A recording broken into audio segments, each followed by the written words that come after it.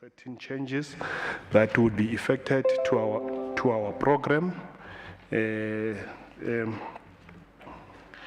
Chair, we are now forming a quorum as a committee.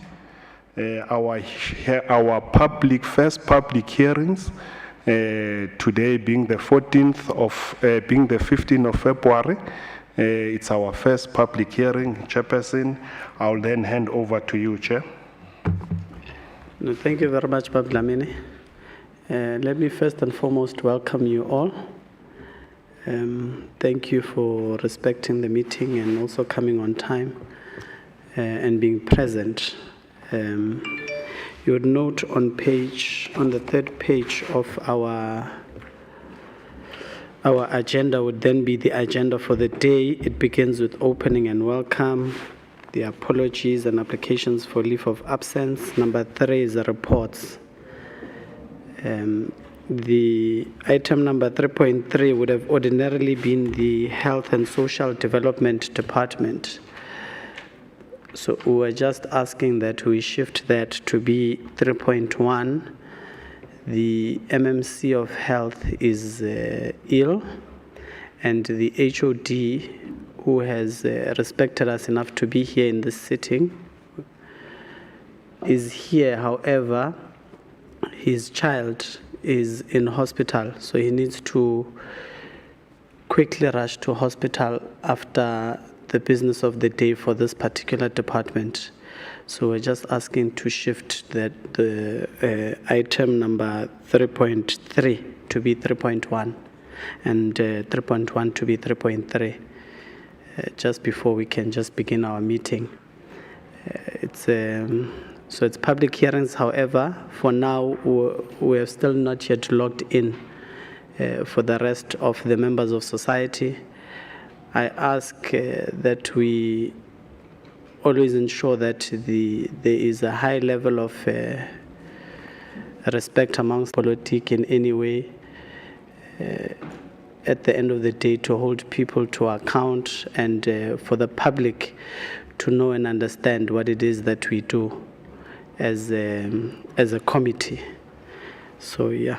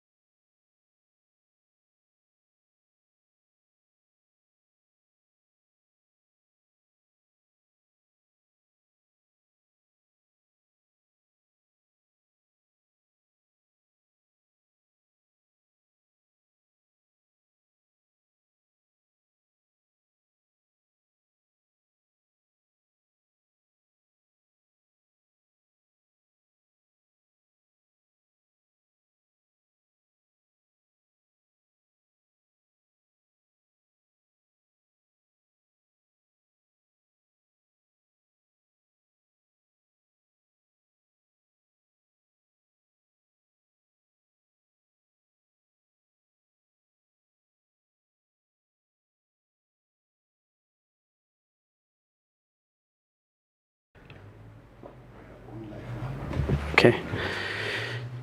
No, thank you.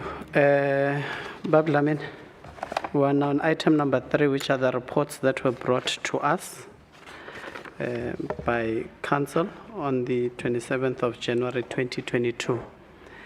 Before we can begin, let us also welcome the members of society which are now with us here in this sitting through the live feed.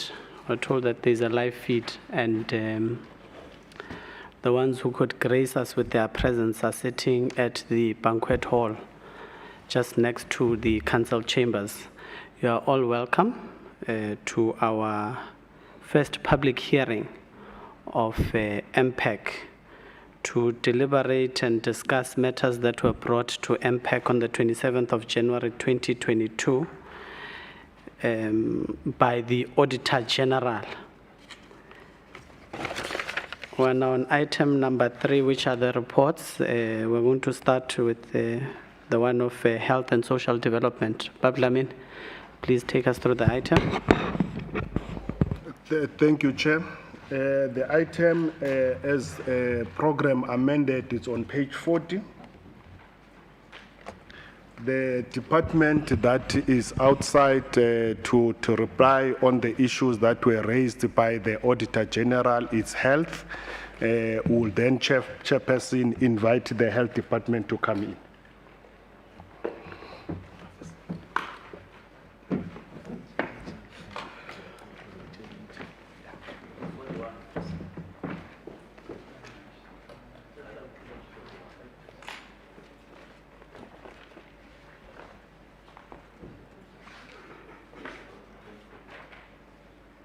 Yeah, it's page 41.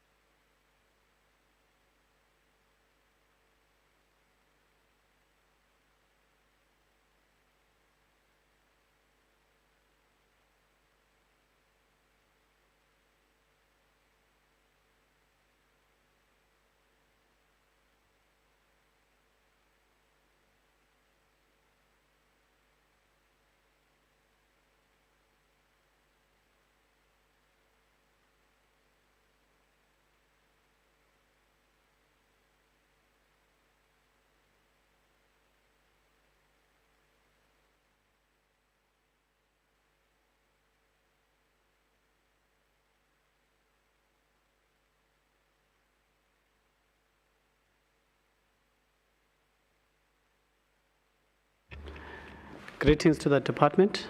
Can you please introduce yourself to the members of the committee? Thanks, Chair. My name is Gilbert Mutlatla. I'm the HOD for Health and Social Development. I'm with Mr. Okemp, who is responsible for governance and compliance. Thanks.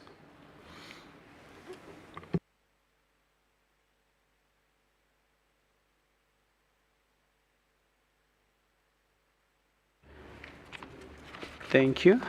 Can can you please just take us through to your response on the letter that we had sent to you on the 3rd of February 2022? Thanks, Chair, for the opportunity. This is the response from ourselves. Upon receipt of the letter dated the 27th of January 2022 from the chairperson of MPAC, under the heading of request for responses to questions,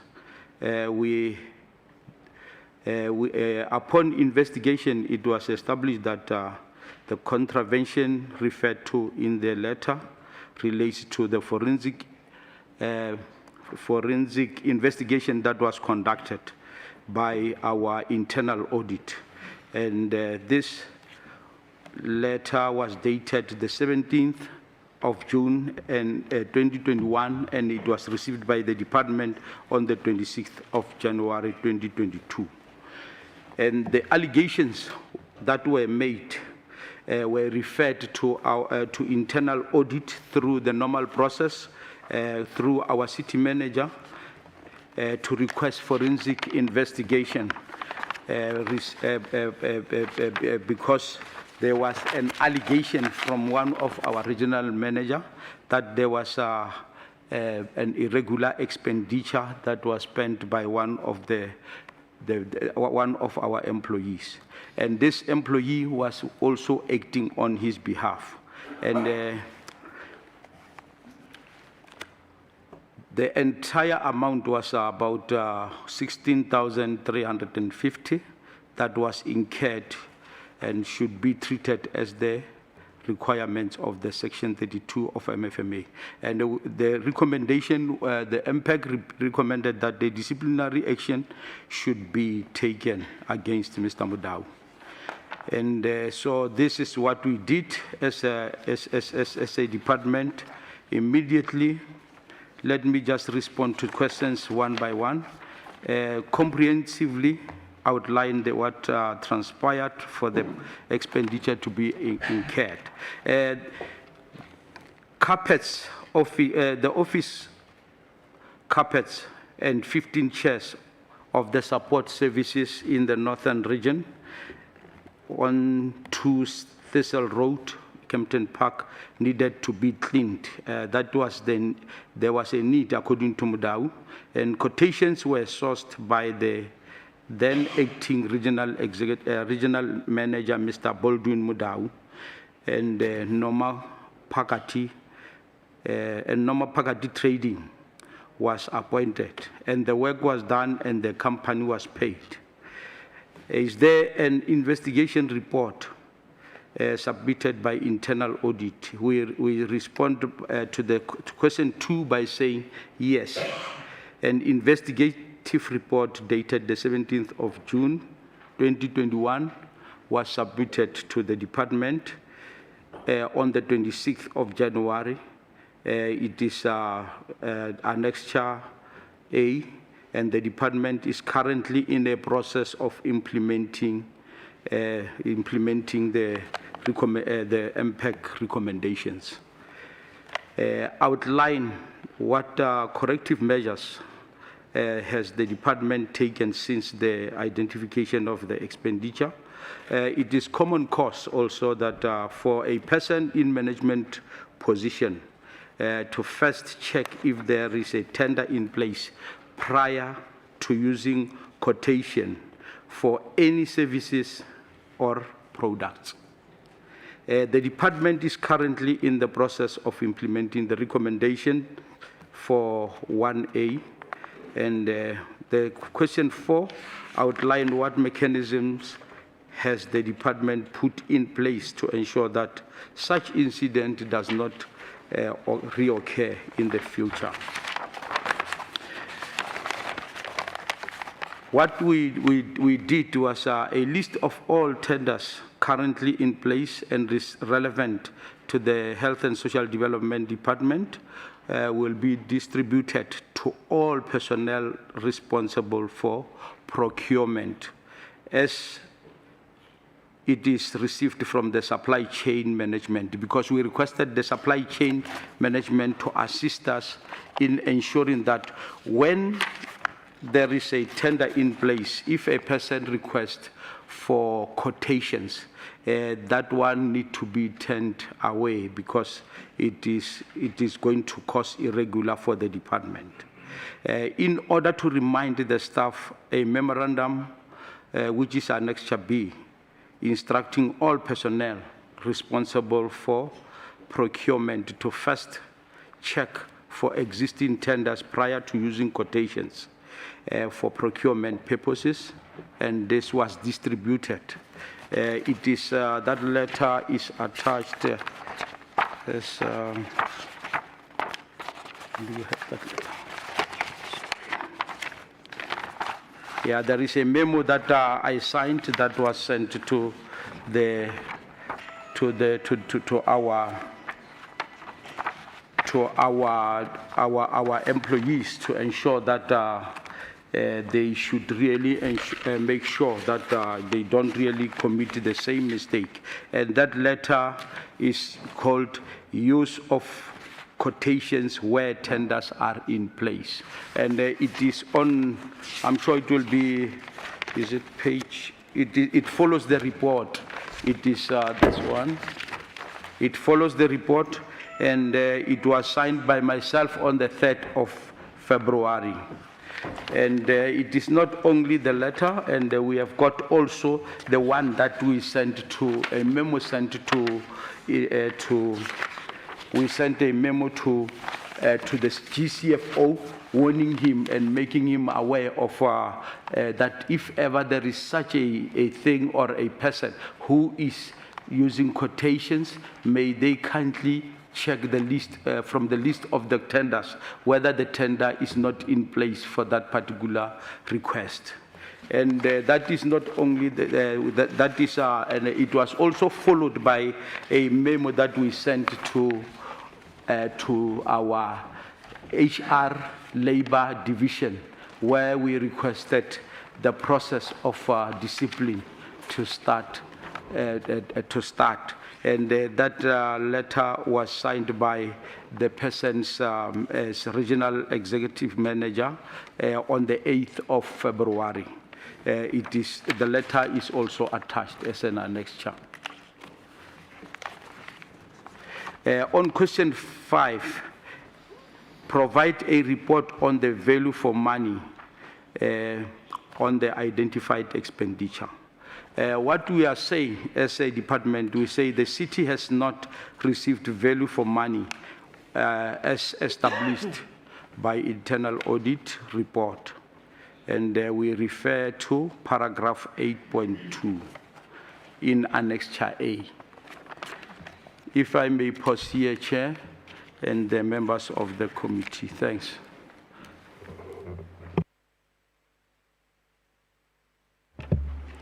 Okay, thank you very much, HOD.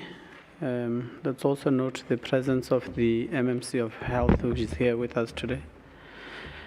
I'm going to take questions from the members of the committee. Councillor Tlabat.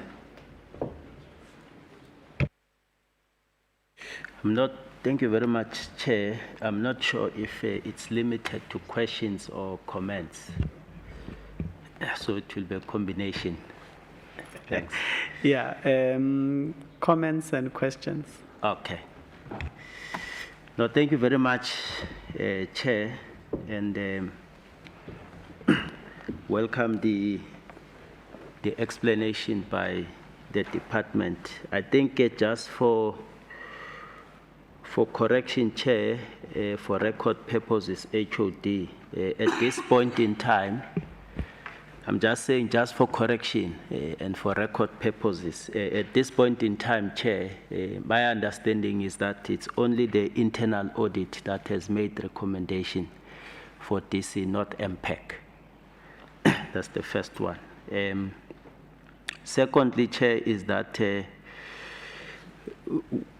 whilst we note that the amount is not that material, but of course, compromise processes may build up and lead to higher values. In Sixhosa, but isiqhelo sayo yisingqondo. So you get to a habit of not following processes. And I think it's a point I want to make, that irrespective of the amount, Chair, there must be greater emphasis that supply chain processes must be observed. Secondly, Chair, is that this, for us, it's a case, HOD, of prevention is better than cure.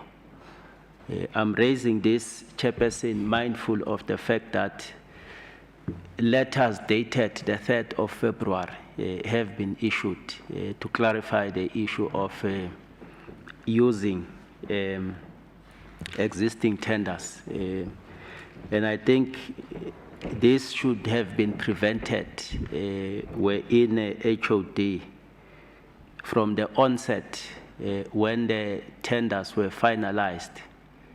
Such a memorandum should have been communicated prior, purely because this now comes as an after effect of what happened. And of course, Chair, we do appreciate that it is part of the mitigating measures. But I think as a comment, this should have been prevented from the onset by issuing the memorandum. Maybe the question, Chair, will be that now that the HOD confirms that the department did not realize value for money, I would appreciate a response on what is your take in that regard.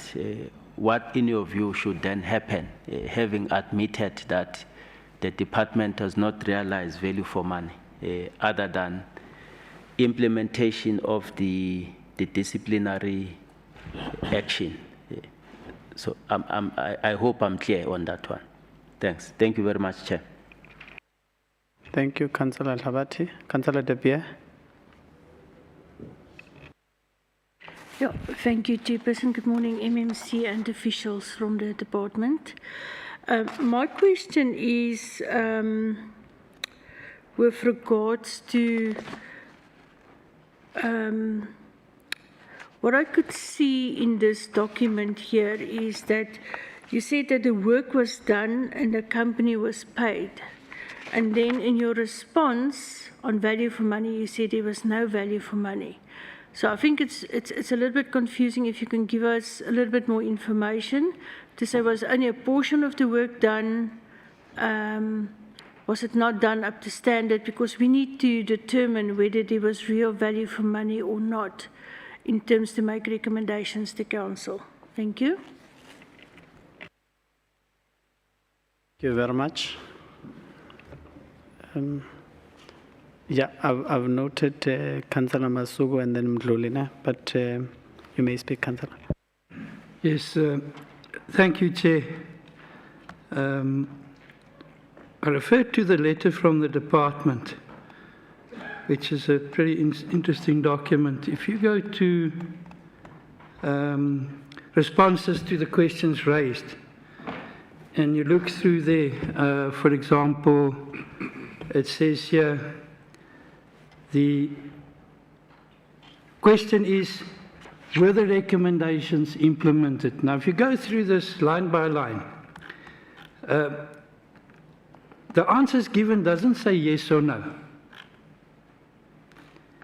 It says we are in the process of eliminating. And there are several responses like it. We are in the process of doing that. Now, bear in mind that this report goes back to June last year. That's a long time ago. And I'm sure the department must have received a copy of it. In all this time, from there to now, if I read the answers here, very few of the things were implemented. There was no direct answer, yes or no. For me, that's very important because what has happened since? Could it be that this may have occurred again and we will see another item coming to us to be looked at or to be investigated? My other question here is with regard to my colleague here mentioning the value for money. The department does not seem to know what happened here. You either cleaned it and you got paid for it, or you didn't do the job and you got paid for it, then it puts another slant on this thing altogether. For me, that's fraud. So I would like the department just to explain to us what was the basis of their statement. It doesn't make sense. And then my other concern is here. The HOD, the person in charge of this department, I would like to think it's a fairly experienced person with the necessary qualifications, and then should have known that there was a main contract in place. Now, we see one item here. How many other items could there be that could have gone the same route as this one here? Now, I don't see any implications here for the person in charge. No accountability. We're picking on a clock. We're picking on clocks. I would like them to explain to me what accountability was allocated here to the head of this department. We should have known that there is a main contract in place. It can't be that he didn't know. If you're in charge, you know exactly where every cent of yours goes. The other concern for me is that I don't think they understand why we're here. We're asking them to account, and we're getting vague responses. And at the end of the day, we have to deliberate and make a recommendation to this council to say, well, this is what happened. Write it off as fruitless and wasteful, or it was just an irregular transaction, and there was value for money. So I would really like them to pay a bit more attention to what is going on here. Thank you, Chair. Thank you. Councillor Masugu. Thank you very much, Chairperson. Good morning, colleagues, officials present. My chair would be on page 65, on the conclusion of the internal audit report. Item number 8.4 reads as allegations of the service providers paid before the service being provided. The question would be, why would a service provider be paid before services provided? To the letter from the internal audit dates June 17, 2021, but listening to our head of department, he said they just started the disciplinary hearings. Why wait till now? Thank you. Councillor Mdluli. Thanks, Chair. Thanks, HOD. We welcome your report. However, I'm having clarity-seeking questions, because when you are saying that you agree that there was no value for money, and then there's an issue on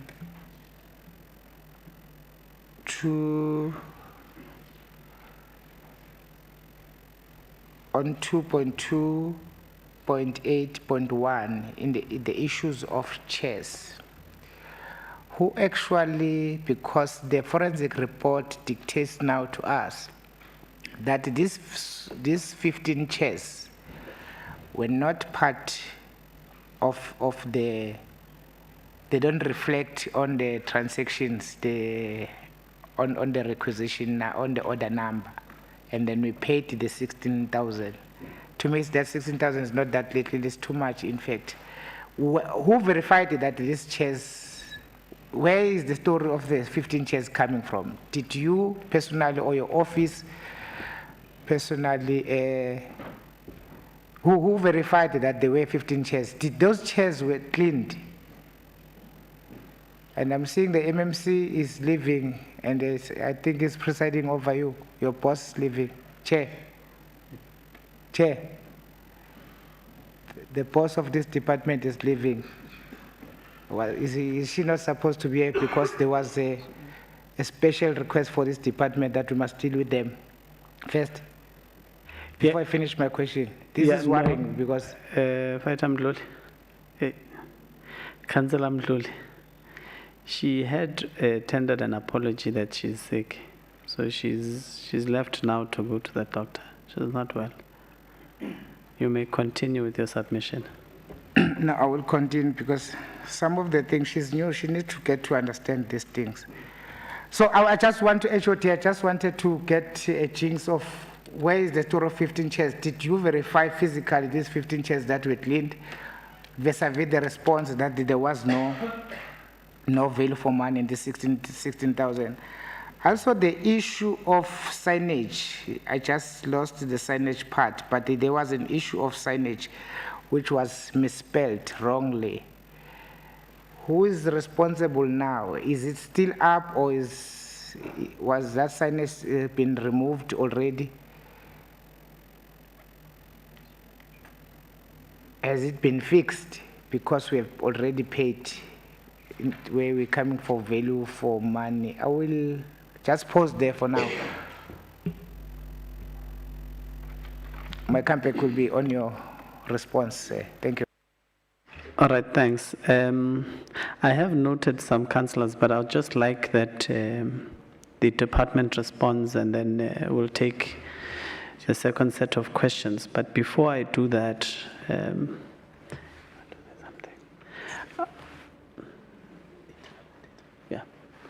let us just allow the Department of Internal Audit to just engage us on a matter that they would just like to clarify.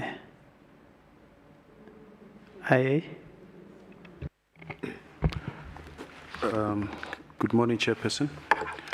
Good morning, City Manager, Group CFO, and councillors. Chair, yes, a number of, I think, concerns were raised by the committee members, but we just want to put on record the following, Chairperson. One is that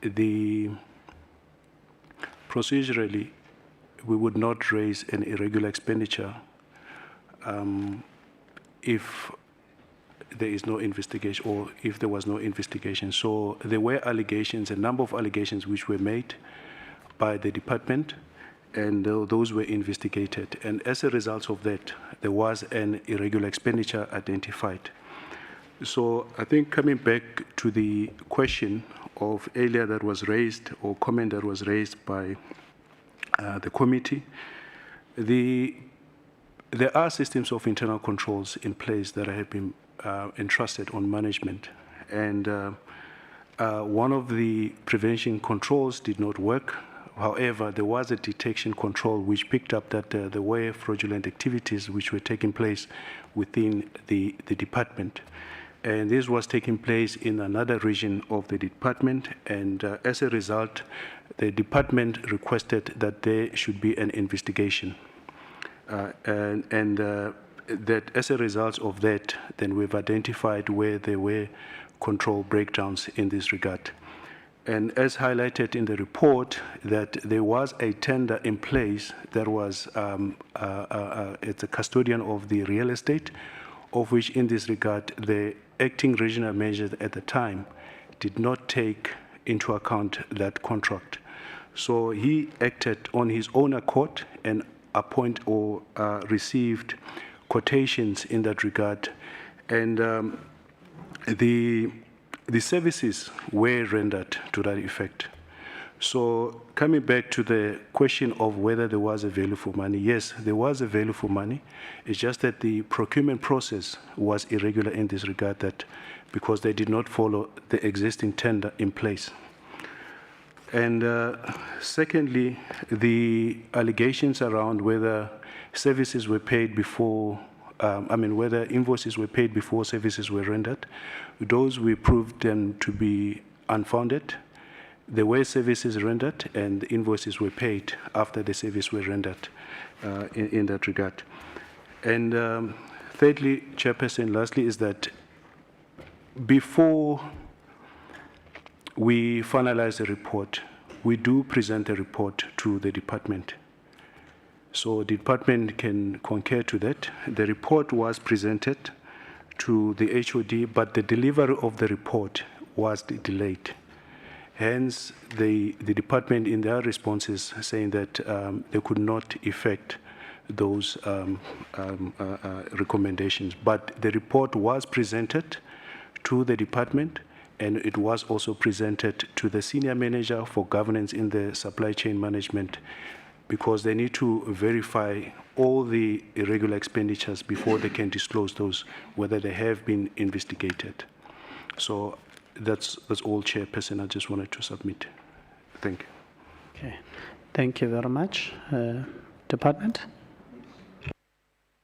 Thanks, Chair, and thanks, committee members, for the questions. Mr. Vilakazi has covered especially for those particular questions that needed us to respond to. But let me also just maybe make you understand something. The committee members, the department has got 3 regions. And this contract, as internal audit, Mr. Vilakazi has mentioned, it is in real estate department. And in the north, we have got a regional executive manager who is in charge of the north. And he has also got managers reporting to her. And this manager that we are talking about, he was an acting person on that particular day.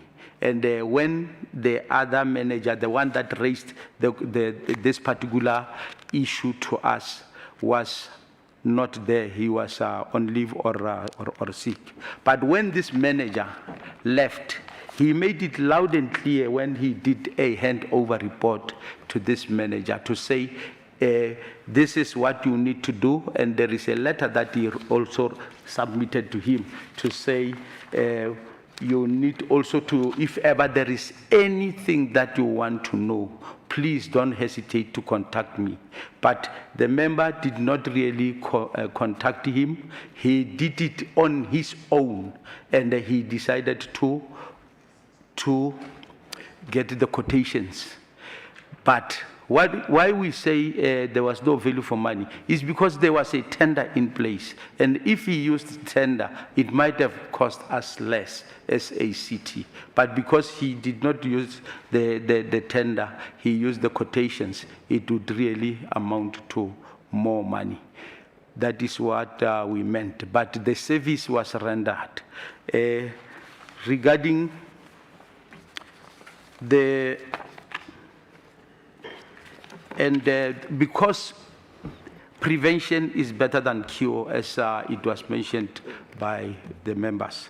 Yes, there is a tender in place. When there is a tender in place, that means we have also put the control measures. And our teams are now and then informed about irregular expenditures, as well as they undergo the MFMA. Some of them underwent MFMA, or they are being trained on supply chain. And we have got also what we call a war room on monthly basis, whereby we deal with these issues of procurement. The war room sits on monthly basis where we discuss issues of tenders. And I can't say this man did not know. He might have known, and he should have known. And he was also, when a handover was done, he was reminded that if there is anything that he want to know by his manager, he should really call him. Or if he doesn't understand, there is still another regional executive manager that was in charge of that particular region. And this regional executive manager was going to be in a position to advise correctly. So, yeah. And the letter from real estate also is dated the 30th September, which says appointment of a new service provider for the rendering of cleaning and hygiene services. So there is this is a proof that there is a tender in place, and whatever we wanted to do, we should have done it through this particular tender. So the control measures were in place. And again, there are what we call delegations. Delegations are something that a person is allowed to sign. If a manager, some of the managers are allowed to sign for 10,000, some are allowed to sign for 30,000. And so that is where some of these issues just go through. But the only way of capturing them and putting control measures in place is by doing what we have done, by sending and also asking supply chain to assist us in making sure that this doesn't happen again.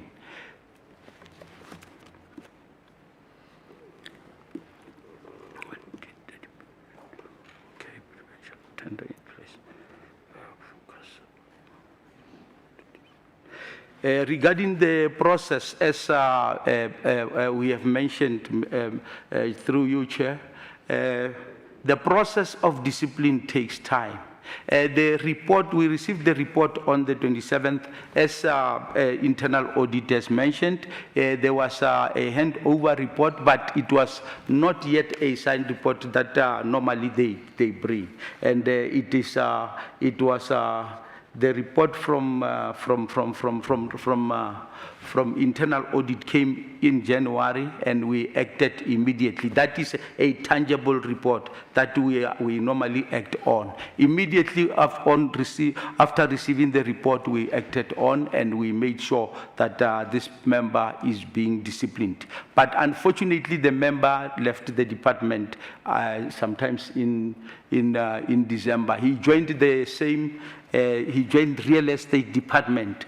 It was last year, I'm sure, sometimes in December. So he is now in real estate, but it doesn't really make him that he will go scot-free. He's still going to be disciplined. We sent a letter to department to HR department's labor division, whereby the process of disciplining him will start, and it will take some time, members of the committee. It is not just going to happen overnight. Some of the cases that we have, they are still being handled because of some of the technicalities that even the Department of Labor, the Labor Division experience. So those are some of the things. But the department itself has done what it was supposed to have done to ensure that the member is being disciplined. And hopefully it will also be taken care of by the Department of HR.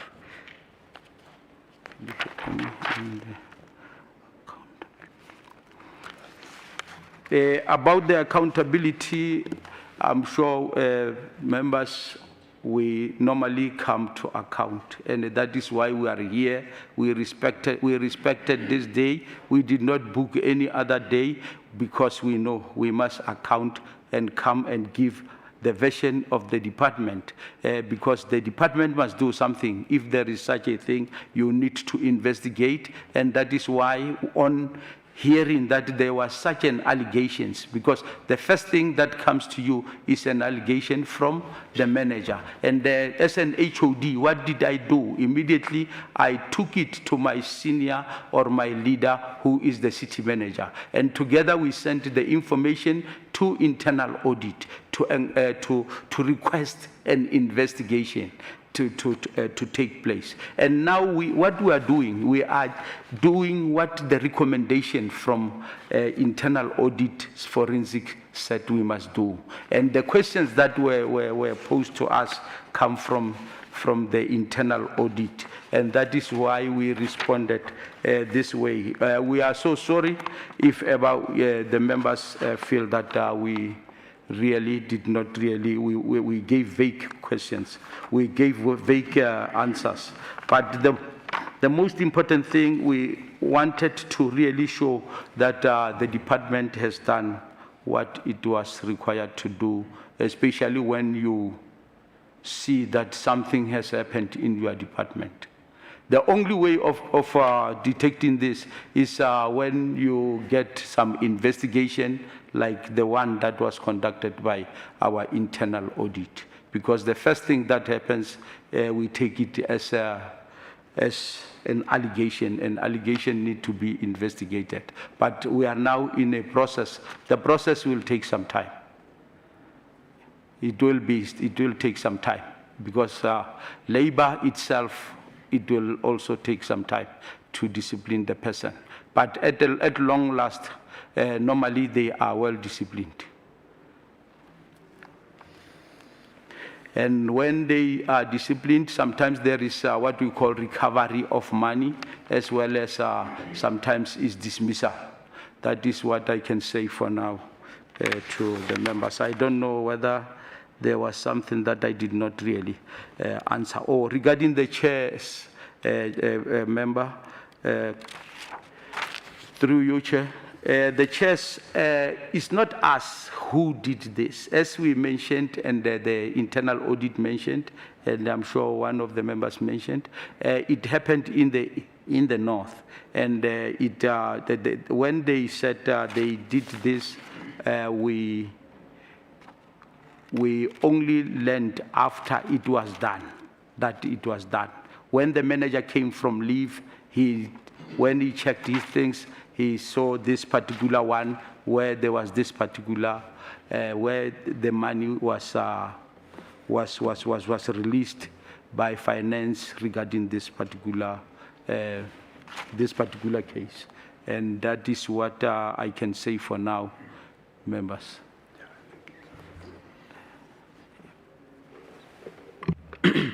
Okay, no, thank you very much. Before I take the second round of hands, the initial hands that were brought, who asked the initial questions, are there any clarity asking questions that emanate from there? Okay, 1, 2, right, Joe. It's 1, 2, 3, Kamdluli. Yeah, thanks. I got we are not asking a new question.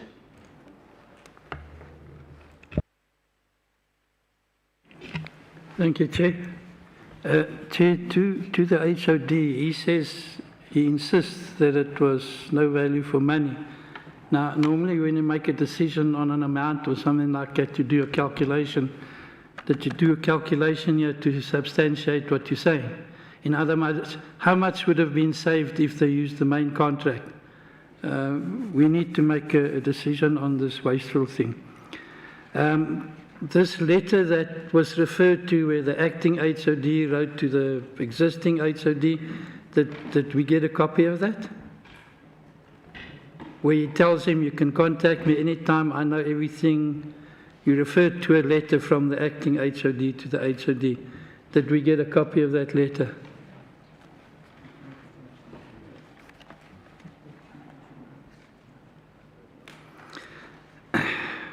I don't think so, Chair.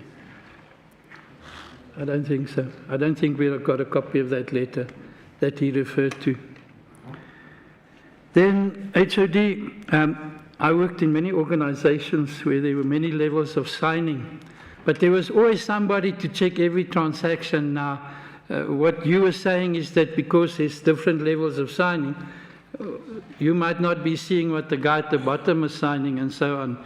Is that correct, what you're saying? Because I would hate to think that that is so, because I don't want to know what then happens at the bottom where we're not looking at transactions.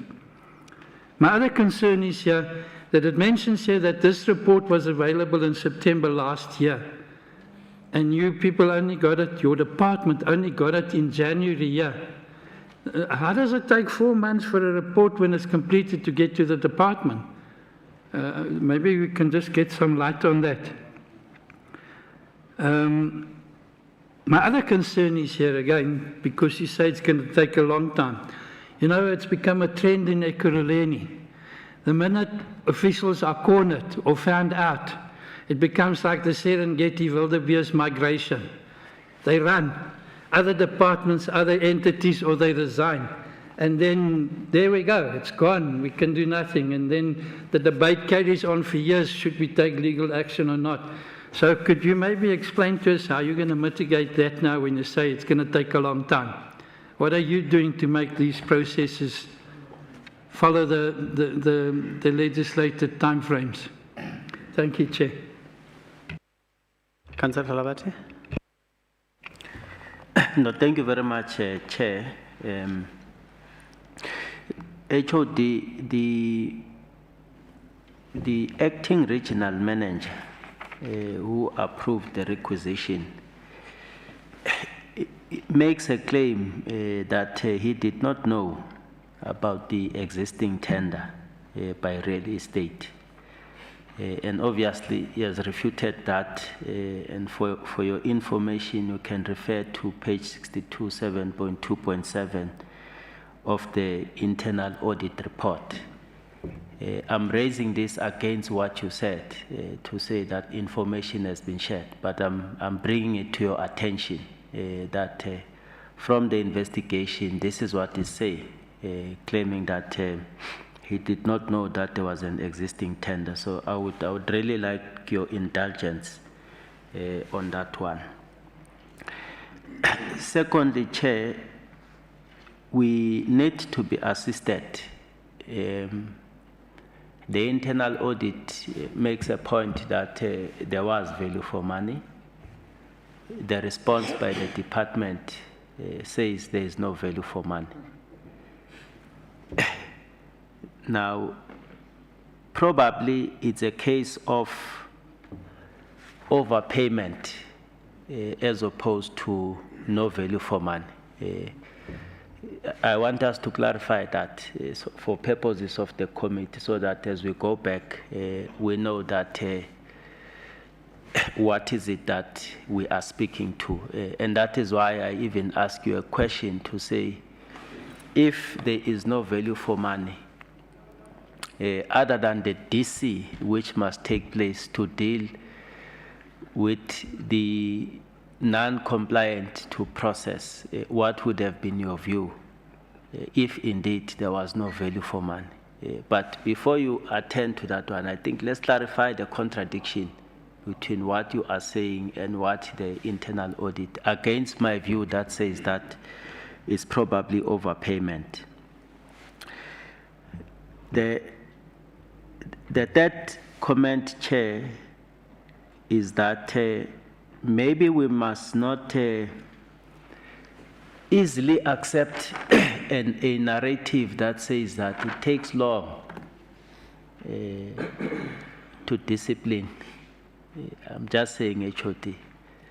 I don't think it will be fair for us to be fed a predetermined narrative that it takes long, because we are here to ensure that as and when there are irregularities and there are disciplinary processes that must take place, they must be done as efficient as possible, because those, they serve as deterrents or prevention for others to engage on these things. I have not touched on other issues, Chair. On page 52, the issues of price inflation on the signages, Councillor Mdluli, other than the misspelling, and I think it's an error that maybe as we deliberate as a committee, one will also engage on that one. Thank you very much, Chair. Councillor Mdluli. No, thanks, Chair. Well, Alderman Labate covered me in terms of the contradictions of value for money and no value for money. And then from the responses that we are getting, what's the online of these things of value for money and before the internal audit investigation might then start. The responses of the HOD maybe can take us into confidence before he quickly ran to the last person that he must report to about this matter. Because in his responses, the HOD says that the member acted on his own accord because the serious manager came back to work. I'm saying the serious manager, the person that was acting on behalf came back to work. And then they pick all these regularities. And then now my problem will then, what will then be the role of the HOD? why did he take the decision? Immediately they pick up this thing before the member can then run to real estate. Before he can then run, take all these processes. I understand Umaspala has long processes, but they pick it up that there was no value for money and there was serious violation. Before he can run to the last person that's supposed to report to, what is his role as an HOT? Because I think some of these minor transgressions should then be taken and arrested in this particular office. This member could not have been run to real estate. Now we need to go and look for this particular member in the real estate department. Yes, we agree it's within the particular system, but I feel that there's neglection from in accordance with the response of the HOD. There's been serious neglect on his duties because it did not arrest the incident once they happened. They waited to go to the higher office and then start from the higher office that the higher office must now institute an internal audit report because they pick it up that this guy acted on his own accord, because from your responses you are saying that he sits in all these levels that you are explaining to them about the appointment of using tenders vis-a-vis the codes. The member was aware of what he was doing. Why are you saying?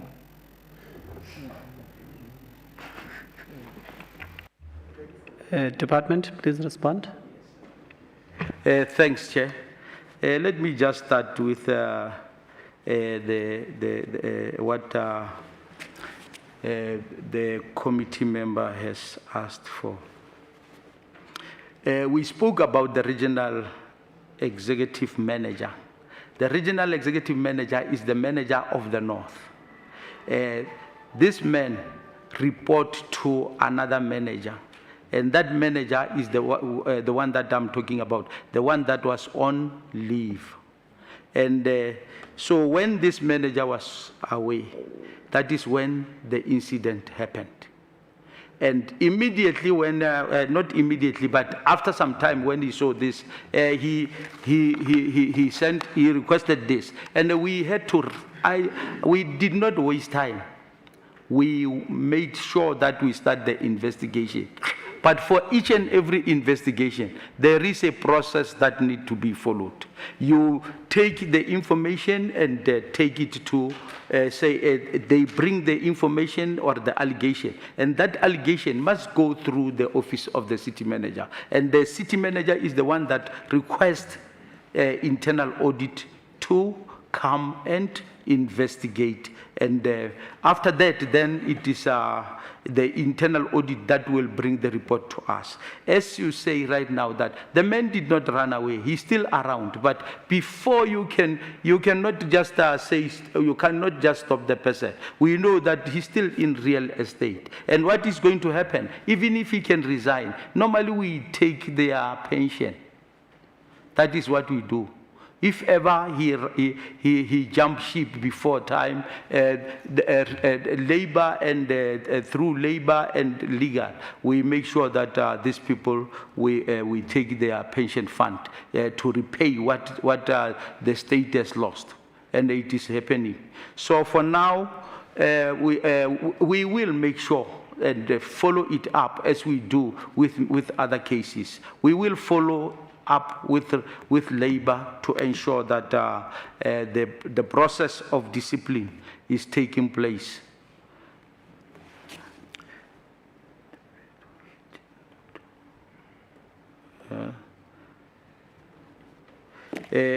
But for him to say he did not really know that there was a tender, yes, there was the internal audit also found out that, and ourselves found out that Mr. Nkomo asked him when he left to say, call me if ever there are issues that you want to address. And there was also another manager in that area where this man was supposed to report to.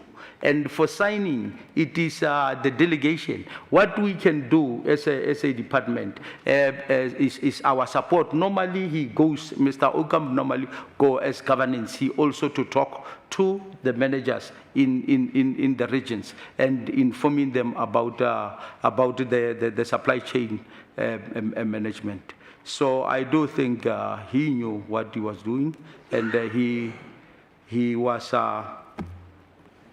was well informed. And then the information, as we said, it is here. We will send it through the chair, and the chair will send the information to the members. Regarding the correction, we will say that there was this particular, maybe this one, let me just ask Mr. Okam to explain it better, especially about the rate and the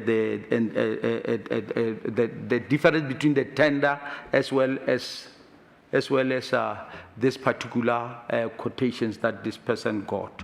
Maybe that is where we differ. Through you, Chair, can we allow Mr. Okam just to explain? Thanks, sir. You may. Thanks, Chair. If I can just quickly comment on the issue of value for money. We interpreted this as good value for money. We did not receive good value for money, but we did get a job done at a certain rate that we paid for. But that work for 16,000, if the tender was used, it could have been less. But the problem now is that the tender for deep cleaning is in a rate per laborer per hour. So that would mean that you have to then estimate how many days would how many laborers have taken to do the work that was done for 16,000. The rate for those deep cleaning laborers are 79 Rand per hour. If you multiply that by 8, it's about 640 Rand. And even if you had 4 people working for 4 days, the work could have been in the order of 3,000 or 4,000 Rand. But we paid 16,000. So if we just take it and say, did we get the value for the money that was paid? Yes, a certain amount was agreed through a quotation. We paid that money, we got the work delivered. But good value for money, no. Because if he used a tender that he was well aware of, we as council would have paid a lot less for exactly the same work. And I think that is what the internal audit report then found eventually, after a proper investigation, that there was no good value for money, but the work that was delivered was paid for. It's very important just to understand that, Chair, if you allow me just to quickly make a comment on the disciplinary process. We wouldn't like the committee to think that we took long to act. You can only act when you have an official signed report. And we acted immediately. Disciplinary action is a process. You cannot say to somebody, I'm charging you for this and this. You first investigate. Is there a reason for you to charge a certain person? That investigation is officially done through internal audit. They give us a report, and then we act on the recommendations that we receive after a proper investigation. Because there are a lot of repercussions if you victimize people and just charge people without substance. So we were very careful to make sure that we do that. Chair, then just a quick comment on the levels of signing and the different levels of responsibility. How we work in the department, we are organized in regions, as the HOD was explaining, and then in the regions there are different levels of management, eventually ending up with a corporate level management, and eventually the HOD is the accountable person. Then these different levels have different levels of signing power. So in this case it was 20,000, the person signed for about 16,000, but he just waited until his manager was on leave. And then he requested this work to be done. To clean chairs and carpets and offices can never be such an emergency that you cannot wait for a week or two until the manager is back. But this person waited until the manager was not there, and then he requested a quotation outside of the procedure. And The 2019 September letter from real estate advising departments that there's this tender in place. It goes to all the emails, to everybody can see there's such a tender in place. So our documents, one member referred to us only acting on the 3rd of February. Our action on the 3rd of February was just reminding people, not for the first time saying to them, please note that there's a tender in place. People know that already, and it's very important, Chair, to note that the manager that went on leave wrote a proper handover report, and he invited the person acting to contact him should anything be unclear. Then in terms of our departmental process, it's also very important just to realize how our departmental war room works. HOD alluded to the fact that we've got a war room. I'm the chairperson of that committee, and we sit with all regions and all divisional heads once a month where we discuss issues of procurement. So we inform senior managers, but this action took place quite a few levels below our levels. But we inform the senior managers in these meetings. We discuss, for example, tender specifications, we discuss adjudication reports, we discuss outstanding invoices, we control the operational expenditure, we look at where we stand with the capital expenditure, those type of things. These are internal systems that the department have in place. So, Chair, in short, we're saying it's an action by an individual who, in our view, wasted council money.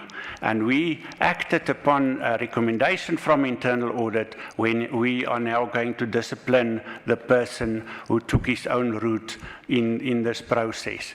And he can never hide. He can run, but he won't hide from us because we know exactly where people are. We can't let somebody waste money and get away with it. We will never allow that. Thank you, Chair. Thank you very much. I'm going to take the second round of questions. I had Councillor Dolo, Councillor Lonat, Councillor Mojapelo, and the councillor next to Councillor Dolo, Matiwane. And then thereafter, I will then take, it will be Councillor De Beer,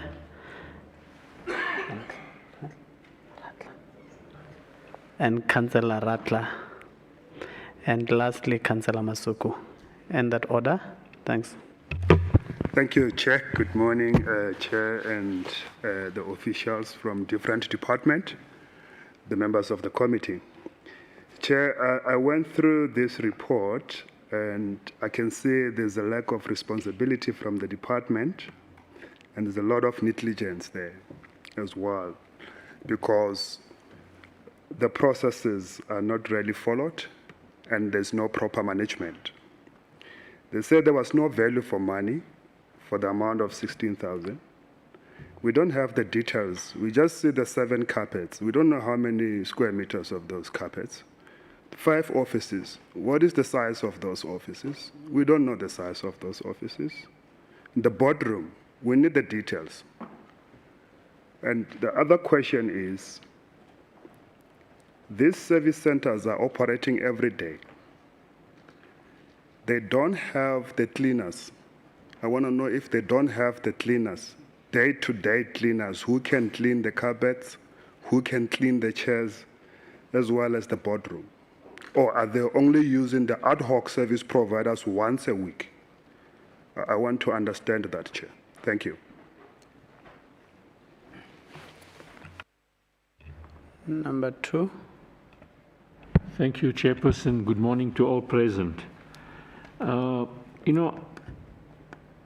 I see that internal audit has said that this is irregular expenditure. Now, the department is saying that irregular expenditure because the processes were not followed in terms of you had a tender in place and the acting person went with the quotation route. Now, my understanding is that obviously the acting person is saying he didn't know about the tender. But as a department, I think swift action needed to be taken. I understand the rules and before you charge somebody, but there needed to be internal processes within the department to be ascertaining the cause of what had happened. Obviously, the city is losing money. On the one hand, we're saying that it was value for money. The department is saying you could have done it cheaper through your tender system. We need to make sure that the department gives us timelines as to when this person who is alleged to have committed an irregularity is going to be disciplined or charged, because we cannot wait as a city when in every department, if this happens, that we wait for processes. Yes, processes have to be followed, but they need to be swift.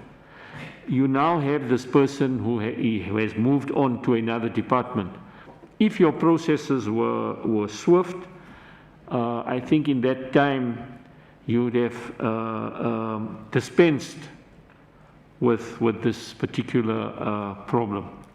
Thank you. Thank you very much. Number 3. Mojapil, you're the third one. Yeah, thank you, Chairperson. Chairperson, that irregular expenditure it's incurred as a result of legislative transgression cannot automatically mean that there is no value for money. If we were to follow the logic of the department, then we're going to have a problem in terms of irregular expenditures as defined in the MFMA. Here are the issues, Chair. Was there value for money? Yes, there was value for money. Because value for money was derived from the service that was provided. But that needs to be quantified. And that's the first thing that the department needs to do, to say how much value did we derive from the service that was rendered. Secondly, did the institution and the organization suffer loss? It seems like it from the response that we're getting from the department. But yet again, that needs to be quantified because we know there's 16,000. So HOD, and my view is that yes, there's value for money. We just need to indicate and we can make use of the existing tender to say, had we gone the route of the existing tender, this is how much we would have spent. Then secondly, the balance between that and what we had spent, that then will constitute the loss to the institution. But just to say there is an irregular expenditure, and as a result of that, there is no value for money, that cannot be correct, Chair. Thank you. Councillor Tapia. Yeah, thank you, Chairperson. You know, unfortunately, we don't have a category that says not good value for money. So we need to get the amount quantified, like the previous councillor was indicated, and also just to make an assumption of the labor. Just remember that there are other costs involved, like transport of the labor, machinery, the chemicals that they use. So I think let's not throw numbers out. Let's rather go back and compare the work that's been done with the tender and then come back with the amount so we can see which portion was then fruitless. Thank you. Thank you. Alderman? Yes, thank you, Chair. Chair, they didn't answer my question. I said, did you calculate? And then I got the rates and formulas and stuff. I've got a laptop and a financial calculator if I want to do that. I want to know, did you calculate? Can you give us an amount? And I need to point out to the department how serious this is, because your determination that you provide to us that makes us do a decision that goes to council can affect an audit outcome if it goes through as wasteful or fruitless. So bear in mind, what we have to present to council must not damage the council. It must be a fair decision. And we can't do that unless you give us the information. So please, can we have the calculation and what was actually or could have been saved, so we can determine whether it's actually no value for money or it was just irregular. Thank you.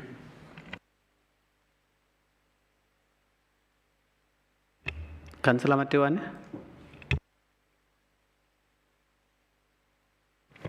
Yeah, no, thank you, Chairperson, for the opportunity. Mine is on page 57. It states there under number 7, findings. If you look at 7.1 and then 7.1.1, where they said they had a meeting with Mr. Mutau, and then 7.1.1, they explained the services that that is requested from real estate. And to me, this shows that he is aware of his duties and he is aware of the process, because you can see this is what is on the what his functions are. And then if you go down to 7.1.1.3, the quotations part, he then gets the 3 quotations, meaning he's aware of all of these things. It's just that I agree with the gentleman next to the HOD that this was maliciously delayed to a certain particular time, where then the manager goes on leave and then he acts, then he swiftly does the 3 quotes thing. So for me, he was aware, and I think this was maliciously implemented by himself to say, this is my intention to do this. Thank you, Chair. I just wanted to reiterate that. In course. Thanks very much, Chair.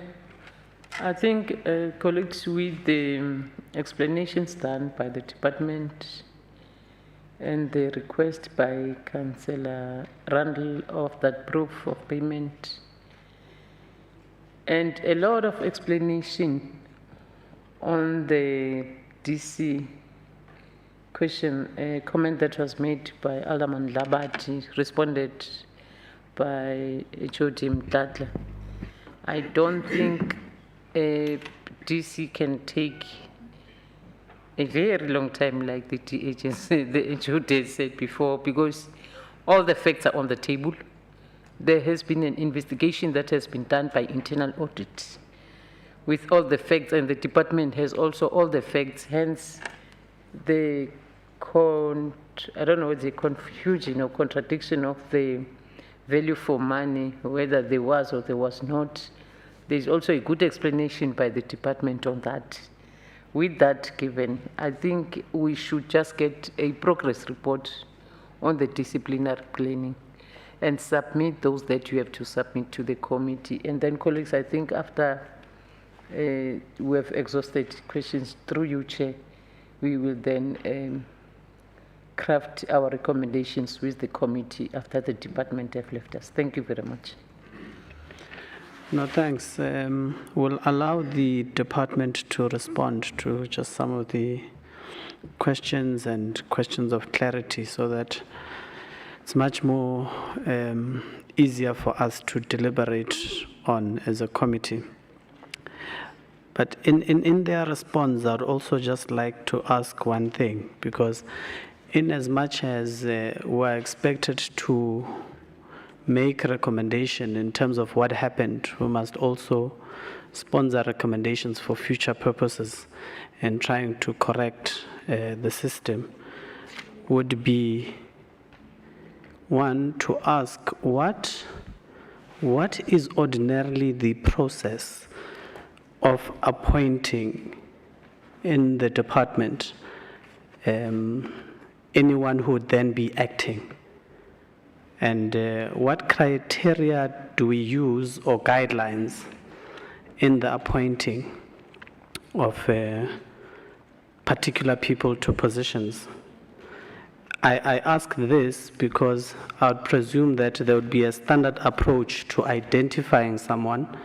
You would have to obviously have to identify someone who would be knowledgeable in the department, in the processes and the procedures. That will make us better understand as to whether the senior administration officer Mudau was extremely aware of the process and procedures of the office he would then have to occupy, even if it was just acting. And anything outside of that would be deliberate. And there's a lot of alluding to the fact that he extensively knew. But can you put it on record in terms of what the procedure or the process might be?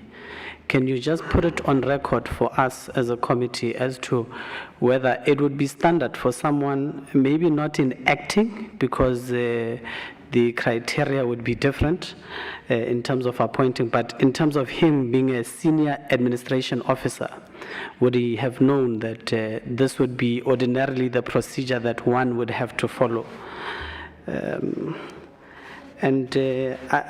I don't think we should appreciate a comment that seeks to say that the process of discipline ordinarily takes long and we've got recourse in terms of attaining monies through pension, because then if there are any rotten potatoes, we tend to keep them for a very long time. They do extreme damage over and above the 16,000 or so that we're discussing now, and they rot other apples. So it's not a comment that we should entertain in terms of the process, but we should look at a more quicker way of dealing with matters of discipline, particularly when they are highlighted to us, and it's something that we ought to consider and sponsor. So, Department, please. Thanks. Thanks, Chair, and thanks, members. Let me start with the discipline. We will follow up on discipline. Let me explain the process of discipline. We write a letter to Labour, as I've already mentioned, but we will also request them to really fast-track this issue or this particular misconduct or the issue that was raised to us. And we will make a follow-up on a weekly basis to ensure that it is attended to. And regarding the acting, this is is according to the level below the person who is in charge is the one that is supposed to act. And with this one, as we have mentioned, the person he should know, because the person that he was reporting to, he wrote several emails to him to say, explaining to him and making him aware that this is what you need to do. And as a member has also explained, and it was also explained in the report to make that concur with us to say no, the person understood. And the others, I'm sure they were mostly comments from the members. And now about the calculation, let us just request to be given a chance to go and measure and come up with precise or exact amount that the person is, whether there will be a difference. But the reason why the city says there should be tenders is to try to avoid any buying outside the tender, just to make sure that things go accordingly. Because if we can really let this one, we could have let it go. We were going to be wrong whether it was the money was the same as that on the tender or not. We were supposed to investigate. But as the member has said, I'm sure we will also just make sure that we investigate and we quantify the information, especially the pricing, as well as what the member has said we should really do. We will do that, and we will submit even the progress report on I don't know, maybe Chair, if we can do it on quarterly basis, but we will on weekly basis follow up everything with HR to ensure that the discipline is implemented accordingly. And for the records, the communication that Mr. Nkomo sent to this member also will be submitted to you in our email, through your email, Chair, through the Secretariat, and I'm sure you can also submit it to the members in the committee. No, Thanks, Chair. Thank you very much. Thanks to the Department of Health. So most of the deliberations will then be done by ourselves in the committee. You may be excused. Department of Health and Social, Sabong.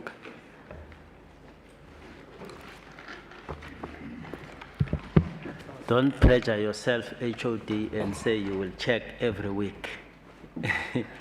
We know it's practically impossible. You have many responsibilities. Thank you. It's a weekly. Yeah. Leave him, maybe it's possible. What's up? Bob Lamin, please Thank take you, us Chair. through to the second item. Thank you, Chair. We are going back to our first item, which is on page, starting on page 4. Councillors, as we explained in the briefing on the 11th, that this item is separated into two. There's 4A, there's 4 and 4B, which means we'll have two departments that will be responding to this item, Chairperson. The department is already outside, Chairperson. Thank you, Chair. You can call it. HR and energy, they may come in.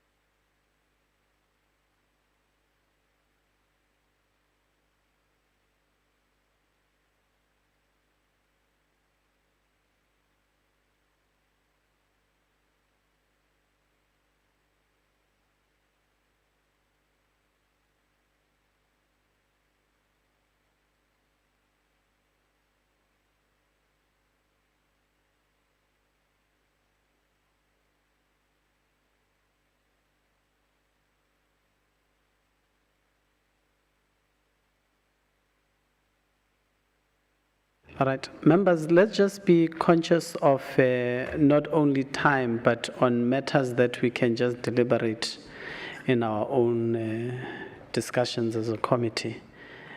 Let's just ask the relevant questions that will give us a clear picture when we do our own discussion, considering that we've got about at least 3 other reports that we need to process through the departments today.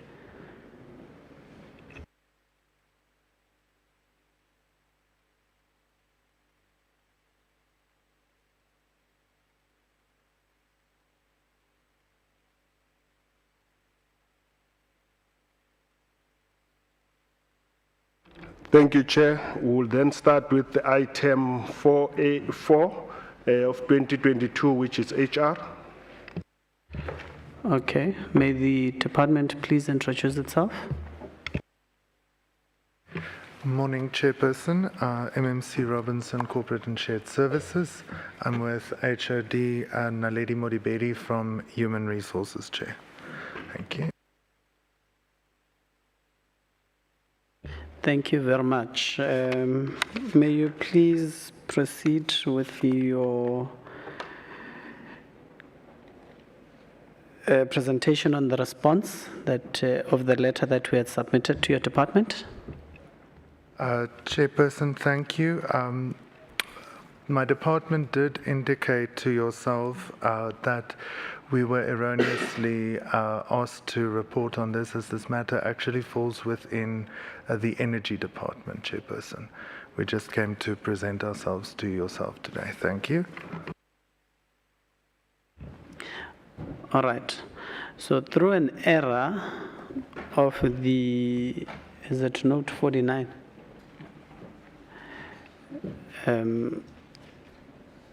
HR was then highlighted.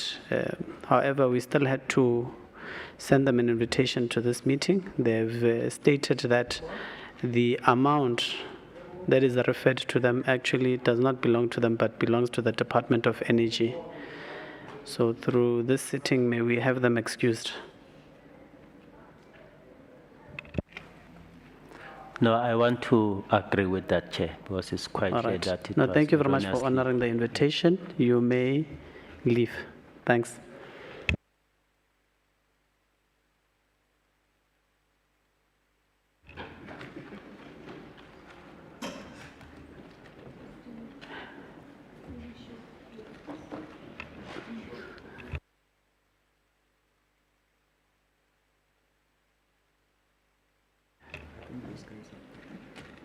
The Department of Energy. May you please introduce yourselves? Good morning, Chairperson.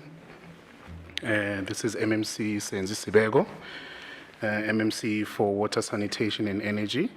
I'm with my acting HOD, Chilizi Tenga.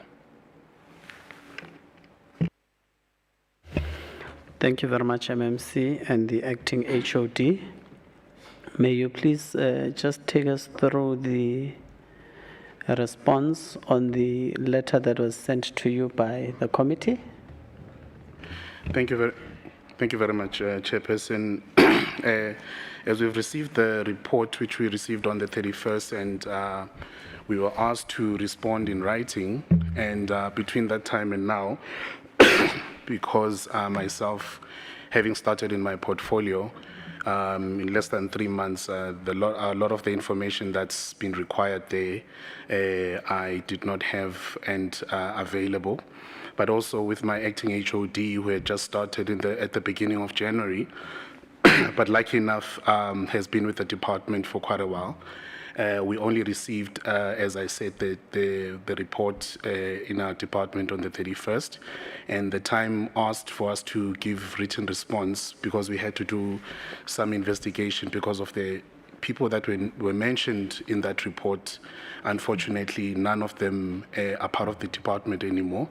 So what we have done is, obviously, as my acting HOD will give the high level in terms of the report itself, in terms of what we had discovered. Some of the questions we were unable to respond to respond even verbally, which some we are able to now give a bit of a report in. I think it's 2 of them. But I will allow the acting HOD, if you may, Chairperson, just to give the report on what we had discovered with regards to the report itself. Thank you.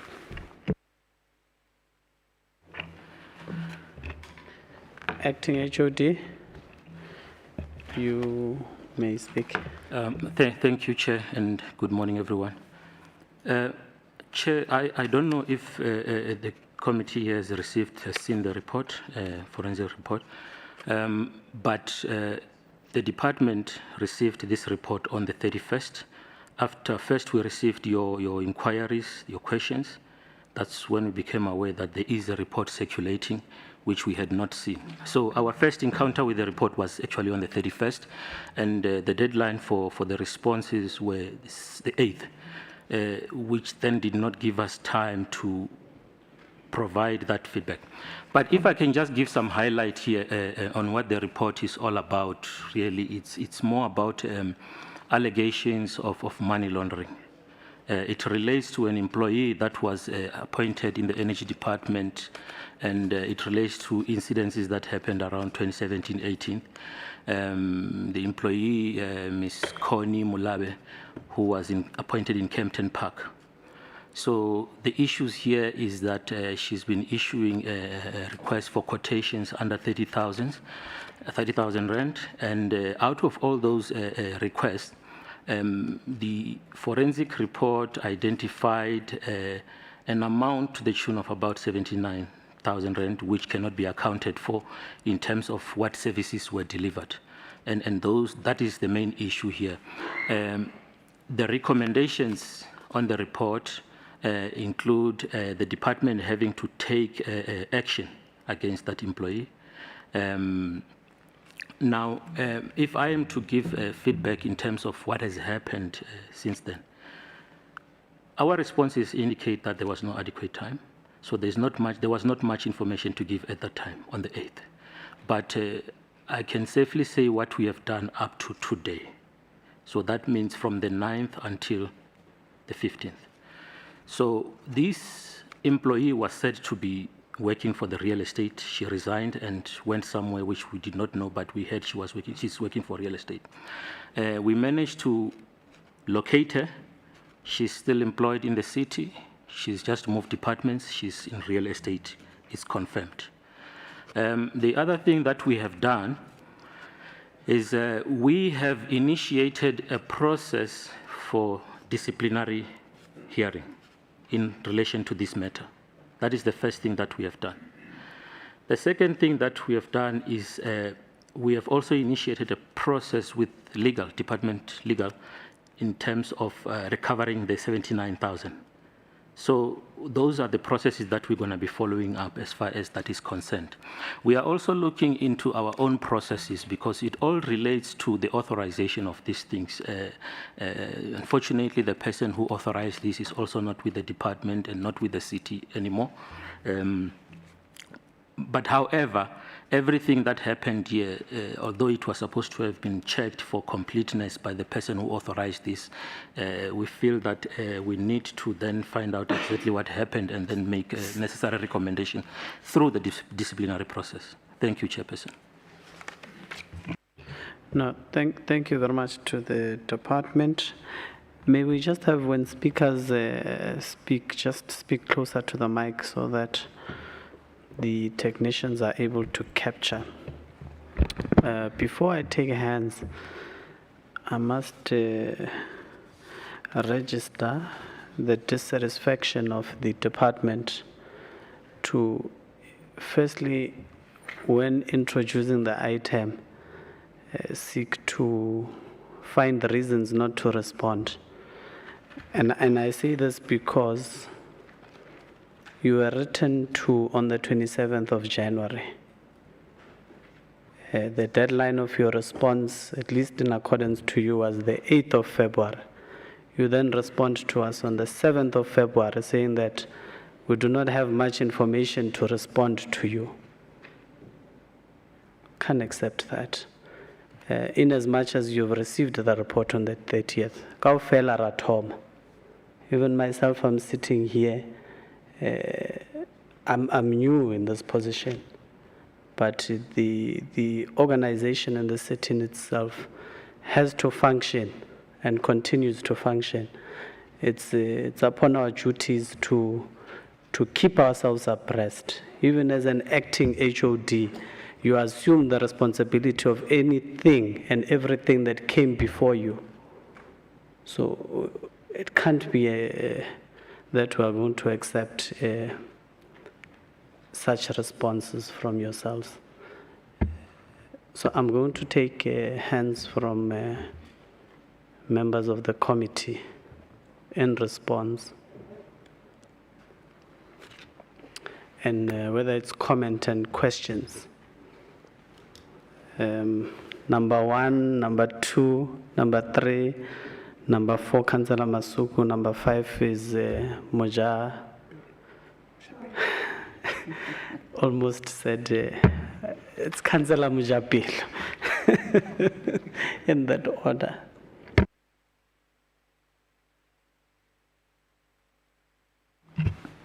Yes, thank you, Chair.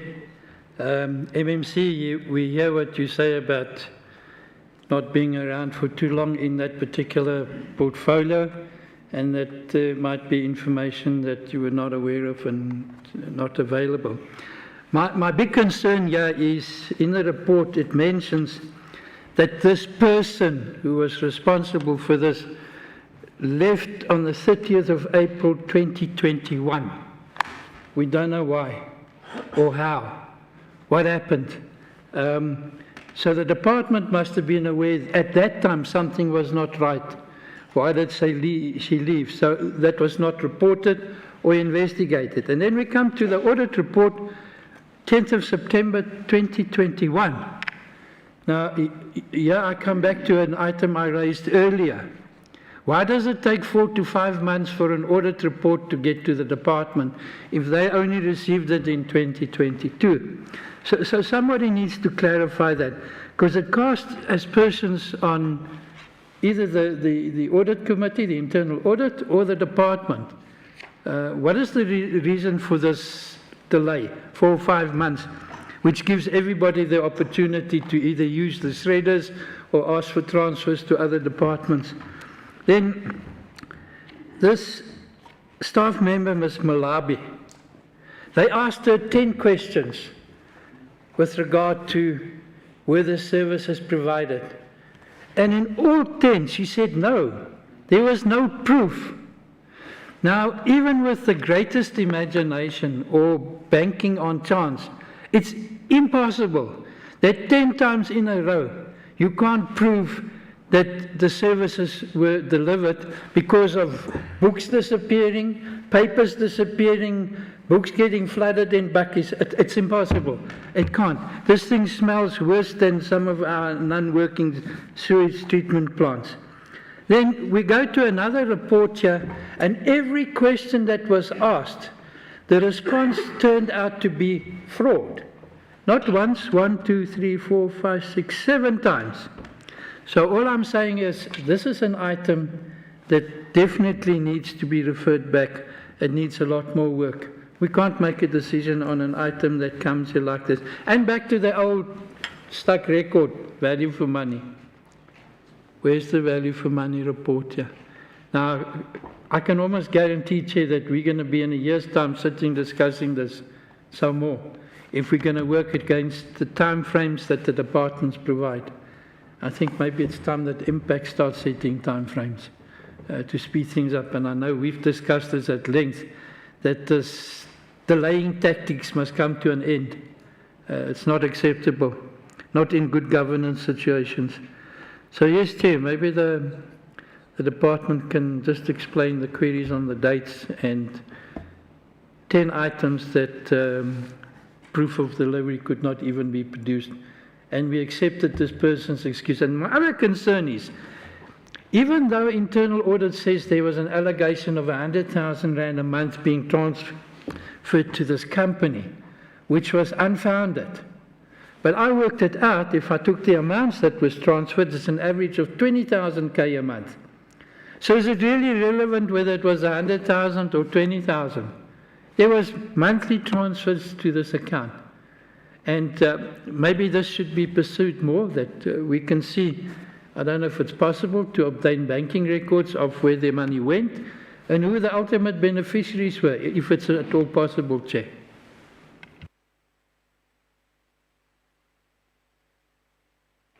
Right, that is number 1.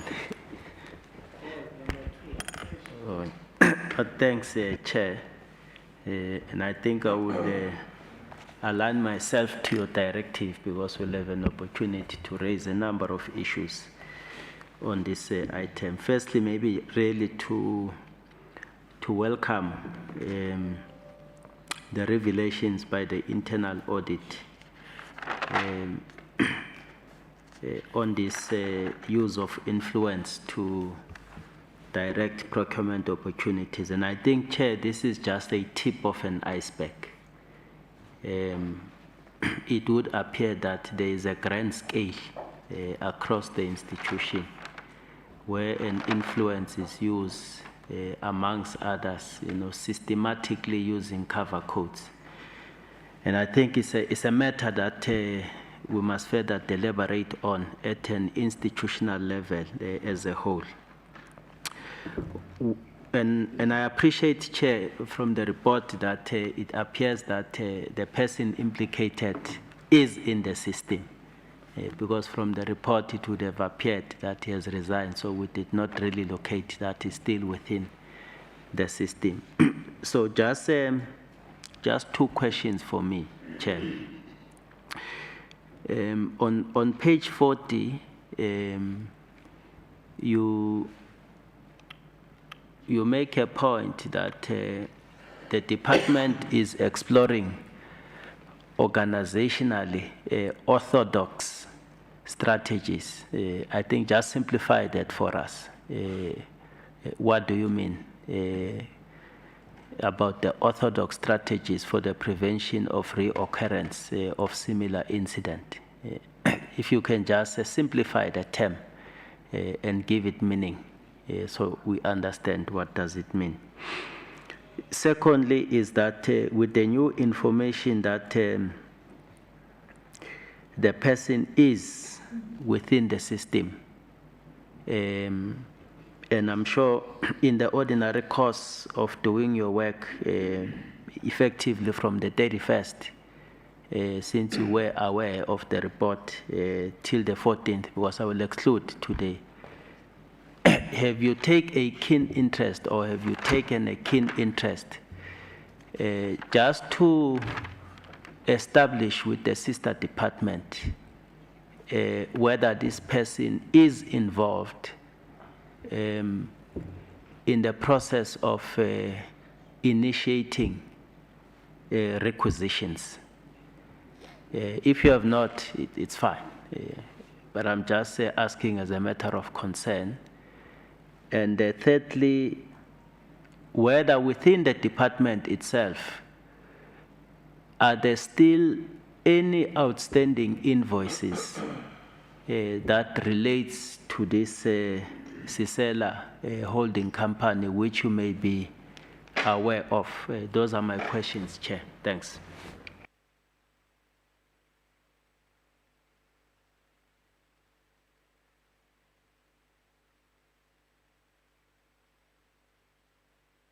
Number 3. No, thanks, Chair. Thanks, HOD, for your report. Chair, I want to start here to check with you since we are on public hearing platforms. The last induction through your legal team, the last induction indicated to us that when we are still dealing with these issues, we should not, even our report should not be mentioning people by name. And the internal audit report, it has names written to it. So in terms, I want you to guide us whether we will then be protected, because I want to go to the brother-in-law and the sister-in-law and all of those people mentioned here in this report that we are seeing, so that if we are safe there, you will come back to me with those ones. And then also, I'm partially clear that the Ms. Mulaba, I'll assume that I'm protected. I'm going to mention their names. Ms. Yeah, these things of legality, I don't want to deal with them because I want to mention their names, and you must understand that Ekurhuleni is watching these things. So if I'm protected there.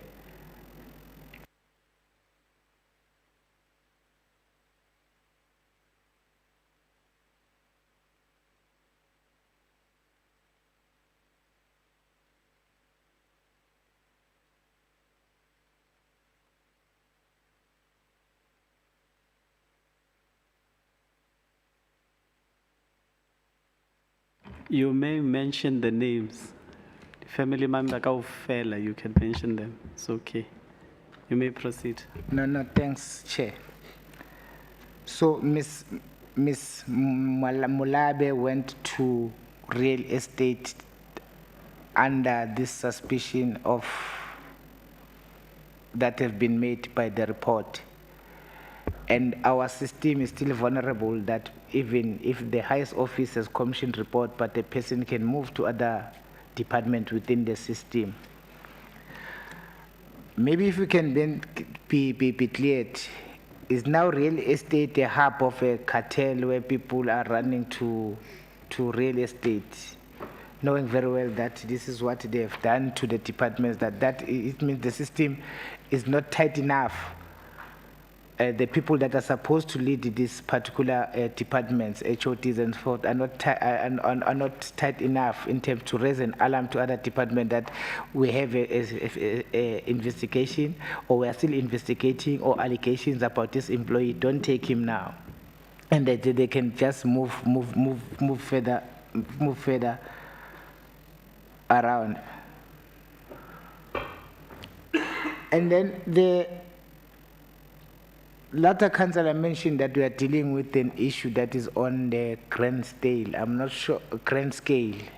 sure whether we'll then be mentioning that we are dealing with an issue on the higher proportion, a grand scale of cartel here, using these small figures, and then they will be able to move around.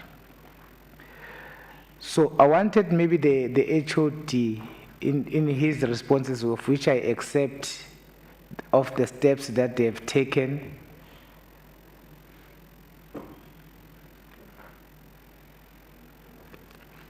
to outline to us on all these requisitions that has happened in his department, apart from this one that is investigated, whether it has the similar trend where one person is doing this and the person that is authorized has left the system, and in terms of how many, because here we are focusing on this particular one, maybe to give us a broader understanding of his department right now. Where is it right now? Because I will then be persuading committee when we're coming to our resolutions as a committee that this thing needs to be investigated further in all departments, starting from any department, which is the lowest, until the highest one, where they are doing all these small amounts, and then finding ourselves here investigating a simple employee, because allegations of money going to a bank, being removed and so forth, yes, we cannot prove it because of these systems that we are using. So that was a clarity-seeking question in terms of legality, and making these further comments on this grand scale, and people being harbored by within the system by the real estate. That means there's a serious problem in real estate. Thanks. Thank you very much, Councillor Mdluli. Councillor Masuk. Thanks very much, Chairperson. Let me first thank the department, despite of them saying they are new, but they were able to give some responses. And some of their responses are very progressive, because they talk to much of the internal audit recommendations, because there is a recommendation of recovery there. There is a recommendation of applying Section 32 of the MFMA, which deals with the UIFWs, whereby Ms. Mlabe has got a lot of has made a lot of non-compliance in what has transpired in the item itself. And touching off the legal aspects, I think it will also help, but I would have preferred if much of what have been said would have been submitted in writing, because yes, we saw there are responses, but much of what you said is not in writing. Should we get that in writing?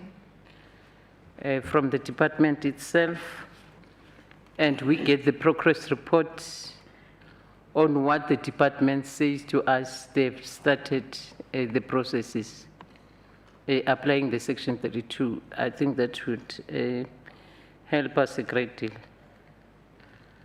And the issue of disclosing to the register, I don't know whether it has gone to the accounting officer's office already can be disclosed so that it doesn't come next year with the note from the AG. Thank you.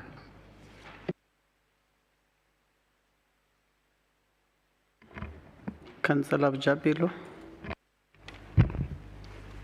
Yeah, thank you, Chairperson. Chair, Ms. Mulabe has confirmed the allegations.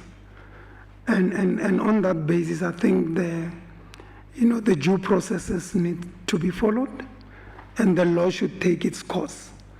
And the recommendations of internal audit, should be implemented in terms of recovering the money and the ensuing disciplinary processes.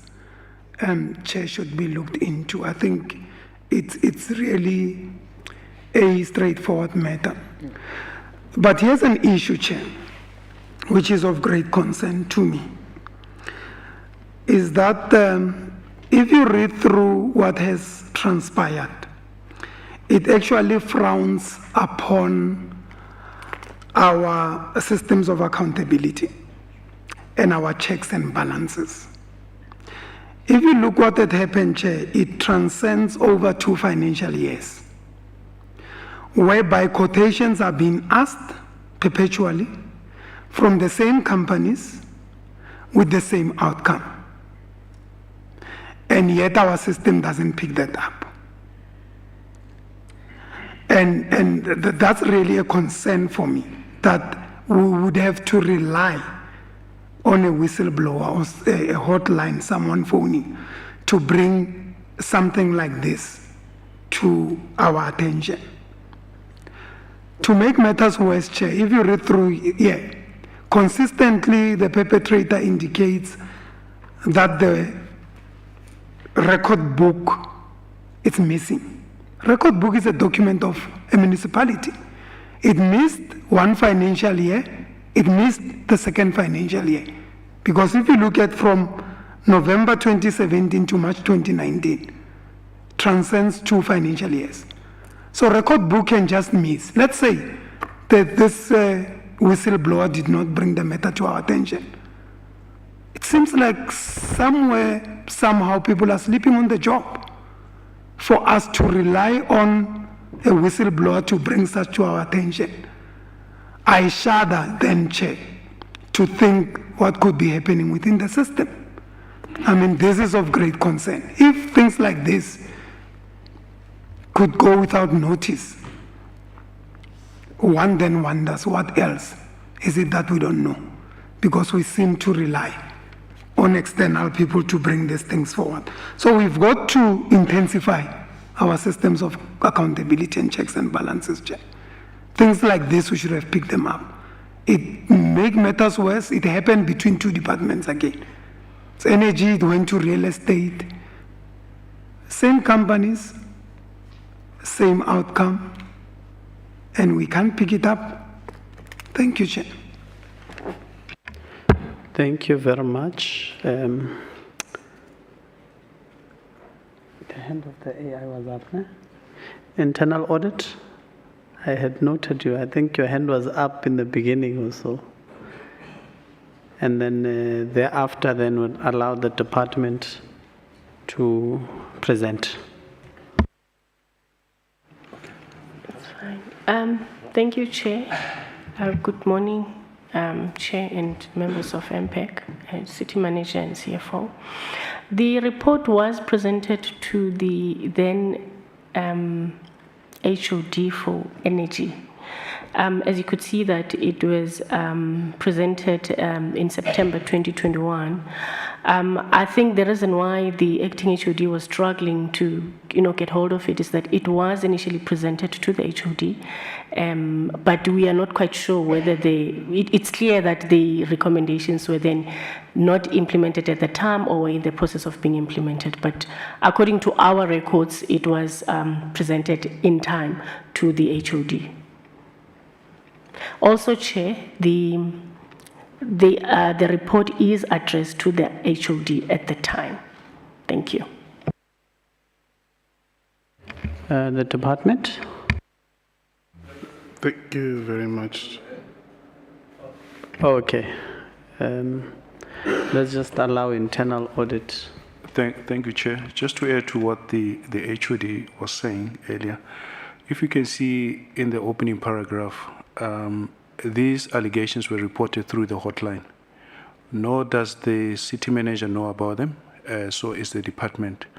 So if you remember the former or the earlier department, the HOD said all the investigations are approved by the office of the city manager. This one did not go through because of it went through the hotline. And on that basis, then we then investigated. Hence, the report is then brought to the department for implementation. And also the irregular expenditure was disclosed in the financials as a basis of the investigation. Thank you, Chair. All right. Thank you. MMC? Yeah, thank you very much, Chair. Before I hand over to the acting HOD, I just wanted to firstly apologize to you and the committee members. It was not the intention to start off, by giving excuses. You are quite correct. We are all new, and the department is ours. Therefore, whatever is in that department is our responsibility. So I just wanted to, to mention that, to the committee that it wasn't excuses.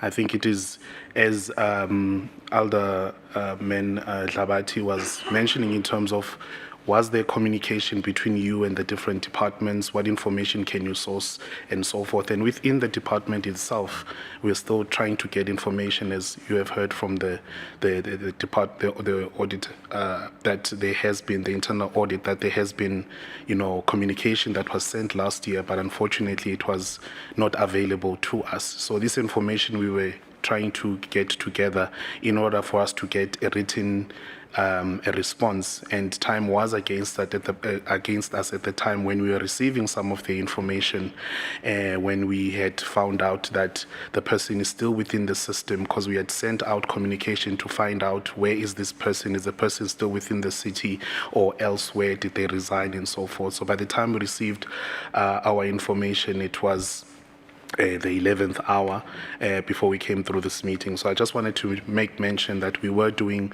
our own investigation, and it's quite true also the comment that was made, and also our concern. I think it was Councillor Mdluli and also Alderman Labati, in terms of the grand scale and the trend that might be within the the department, which should be investigated, so that when we give reports, it should not just be zoomed into one individual, but that might be a problem that's within our department, but within the system of Ekurhuleni, because it is also true that to have a person who's moved from one department to another, that there seems to be a gap there.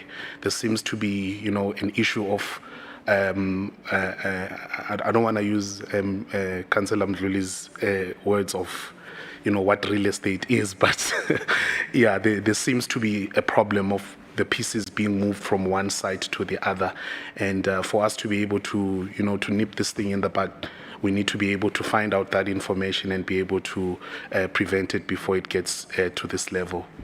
I'll hand over to the acting HOD just to give more context to what was being asked. Thanks. Thank you, Chair. Let me also start by saying I note your comments, and I also apologize. As MMC has said, the intention really was not to give excuses, but we felt it important that we just highlight, but we take note of your comments. If I go for the first question, the report indicates that this person resigned on the 31st. It does not, that is the reason given for leaving. And if one just reads that report, you would then assume that the person is not in the system anymore. So one of the things we had to do was to then find out if the person is still within the system or out there, because it's going to have a direct link to what next steps we need to take. And also, again, HR, as they've indicated, they did receive that report as well, erroneously. So it did spend some time there with them as well. So we found out that this person is with real estate, and even sitting now here, I do not have a written something to confirm that from HR, but that was done verbally, at least. But we're also still waiting for a written document that confirms the person's current employment status and ref numbers and all those kind of things. Yeah, the matter is obviously being pursued by the department. We'll work together with internal audit to assist us with some of the questions that we have to its finality. The recommendations made by internal audit will all be followed through, and processes have already been established, as I've indicated earlier on. And what we were saying really by orthodox, really here, we're just trying to explain that, you know, probably there is something, one needs to go back and try to establish what really transpired. And of one of the things that I'm also already identifying is that that gap that was created by the person who authorized that requisition has got some role in this thing, because that very same person that authorized has got a duty to also verify what happened after that. You are authorizing something to be purchased, you should be interested in finding out whether that service was delivered.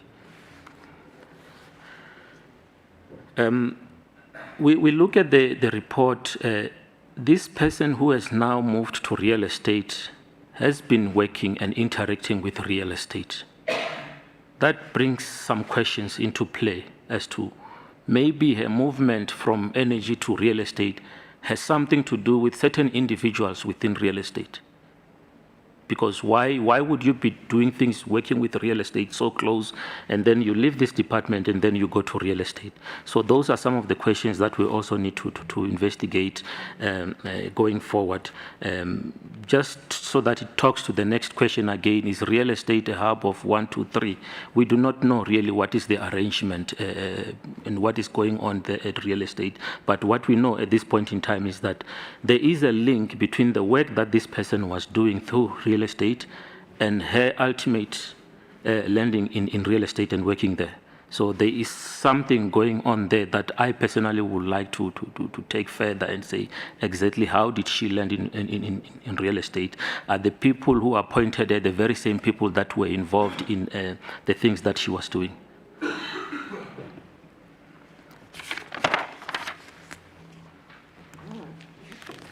The process of under 30,000 quotes indeed has been a problem, and it's now still a problem for the entire city, to a point where supply chain is now monitoring all of those things.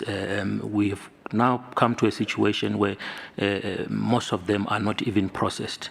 Unfortunately, it does affect service delivery in that some of the things that are supposed to happen immediately are then stopped because of other things that are being picked up at supply chain. So that needs to be really looked at as well.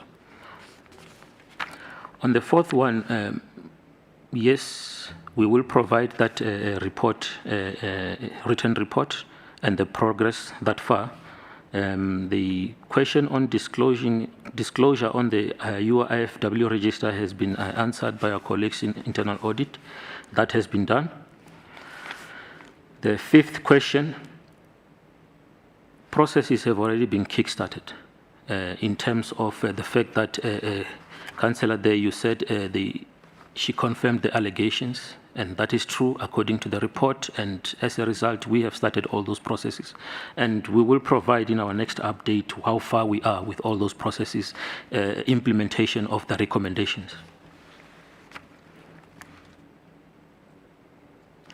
It is also true on the sixth question there that our systems really are not picking up certain things. That's why it is easy for somebody to leave a department with something hanging and go to the next department. So those are some of the gaps that are really identified by the internal audit. But also, one will say there are some gaps also that are created by circumstances that make it easy for this to happen. Like, for example, if the report is being presented last year, December, and nobody really knows what is happening. So somewhere, somehow, there needs to be a way of ensuring that when certain things are happening, there must be a platform of alerting people what is happening. That is just to avoid a situation where one person moves out of a system and the other one comes in, the other one does not have a clue. So I'm saying there is that gap which has got a potential of creating this kind of thing. I was also, when I received this thing on the 31st, I became aware that there is a date of the 21st. And I started having a problem right there to say, but if this is happening in the department, and it was sent to the department on the 21st, what could have transpired in that period? So I note your concerns and your comments, Councillor, and we will address all these issues and we will provide the progress report in writing, and I hope you'll find all in order. Thank you so much. All right. Thank you very much, HOD.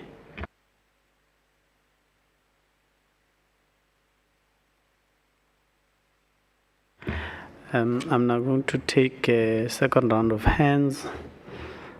Councillor De Beer, Councillor Elderman, Clavati, Dolo, Lematiwan, in that order. Thank you, Chairperson. Good afternoon, MMC and Acting HOD of the department. Yes, it is unfortunate that the previous HOD have received this report and didn't provide any feedback on the report to internal audit or to the MPAC committee. So it leaves you in a bit of a predicament situation. One thing that I would like to see is the value for money report.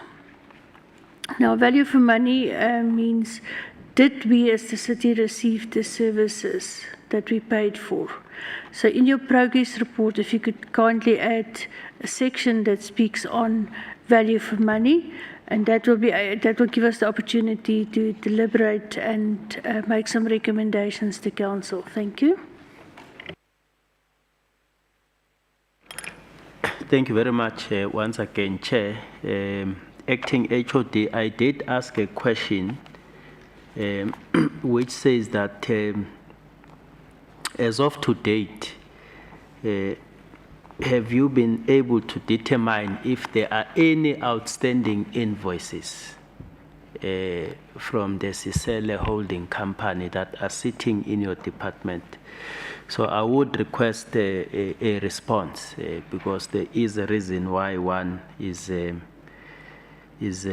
asking that particular question. And secondly, Chair, is just to make a comment, and you will make a judgment if it is acceptable, in that probably through the GCFO, is it not prudent that now that this person is still within the system, my understanding is that she has resigned. I'm assuming she has resigned and applied for a job because there's no documentation that speaks to a transfer. So it's probably a resignation and application for a new job in a different department, and the person gets accepted. However, we are dealing with a person who has really been involved in the contravention of SCM policies. Will it not be prudent through the group CFO to immediately, Chair, bar or stop this person from being involved in any SCM processes with immediate effect, given the fact that we are dealing with requisitions, that are questionable, not deliver of services, not deliver of goods. And as I said, the grand scale, it might be that the same person is still involved in the process of requisition. So I'm just saying, with your permission, will it not be prudent, Group CFO, that we really issue that directive as an institution whilst we are dealing with this matter? Thank you very much, Chair. Councillor Tolo. Thank you, Chair. Thank you, MMC and the HOD, for your time. My question is on page 22, on the services that were rendered. Actually, there's no sequence of dates there. When this amount has been generated and paid, I think that can give us a guidance on the sequence of dates, how it has been paid, requested by Mrs. Molabe and be paid by Mr. Odengeest. And I want the HOD as well to take me through the process of quotations, how you request the quotations, and how you, until the end, where you pay these quotations, because you can't pay something if you didn't verify it. And another question that I want to raise, there's an amount of 100,000 that is, there and there. It has been paid, has been transferred to another account. So we just want to get evidence whether it was true that 100,000 was paid and was transferred, or it was not paid totally. But we need to get that evidence as well.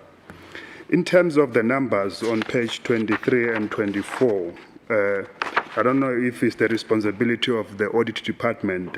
These numbers, they're not tying. It's giving me 220, they wrote 215. And this is a problem because we have been struggling with numbers since this morning. Can the audit or whoever is responsible for these numbers, can they crack these numbers properly? Because we are dealing with numbers here. So we don't want the wrong information. Thank you. Yeah, no, thank you, Chairperson. I'm worried as a former ward councillor that I've worked with Mrs. Rebecca Nswane. I hope I pronounce her surname correctly. I'm worried now because there's few tenders that received from the ward, which I was the ward councillor. So my question goes to this. On page 20, I think this question goes to the internal audit. The relationship between Mrs. Molabe and Mr. Mpeti, 8.1.5, the declaration. Does when he submits the declaration, does it include there's a relationship between him and the official? Because it says there she's engaged or is married to the tender, to Sasela. Is it included there? And then when I go to, again, also with regards to 8.5.4, page 32, because it says there, when Sasela was procuring from Rebecca Nswane, she would use the same contractors, same formula, how Mrs. Molaba is using it. Is there a declaration as well to that effect to say, why are you always winning against these companies? Is there a declaration, is there a relationship, whether friends or whatever? And then again, I'm coming to what the acting HOD is saying about the relationship between how she went from energy to real estate. Because you can see there, when I look at the job functions, They share the same job functions, administrative officer. They are both in the same level. So was their relationship investigated between them? And I found it very strange as an administrative officer. I used to do requisitions as well. You would not send it to an intern. That's a function because you're dealing with money. You would not take a risk on the intern. And then again, I'm with my colleagues in the front. They talk about the value for money, but mine is the money trail. Was there a trail? Could we then see? Didn't Ms. Rebecca also benefit from this payment? Because it says there, after 2 days, the money would be paid to Mrs. Molaba or would pay to Mr. Mpetu. Was the investigation also into Mrs. Rebecca, her conduct, whether she was also not a beneficiary? Because it's this relationship, you can see it's a tainted relationship and it's benefiting them both. Thank you. No, thank you very much to the members of the committee. Would you like to respond? Okay, we'll just like to give the group CFO to respond on something before we leave it to the department. Thanks. Morning, Chair. Morning, members of MPAC, CM and colleagues. Chair, I think the proposal that the member is raising, I think it will be it will assist the process because there is a risk and the matter is still before the disciplinary processes. I don't see any harm for rescinding the delegation, but however, that function doesn't reside in the CFO. It's a function that they reside in the real estate because currently the official reports to the HOD of real estate, and it will be within the HOD of real estate to rescind those delegation until the disciplinary processes are final. I don't see any harm in doing so. MPAC can make that recommendation to the HOD of real estate. Thank you. Thank you very much for that, CFO. Department. Thank you, Chair. The question on value for money, if I make reference to page 9, there is, page section 8.3. It does talk about, it's highlighting on what specifically has not service that has not been rendered at all. So right there, no value for money at all. Now, obviously, one then would look at the other requisitions, but as a start, there is an indication of service that was not delivered at all. That's how bad it is. That is according to the report. On the second question, which was asked previously by the councillor, I'm not, at this point in time, I'm not aware of any other outstanding invoices, although I would say it's worth verifying and making sure that indeed that is the case. Yeah, so just by asking that question, you have kind of put a doubt in something out there. So we'll have a look at that as well. The dates and the sequence we will provide, we will request internal audit to assist us with that as they did the investigation. They should then be able to provide us with the dates and sequences in terms of the events.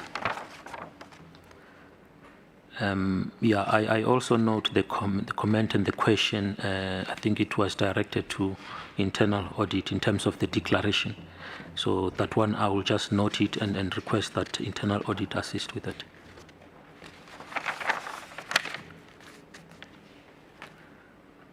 I think I've covered everything unless if I missed something. You only missed that it's not Councillor but Alderman Labat. Apologies, Alderman. I know it's very sensitive about that part. No, it actually makes me old.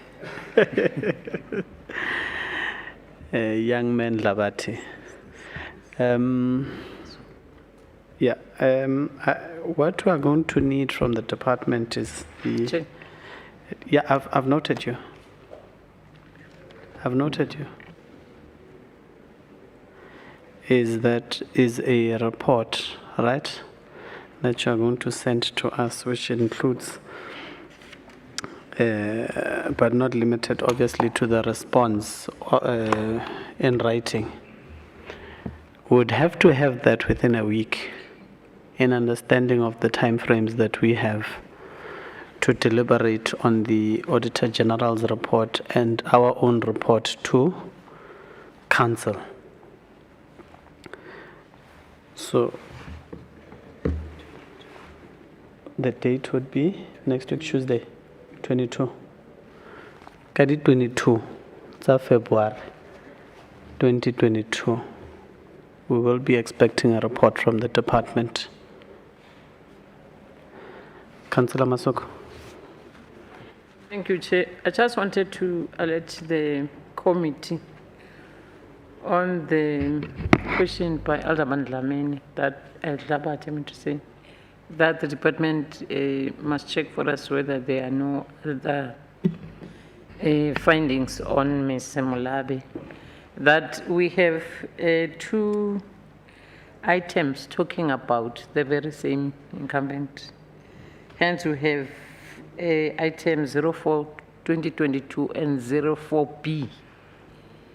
Because if you go to page 24, I'm bringing this up because I had the HOD there speaking of another page that talked to the second item of energy. If you look at the total amount that speaks to the irregular, they actually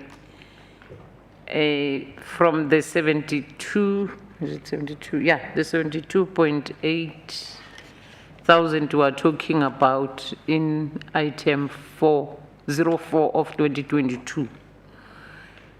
Summed up with 4B, 04B of 2022, the total amount there is 215,000 point. I think those 2 items were supposed to be dealt with concurrently because the investigative report is one report, if I'm not mistaken, internal audit, that speaks to both reports. I don't know whether we have seen that song, Kina. Thanks. But I'm not saying that will be all that the department must check for us. I'm not closing a question Alderman Dlamini, but cautioning the department that the committee rather that dealing with 72, the next item is also dealing with the same person, but the amount is now been extended to 250. Thank you. Oh, no. Thank you very much, Councillor Masuku. Any other questions from the committee members? We're fine. Alderman. I just wanted to check, Chair, currently in the department, how many people are responsible to initiate purchase requisition?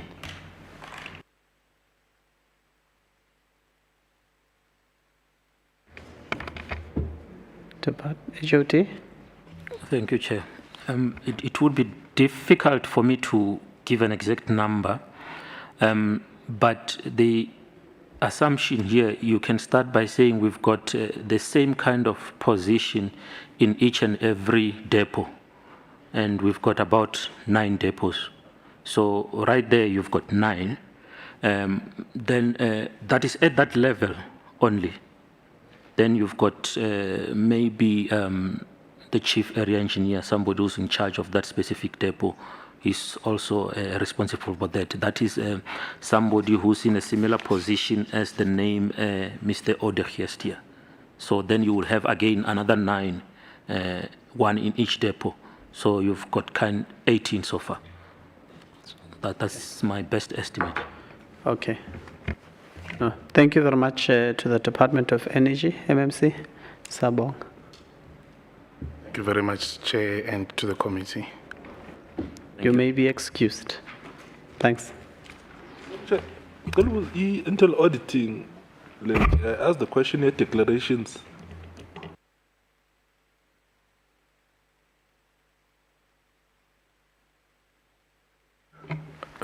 Thank you, Chair. Chair, as part of the SEM policy, it's a requirement that there is a declaration by the service providers that they need to disclose any close relation, and also the employees are also required to disclose any close relations with any members of the public or when they do business with the city. Thank you, Chair. Okay, yes. Matuan. I know that they do that, but what I'm asking is, when I say I'm related to Councillor Dolo in the declaration, did they disclose that information? That is my question. To say between her and the company, and again, maybe Rebecca Ntswane, is she aware of Usasela also in her declaration? Because you can't then give the same tenders the same way the other one is giving in energy, and you are in real estate, you're also giving the same tenders. Thank you.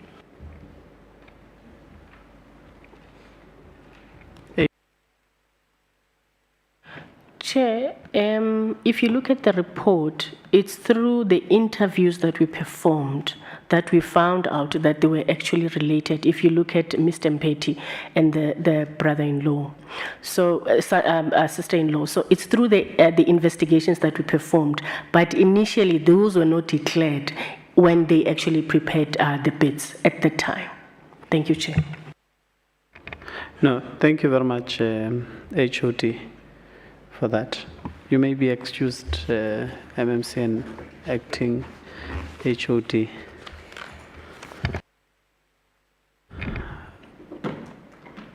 Bablamin. Thank you, Chair. Chair, the next item, Chairperson, it's item number 6 of 2022. It's infrastructure. And as explained, Chair, that in this matter, there were other people that were linked according to the information that we received. So we'll be dealing with item number 6 and 6B, which will also have Ishrek. They are outside, Chairperson. The item is number 6, 2022. Infrastructure, and the 6.6B, that will be Ishrek, Chairperson. Chairman.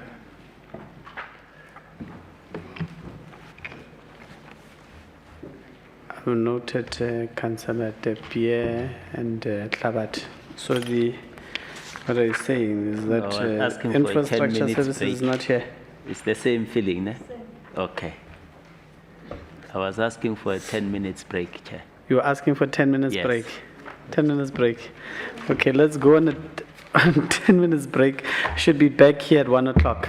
Okay. Huh? What time is lunch? Can just break for lunch and come back. If it's ready. Maybe there is no lunch. Huh? Yeah, let's have lunch and come back, Chair. Is 1:30 fine? Okay, we'll be back at 1:30. We'll be back at 1:30. Thanks.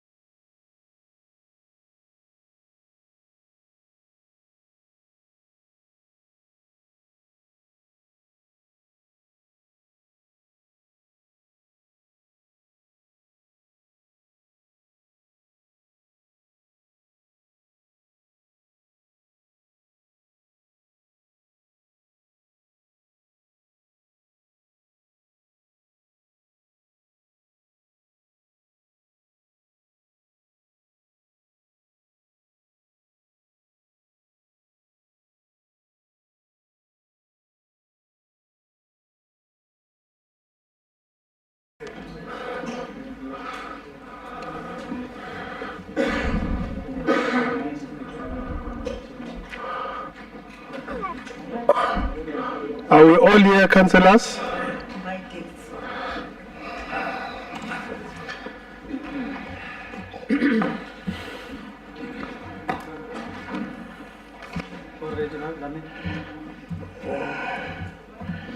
You have comfort. Is that your other name? I've got a lot of names. Thank you, councillors and colleagues. While the group CFO and the city manager are taking their place, we are reconvening after our lunch.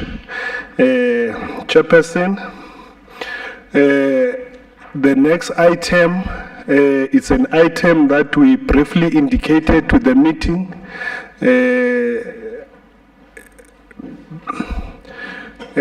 I would then hand over to you, Chairperson, to we reconvene, and then I'll be able to call the item.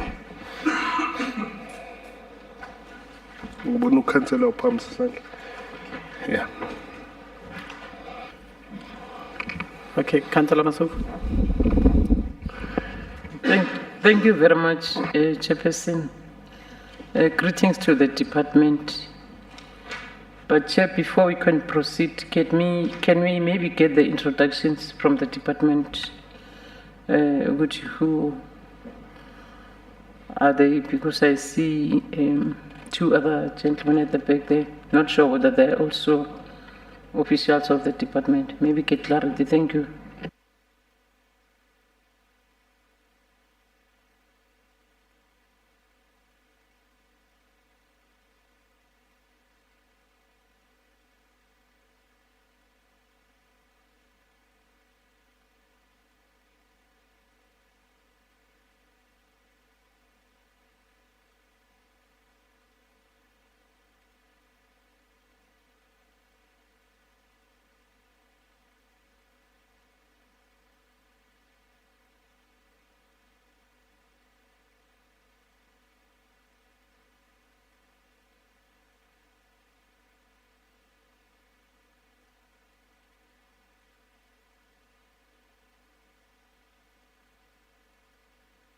Okay.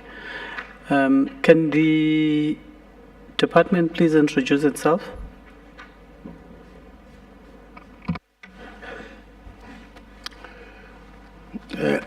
Good afternoon, Chair.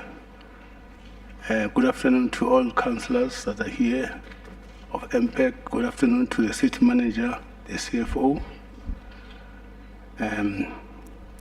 All protocol observed. I am here to introduce the following members of my department who have accompanied me here. MMC? Yes? Sorry, can you please just speak into the mic? Okay. Thanks. And let me introduce the HOD first. Tiri Manyane, who is the HOD of the real estate. Two officials that are coming from my office that are at the back here. It's Festus and Bongani Masangu. Those are the people that, and we brought them here to this, and hearing as per invitation. Thank you.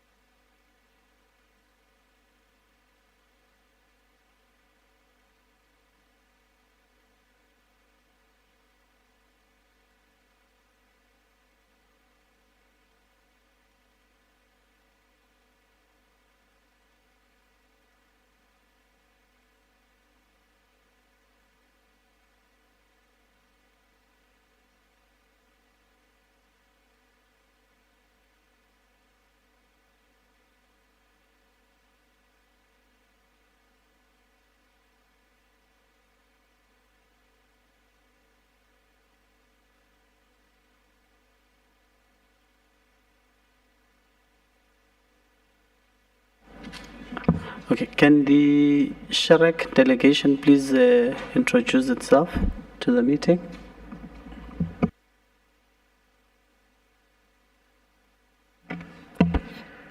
Good afternoon, Chairperson, members of the MPAC, City Manager, GCFO, and colleagues.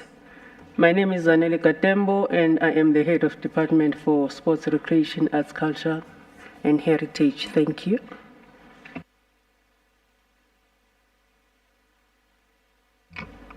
Thank you very much.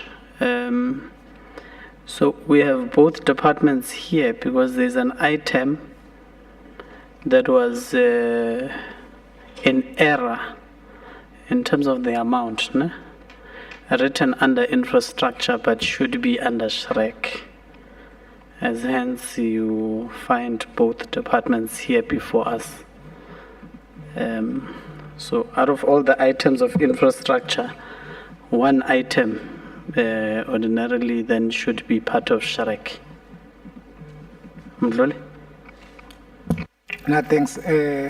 Trying to make me follow up because the clarity that was seeked by fellow councillor Mamasu was that who are the two gentlemen sitting there?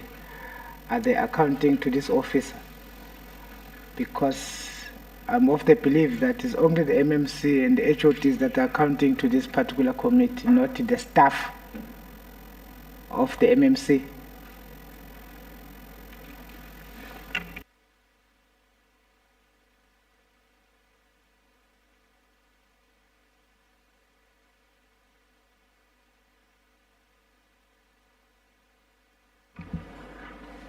MMC, can you please indulge us in understanding as to what the other officials, what role will they be playing in this sitting before we continue? Apart from the HOD, or HOD Ratseba? Well, when I asked them to accompany me, it's precisely because they work with me in my office. They advise me in my office.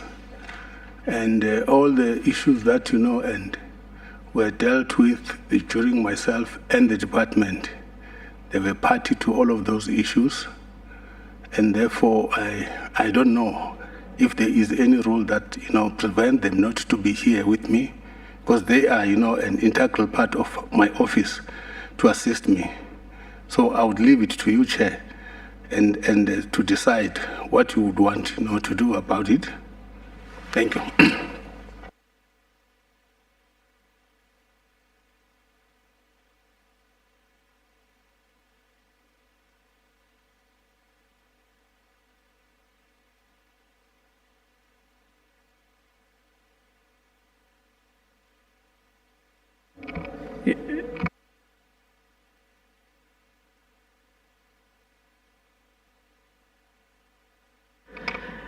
I'm going to ask the indulgence of the committees to allow these officials to be here, in understanding that we already have the MMC and HOD present with us. So let me just take hands on the matter. Gotoma ka Councillor De Beer, Alderman Lavati, Councillor Mdluli, Councillor Masuku, and then lastly is Moja Pilo. In that order. Councillor De Beer? Yeah, thank you, Chairperson.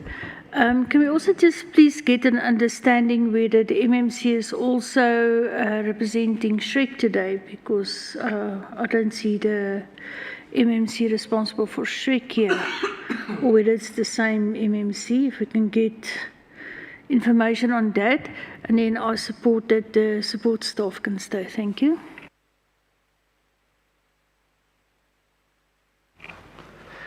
No, thank you very much, Chair. I think in making your determination, it should be clear that whatever decision make a precedent, because it will have to be accepted in the near future that as MMC appear, they will be more than welcome to bring their support staff into the meeting. So I'm just saying, be mindful of the precedents that you are going to set, obviously against what the terms of reference says in terms of who should be invited into these meetings. Of course, they don't expand to support staff as far as I have looked at them. Political principal, accounting officer, HODs. So I'm just saying, be mindful of that. And maybe if the committee also can, or your decision must be informed also by the need to preserve the confidentiality of the discussions of the committee. And by no means, and am I saying that the other officials might be the weakest link in communicating or sharing some of the confidential discussions that are taking place here. But if it is purely about the support staff, I do not have a problem with it, but I'm just saying, if the terms of reference provides otherwise, or they don't make a provision for MMCs, HODs to extend to their support staff, will have to be guided so that we know the decision we are going to take today, it will influence how things are going to take place in the future. Thank you very much, Chair.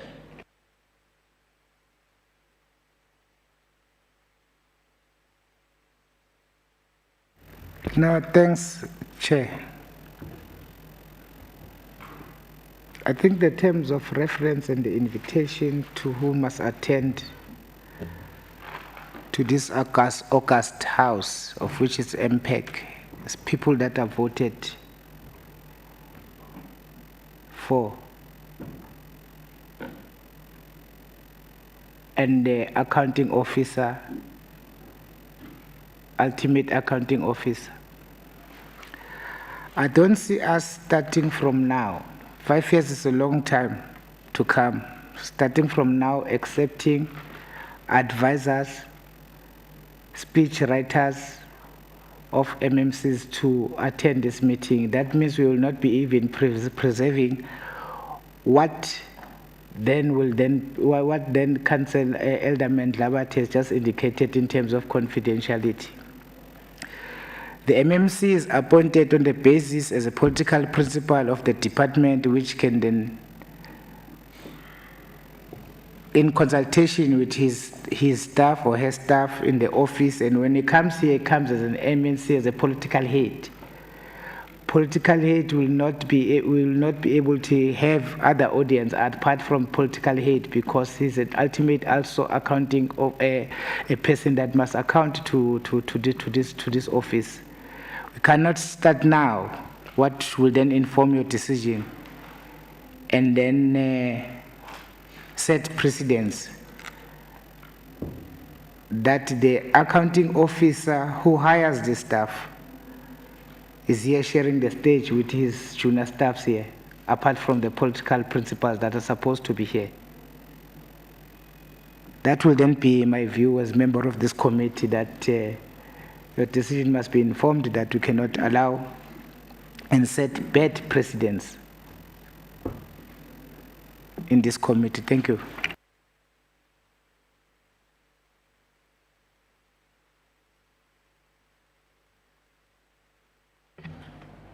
Masibonga Sihlalo. Chairperson, one is that in experience and history of MPAC, the invites for public hearings ziphuma ziye kuma political heads and the accounting officials in the department. as the word says, public hearings. Out of that, venues where people would want to listen are given. Hence, the advert has gone out. Hence, the banquet hall is prepared for such. Chair, the MPAC committee is one committee that we all know as members here, because we had an induction on its conduct, that how should we, as members, conduct ourselves. And the accounting officers that are coming here, they are guided and directed by the committee rules as to how and what is expected of them. This morning we had another councillor that was here, of which the ruling was the councillor must excuse us, despite being a councillor, because he was not invited, he was not a member, unless the invite for this department said extended. But my understanding and the invites that we saw sent out by our committee officials is one standard invite. I have never seen any that says extended. So in that, I would request, Chair, when you roll on this matter, please let us not start something that will give us problems going forward. Thank you very much.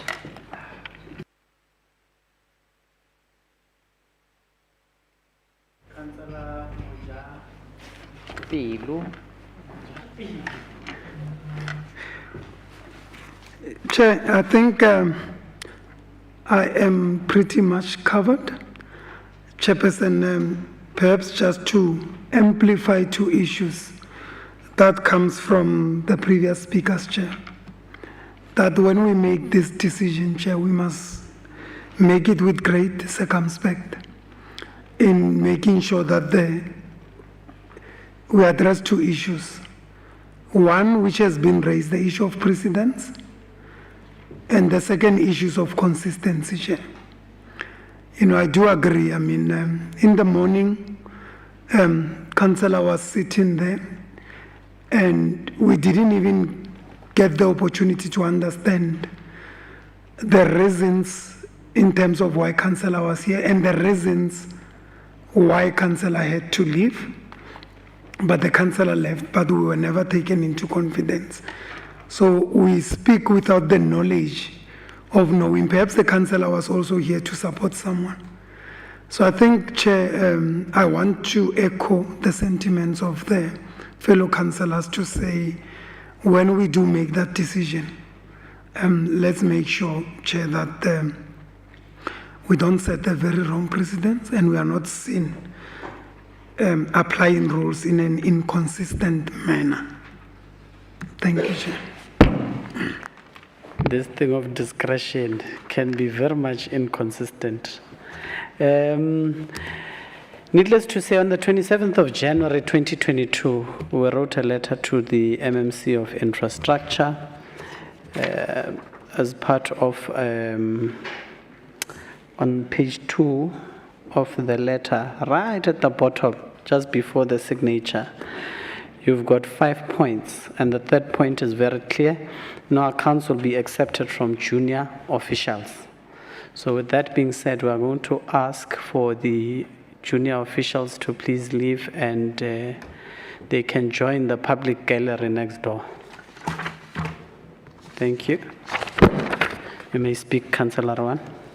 Chair, on a point of clarity, the item we're dealing with is a real estate item, and it has been shared now as another item, 06B. However, if you look at the content of the document here, this real estate item was in MPAC more than a year ago, and in the public hearings. Now it comes here in different clothing. It's now being part of it divested into other departments, which is finance, human settlements, health and water, yet we only have Shrek here. So I'm not quite sure how this is going to work. We need to deal with real estate, and then we need to deal with SHREC. SHREC doesn't fall under infrastructure, if I'm correct. So I don't understand why SHREC is here with real estate. All right. Councillor Hlabat.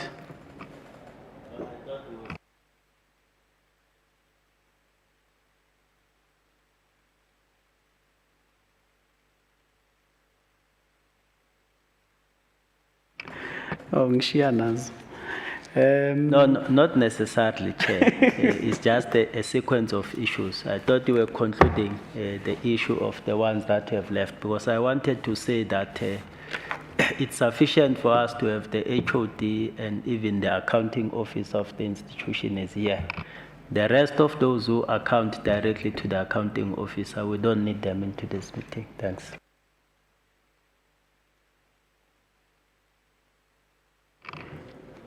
MMC? Chair, I just needed to be clarified because you read the invite of who was supposed to be in this, meeting. And I know that I came here at 11 o'clock to attend this meeting. I thought notably that matter would have been addressed. The fact that, and I only, and come here at now 13:30. And I didn't hear any comment to that matter. To me, issues of, time management are also equally important to me. And the fact that, and I had, to wait since that time when the invitation suggested that I should be here at 11:20. So it's a very, important issue. It's a principal issue as far as I'm concerned. And I heard people talking about precedents. So we must be consistent when we talk about precedents. So that tomorrow, and people are not inconvenienced to come into a meeting and only, and this meeting will take place. MMC? Yes. MMC, we've asked you here to come and account and not to now attempt to politic about it. So, MMC. Yes. Please.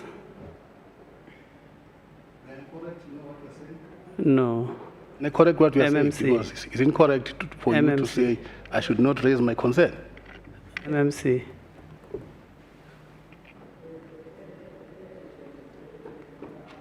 I understand the matter that you have raised of time.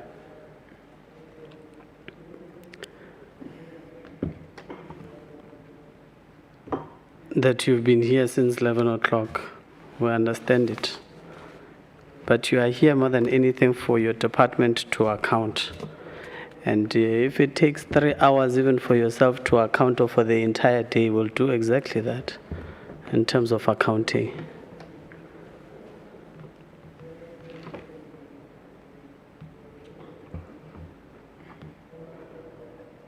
No, thanks.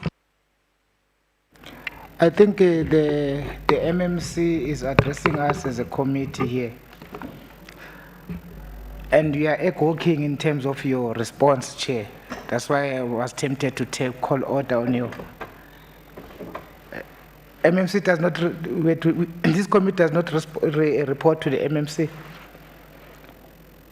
MMC is an employee of this council. We have been not taking breaks or doing any other thing, but we've been interacting with departments and with their MMCs. It should then be cleared, and Right Act must be read to an MMC that they cannot treat this committee as juniors. We are not employed by the MMC. MMC is employed by a council. We are members of the council, the highest making body here. Apart from the bigger council, MMC is just another employee that represents his department. So we cannot be cautioned and saying that we are read Right Act by an MMC in terms of starting time. We are a committee that should then be respected as any other committees. When we summon an MMC, In fact, an MMC can be even told today and his matter start at 6. His diary must be cleared. He needs to be here to account for his department. I think, Chair, you must not equivoque when you respond, especially when the committees address that we, in fact, is indirectly implying that we are not doing what we are expected to. We are incompetent because of time. We are not incompetent. We have been dealing with other departments and MMCs cannot dare test the temper of this particular committee. Thank you.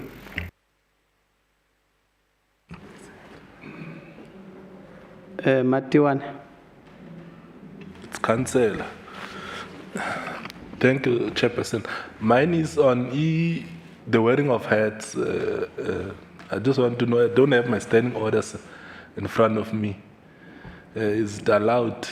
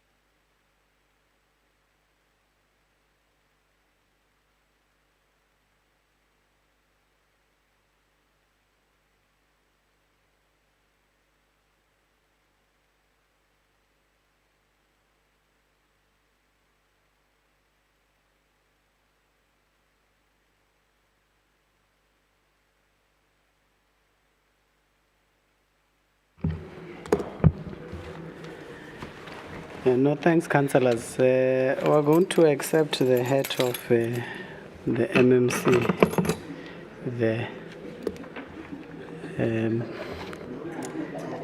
the head of wisdom.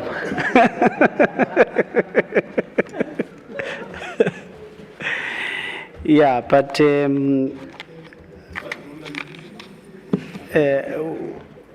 we are not in appreciation of the tone towards the committee in itself.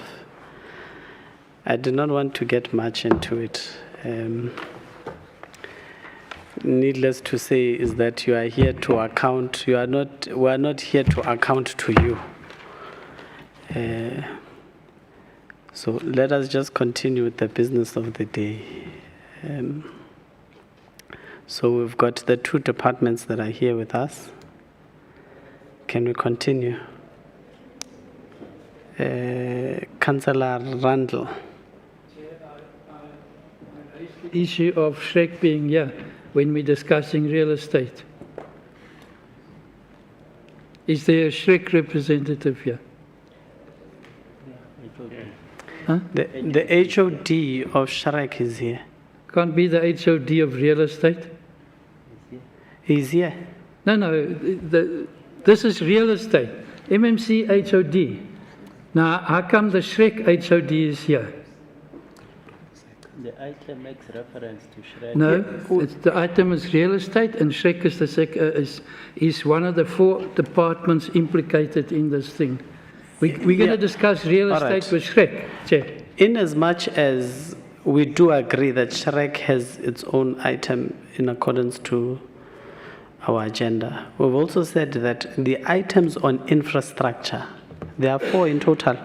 Babus, the monetary value. These are fraudulent.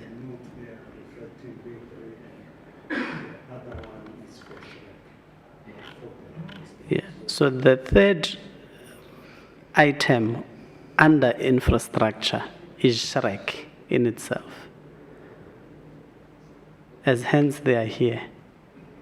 So it was incorrectly put to be an item under infrastructure, but it should be under SHREC, as hence SHREC is here. You see, Chair, why I raise a concern is throughout the report, there's indications or insinuations of possible collusions between these departments doing these transactions.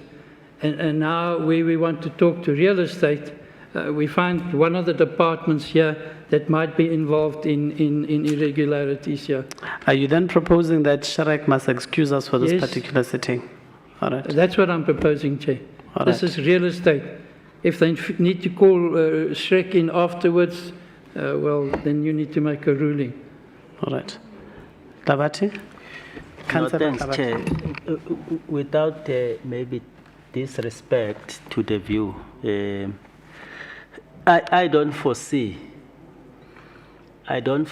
any challenge, Chair, to discuss this item with all the departments that are affected, because obviously reading from this item, this has to do with allegations of fraudulent requisitions,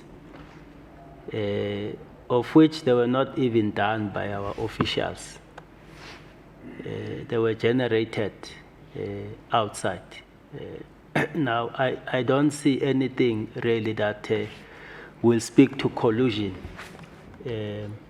at this point in time. I would really convince Councillor Randall that he accept that this can be discussed with all the departments here if you understand exactly what is the item all about, because it's not as if there's officials that are directly involved assisting each other from these departments, and it's something that we want to engage as we deal with the item. So I really want to convince him to allow that we discuss it with all the HODs here.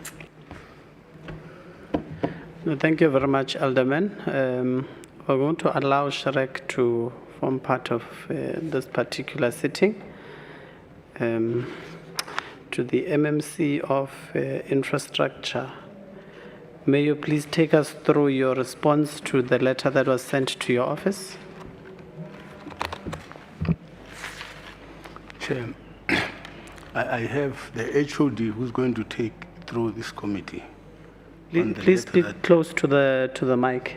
Yes, I'm saying that the HOD will take us through on behalf of the department. Thank you.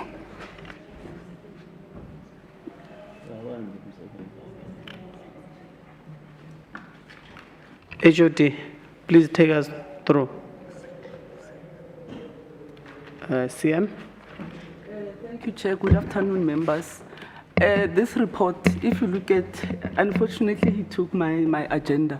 The HOD SHREC has written to MPAC to indicate it is finance that is supposed to report on this or respond on this.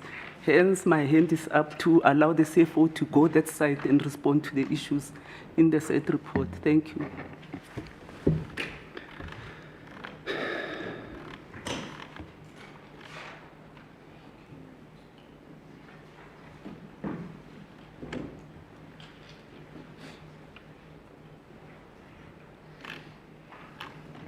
The HOD of real estate, please proceed. Okay. It's a pleasure, Chairperson, to be here, and thank you for that. And good afternoon to the members of the committee, the city manager, group CFO, councillors and officials. Okay. Councillor Mdlul. Councillor Randall. Switch off the mic. Chair, I'm not sure, man. It looks like we're going to have a very long day today. I see clarity when the political head is removing his responsibility in terms of responding to the response that is sent to the committee. Because I see that the chairperson has responded to, when he responds to you, he responds to this committee, the HOD, not the HOD, the political head. He must take us through his responses. What is his role today if he will not be able to respond to us and then delegate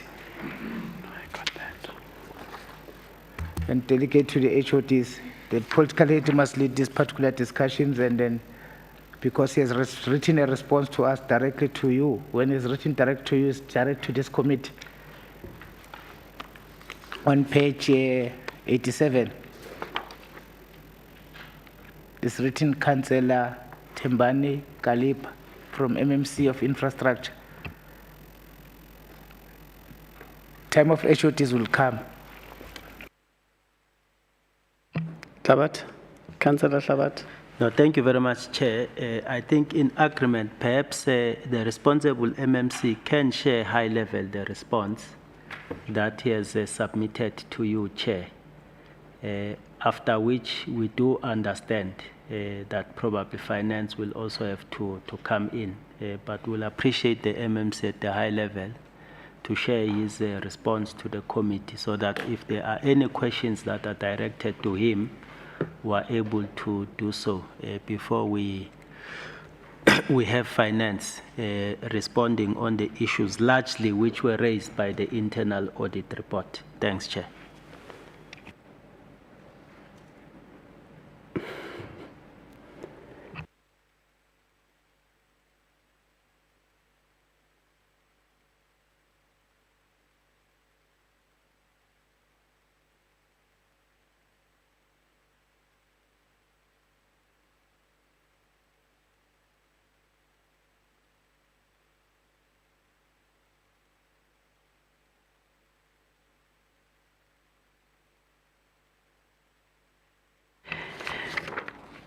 Yeah, no.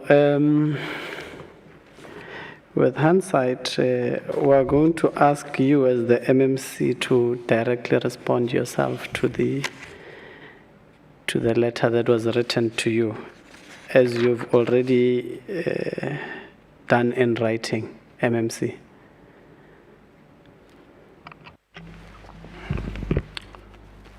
I hope that perhaps you will understand that this matter that you are asking me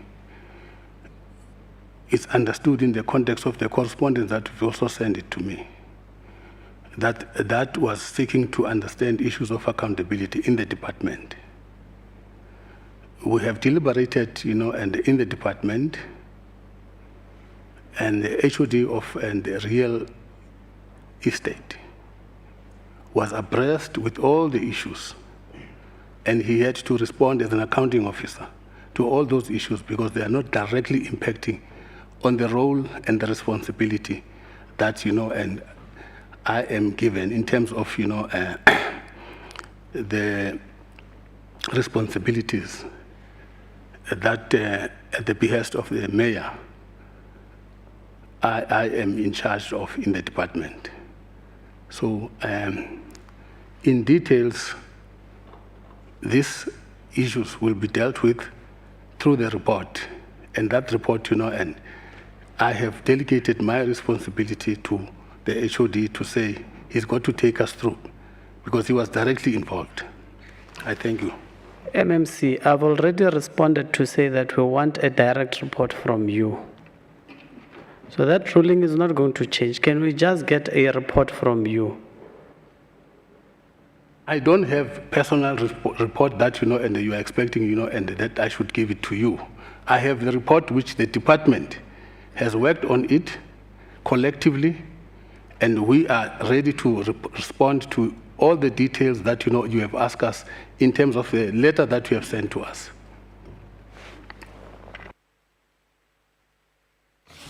You have written a response to us dated the 7th of February 2022. So that is the response primarily that we are looking from you. So can you please give us that presentation? Can I understand what report are you referring to? Because my understanding is that I'm appearing here before this committee on the basis of the real estate issues.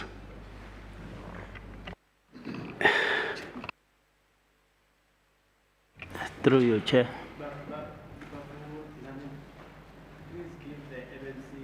His letter of response. Councillor, wait. Okay. Councillor Hlabati, Councillor Mdluli, Councillor Dolo, Councillor Matiwane, and then Mujapil. Chair, I think you need to do rotation. You always, give this first row preference. Rotation is very important. Wait, I'm chairing. We must tell rotation to those people of requisitions. Councillor Hlabati. Siyabonga, it seems as if MMC you are being assisted because questions were sent to your office. That's what the chair is saying.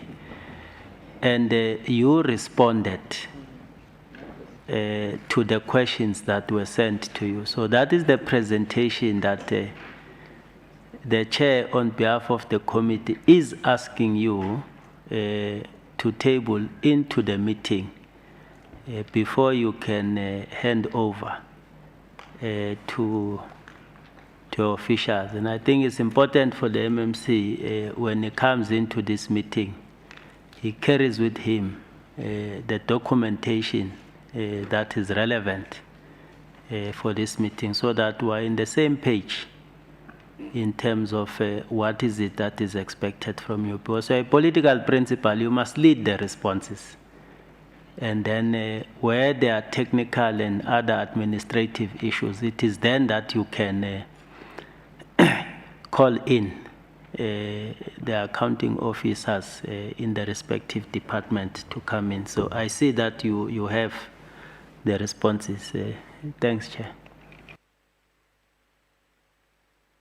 No, thanks, Chair. I think maybe for us to be, for lack of better words, to be progressive and fruitful, if we can let's take maybe 5 minutes break, because there's a clear indication that the MMC is not ready with the response. The response are coming from you, that side.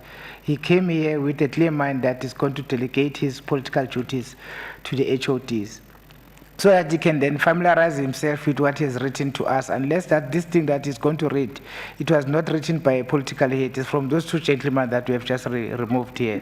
So can we maybe have peace and then give the MMC ample 5 minutes to go through what is going to read to us, because I'm avoiding that is going to read word by word the political response that is going to give to us.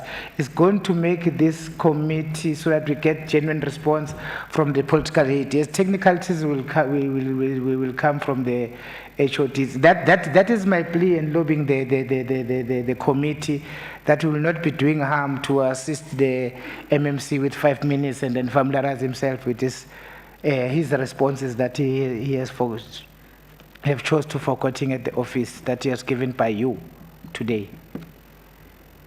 What if the documents we're giving to the MMC is wrong? We must then make references with what is written to us. Thanks. Thank you, Chair. I think this is an indication that the MMC is not ready. That's why we have dysfunctional departments. And we can't give MMC 5 minutes.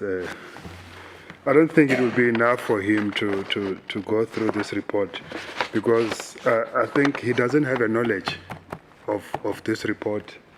He doesn't know anything about the content of this report. So it's going to be quite difficult for him to give us a report. And 5 minutes, I doubt, is not going to make it.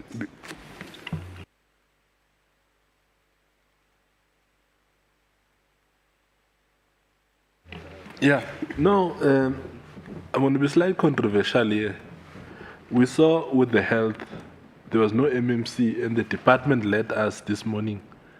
And we also saw with NH, the acting HOD also led us. So let's give him leniency for this one. It's his first one. Because he wants to give to the HOD that has knowledge, because he don't want to implicate himself as a new MMC, because this thing did not happen under his watch. He's new. So let's give him the leniency, and also the HOD with the expertise and the technical know-how can then explain. So we created a precedent in the morning where there was no HOD, where there was no MMC for health and social, and the HOD was leading. So let's also give him leniency. And goes.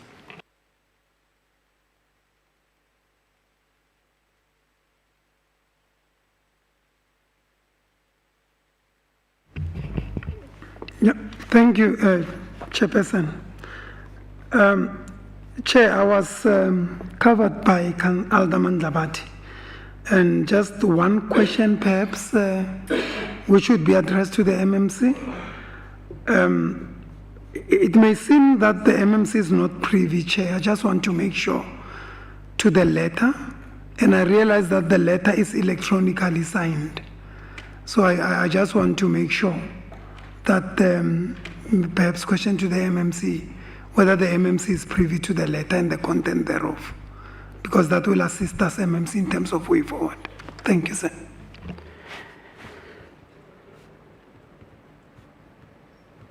Yeah, we're going to give the MMC 2 minutes to go through his own response. 2 minutes. Okay. And thereafter, he would then have to give us the oral response as per the letter that was written to his office. The technicalities of some of the responses and clarity and so forth will then emanate from the HOD, but are going to be addressed by him as a political head. So you've got 2 minutes, MMC. Thank you, Chair. Thank you, Chair. No, the response, I know about it. And it was supposed to have been, also and sent initially to finance, a department. I may have noted that, and the manner how finally it was written both into and the chair of MPAC, and it was not, made reference to also, to the finance department, because it was raising a number of issues around the issues of the forensic report, which we have dealt with that forensic report and invited the relevant, and the stakeholders that we have discussed these issues of the forensic. And we noted some of the things that were said in the, forensic report. And there were issues that I think, were issues of concerns to ourselves, particularly that, things that were raised precisely, and about the real estate, which at a later stage, the Department of Internal Audit visited us to inform us that, they think that part of the things that were raised there were not necessarily, matters that should have been raised, because the issues that, took place in various departments. They mentioned to us finance, health and social development, including, and water and sanitation and human settlement. And based on that, it is for that reason that the detailed, reports, we then indicated some of, the figures that were not, and factually, correct, that were, and raising all of the issues that were raised. And we felt that perhaps when we are here today, the details will come from the HOD, who would be able to assist to ensure that, why and ultimately did we had to be where we are today with all those issues. Thank you. All right, HOD.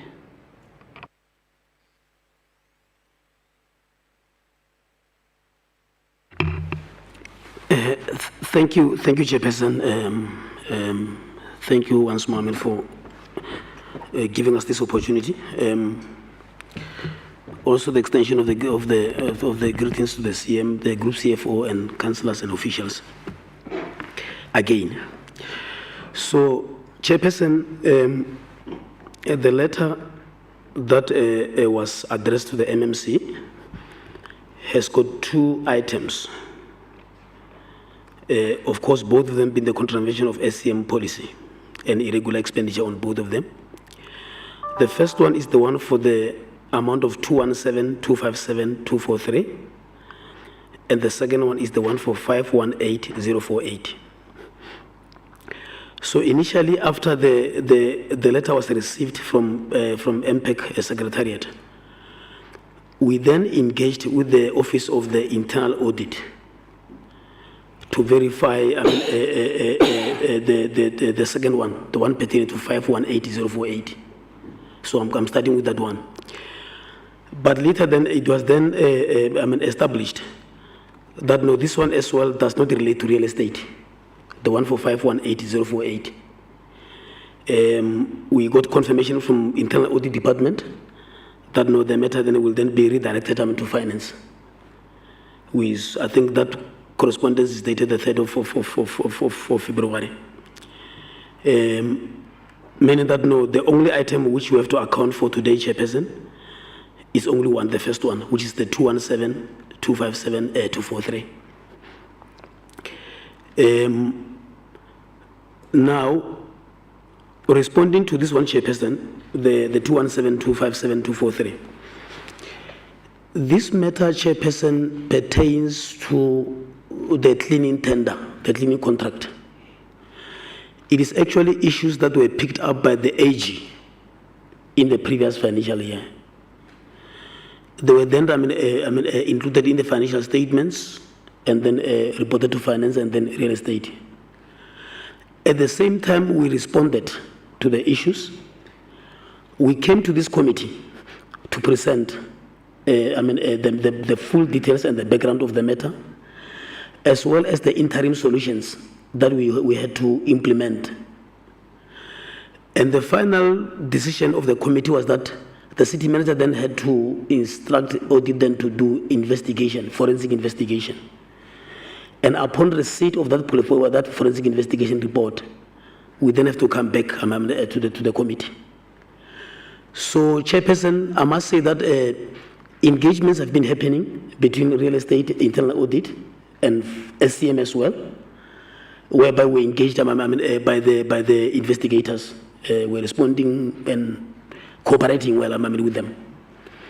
So the latest status that I got from internal audit was that no, the report is at an advanced stage. It's actually at the draft stage. So very soon then the report then will then be available.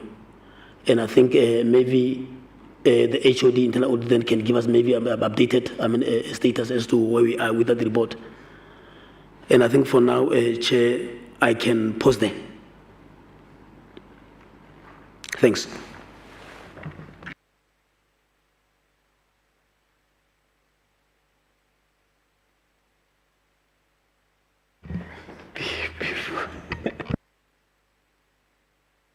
I'm going to take hands from the members of the committee on this item. I'll make those comments after. I'm going to take hands. Number 1, is your hand up, Dor? Number 1, number 2, number 3, number 4, number 5, Masugu, number 6, Mujapil. In that order, we'll start with Councillor Dapia. Yeah, thank you, Chairperson. Good afternoon, MMC and officials. Chairperson, if we can maybe just get an update on the report that the HOD was referring to from the city manager. Thank you.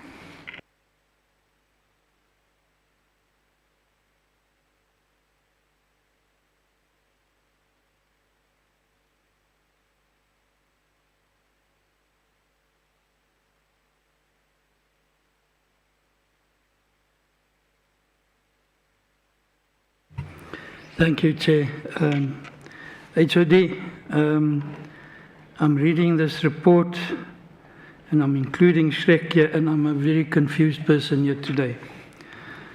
We start off here with a report from the MMC, and we go to item 5 on page 90, and we start off by talking about 217 million rand. It's underway, the investigation. Then we go back in the past and say, by the way, there was 116 million in 2019, which was part of this. And now this current escalated amount is 217. So smooth, so flippant. It just jumps by 100 million rand. Then we go to answer number 2, and it says the expenditure of 518,000, which is disputed elsewhere, and it says it should actually be 595,000. And we read further down the line, and it says, has been siphoned through fraudulent invoices in 4 other departments: finance, human settlements, health, social development, water and sanitation. You will notice I didn't mention the name of Shrek. Then all of a sudden, I go and look on page 140 something about Shrek, and they kick off with 737 million, or 737,000 rand, which is the amount in dispute there. And then we go to page 93, and all of a sudden it drops to 423,000. Now, with all due respect, I've worked with facts and figures all my life, and there's no ways I can make head or tail out of this here. But I think it's disingenuous to just smoothly slide in the 116 million from 2 years ago, no, 3 years ago, and say, okay, that's part of the big problem. But nothing's been done or addressed, and now all of a sudden we are employing a delay tactic here. It's quite clear. We're now involving other departments which will have to come and attest and comment and account, and the whole mess of 217 million rand is just going to hang about here for another 5 years. HOD, I'd like you to explain these figures to me. I really don't know where they come from. And I think it's got to the stage now that even your department is confused. Thank you, Chair.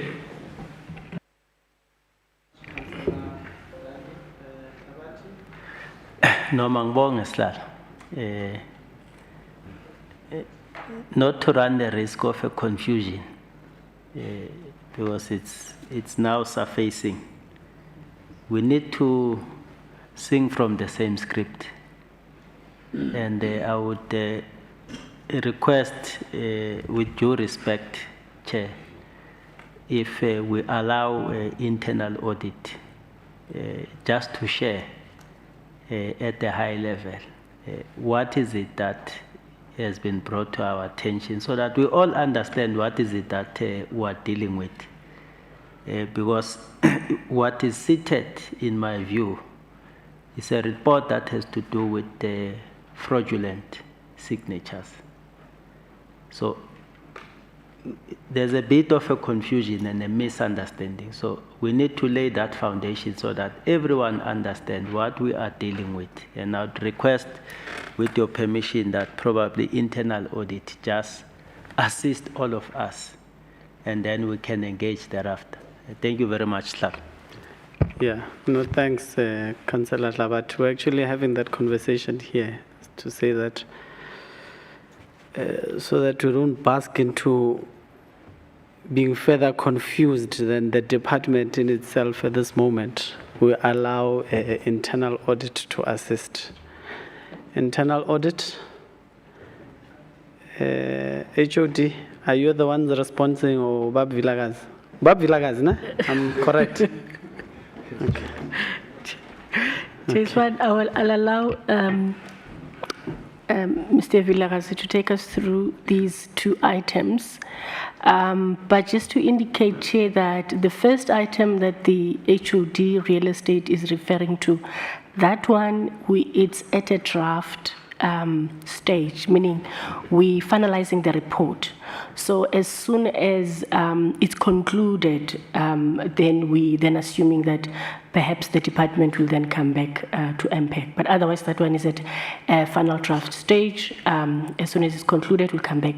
Then the second one, there is a report to that effect. So I'm going to allow Vilakazi to just take us through the report in detail, at a very summary level, so that the members can then understand the background. Thanks, Chair. Thank you, Chair. Chairperson, maybe just to help or assist with the confusion, and let me give the scripture. The 116, there are two amounts that are referred to real estate. It's a 217 as well as 518. Okay, the 217, it's under investigation. It was initially reported as an irregular expenditure at 116 million. So when AG did their investigation, the amount has accumulated to 217. It's the same investigation. It's just that now the expenditure has been accumulated. Remember, it's a 3-year contract. You will need to disclose those irregular expenditure as and when they are incurred. So the total of 217 has been incurred to date as audited by the Auditor General. But that investigation, as the HOD has indicated, it's at an advanced stage, and we should soon present a report to the HOD as well to MPAC. So that's the first item, that's the cleaning services. The second amount of 518, I must just indicate that when finance discloses irregular expenditures in the financial statements, those amounts are without VAT. That's why you will find there are differences between what we disclose in our report and what has been disclosed on a financial statement by finance. They exclude VAT when they disclose those amounts. That's why there is a difference. So the 518, it was, as the members are indicating, that it has to do with the falsified signatures. This issue was picked up by finance, and they referred it to the HOD concerned to say, HOD, there is a transaction that has been presented to finance for payment, and there is a falsified signature that has been used of someone who has passed on. And it's when then the HOD real estate referred the matter to internal audit for further investigation. So upon an investigation, when we did the investigation, the vote for real estate was not used because finance were able to prevent that payment going through, hence the investigation. But through the investigation, we noted a number of irregularities that went on against 3 departments. It was Human Settlement, it was SHREC, and it also was Energy Department. Those departments, they did not know that there was an investigation as a result of the HOD real estate requesting that. Therefore, they wouldn't know of the report. So hence, that's why the report, the recommendations are then redirected to finance as the custodian of the supply chain processes, because it affects the supply chain process in that there is a collusion between the officials and with the service providers. However, during the investigation, the service providers were reluctant to identify the officials involved in the process. Hence, that's why in the report, there are no officials that have been listed or identified. And therefore, as a result of that, we then said to finance, you will then open a criminal case against these service providers. And once the criminal case has been handed over or the investigation has been handed over to the law enforcement agency, i.e. the Hawks or the SAPS, then they can then subpoena the service providers to identify who were they involved with in the process. So that's it in a nutshell. Just to clarify the confusion in terms of the amounts. So those amounts that are being referred in the report are without VAT. The amounts in the internal audit report are with the VAT. I hope that clarifies, Chairperson, the confusion on the amounts. Thank you. Thank you very much. Councillor Masuk. You. Thank you very much, Chair. With the clarity given, I would like the committee to look at the recommendations by the internal audit, and we would talk to them and as a committee make our own recommendations. Thanks.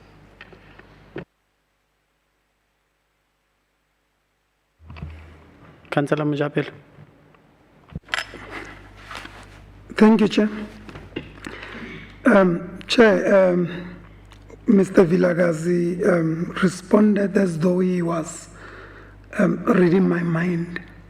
Chairperson, the point that I wanted to make, which is more of a generic point, but relevant to this issue, was for us to understand the Auditor General's report within the context with which is given to us, Chair.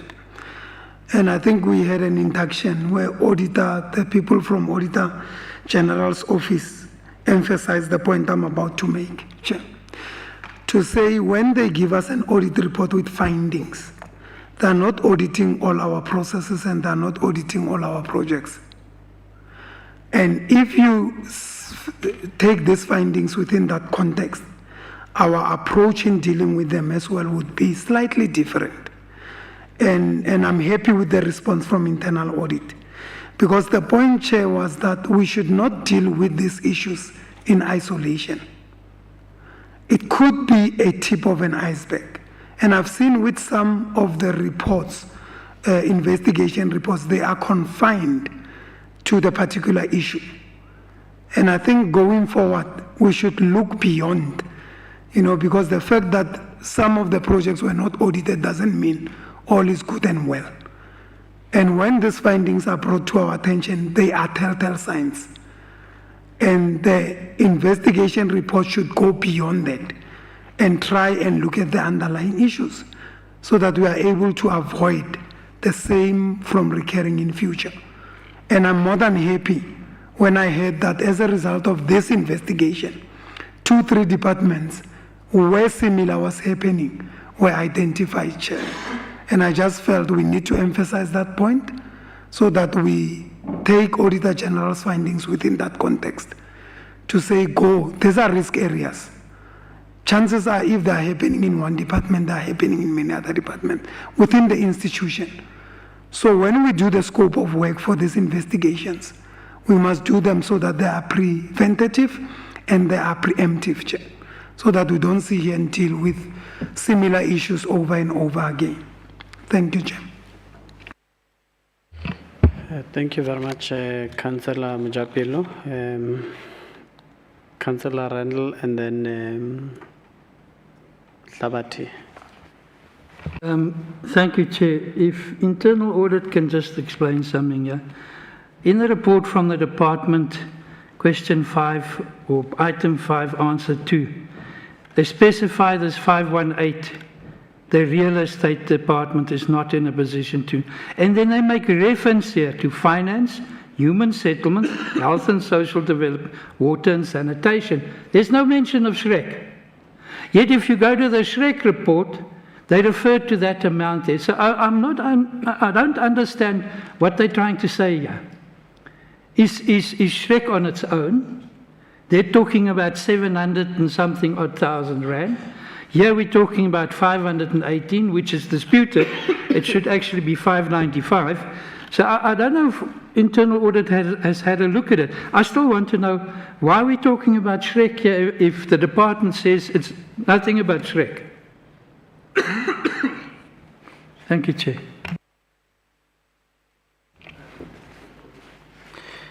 No, Mangbong Estado.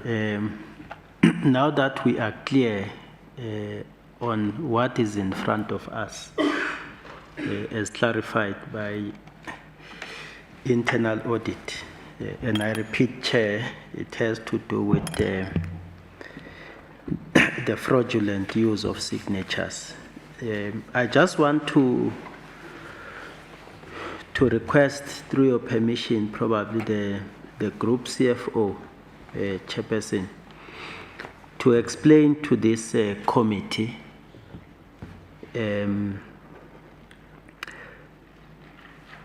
the payment process by finance. For the benefit of the committee, the documentation that must be submitted to finance, and what approvals, signatures does finance take into consideration in order to satisfy that a payment is valid. I am raising this input, Chair, for explanation purely because it is clear that companies were used to fraudulently steal municipal funds, and of course without rendering any services.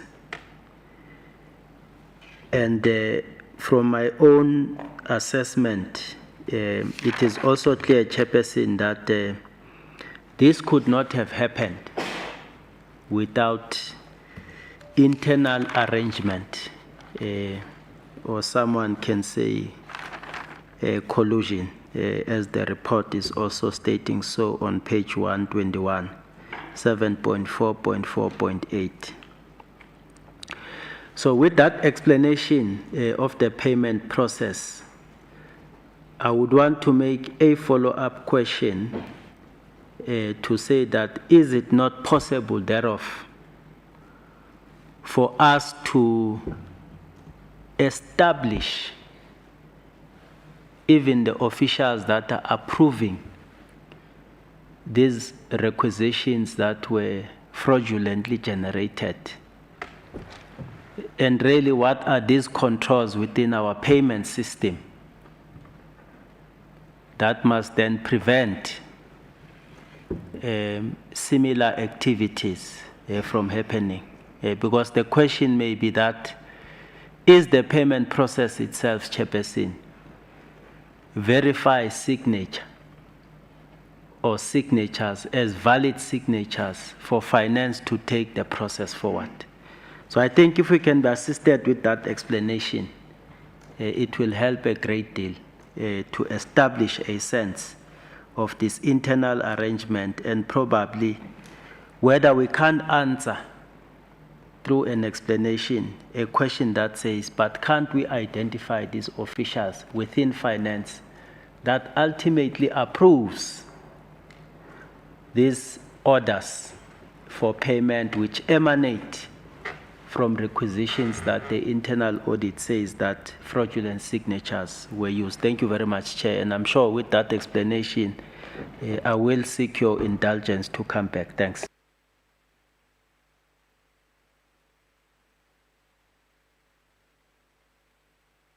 Thank you, Chair.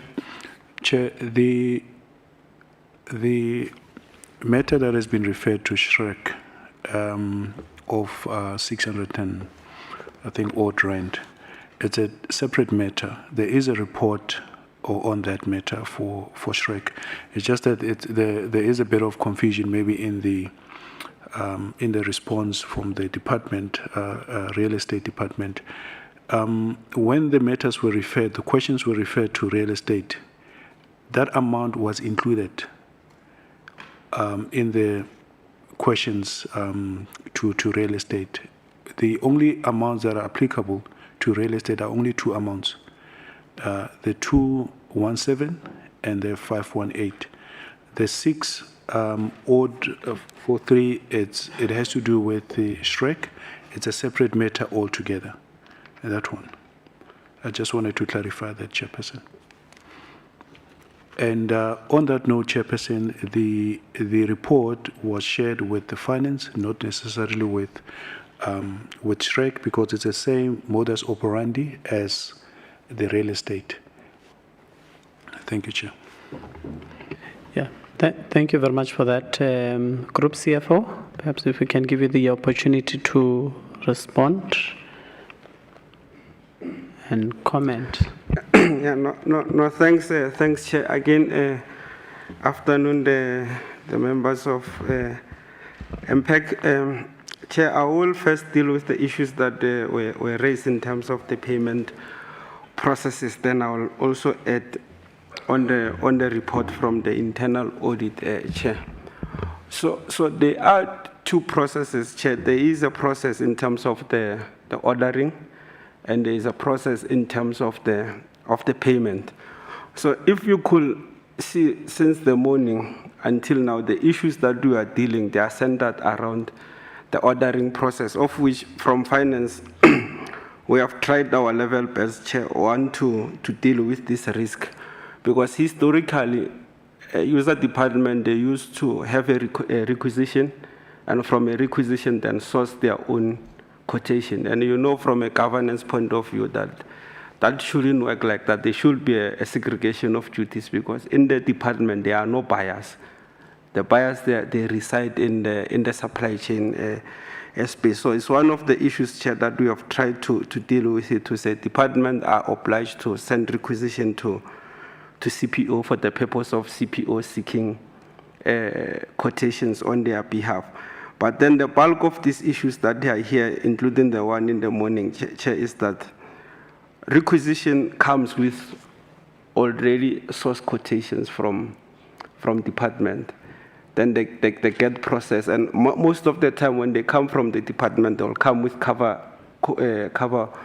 coding issues that it becomes very difficult here to pick those things. But what do we do from a payment point of view, Chair, is that any invoice must be accompanied by supporting document, meaning that if it's a tender, then there will be a tender document, there will be proof that services or goods have been delivered. So in the invoice, there is a stamp that the receiving department will have to certify that the goods were received, they were received in the right quality and all of those.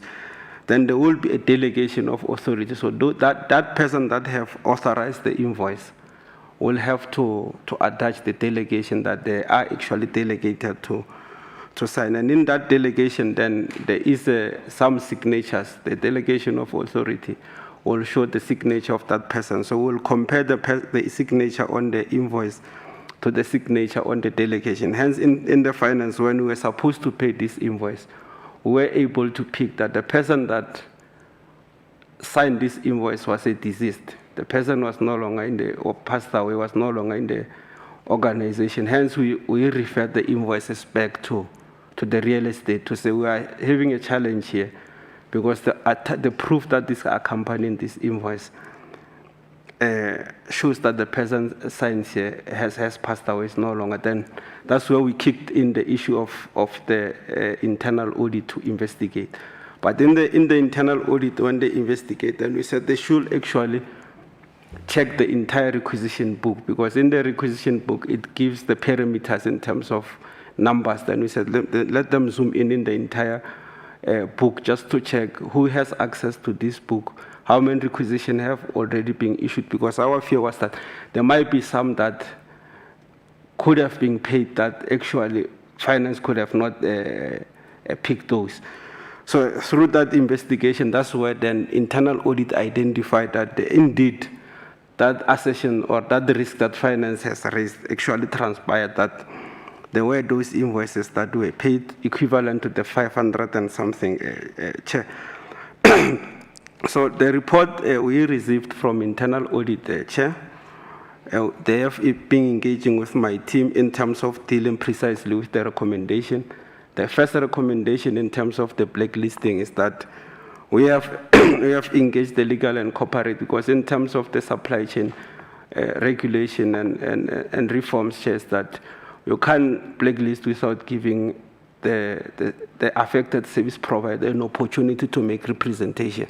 So upon receiving this, you should write letters to them so that they are aware, because those are the attachments that we must submit to National Treasury, because as a government, we don't have authority to blacklist any service provider. That is a discretion of the National Treasury. So what they want is that we have given, as you submitted those, is that there should be a BAC report that recommends for the blacklisting. But within that report, you must prove that you have given the bidders 14 days to make the representation. And the brief that I've received is that the supply chain, they are working with legal and corporate to deal with those issues, Chair, in terms of the issuing of the letters. Obviously, it will follow the suit in terms of opening the criminal case. Obviously, the criminal case will come after you have given them that 14 days.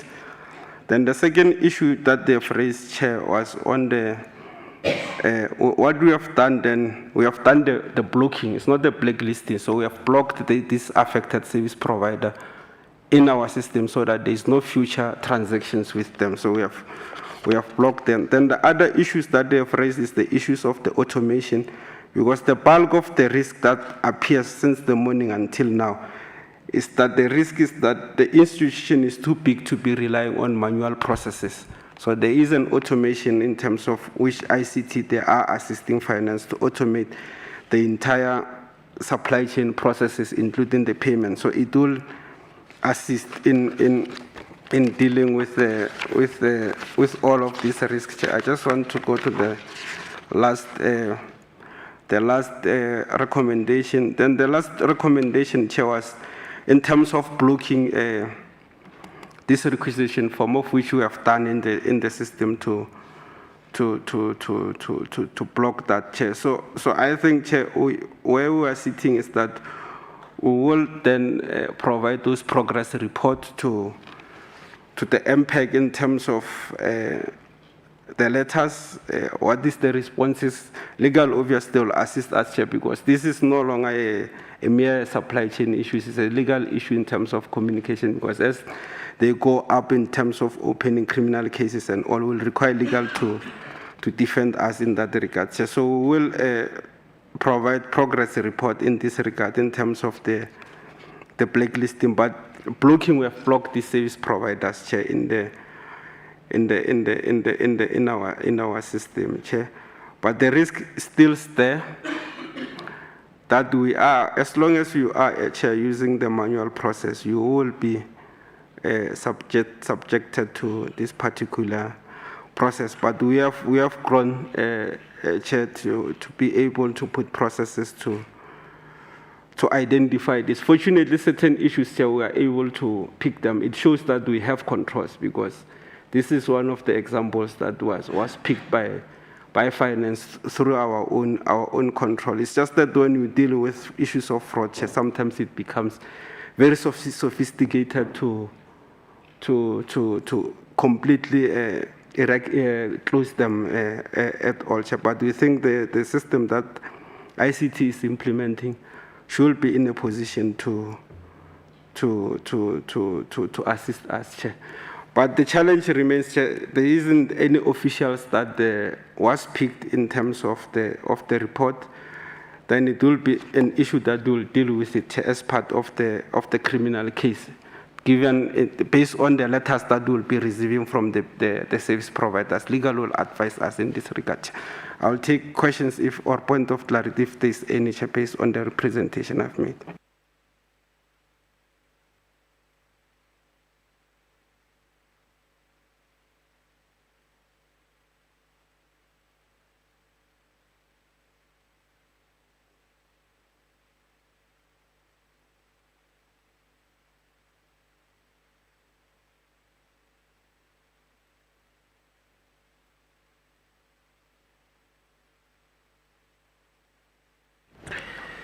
Yeah, no, thank you very much, Chair. I deliberately requested the Group CFO to explain the payment process. But CFO, I think what you may need to assist us with, because you do confirm that from the internal audit report, in fact, the report itself on page 94 on the item confirms the payment of 595,000, which is made up of different transactions. Now, Chairperson,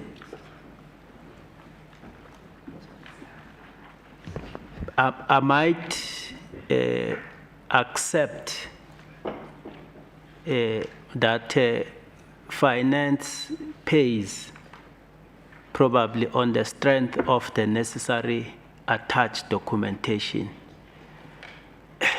without necessarily going through the verification on the requisition. Probably that I might accept as something that it can become difficult depending on the number of transactions that you receive, Group CFO. However, I think that purchase orders are generated at CPO.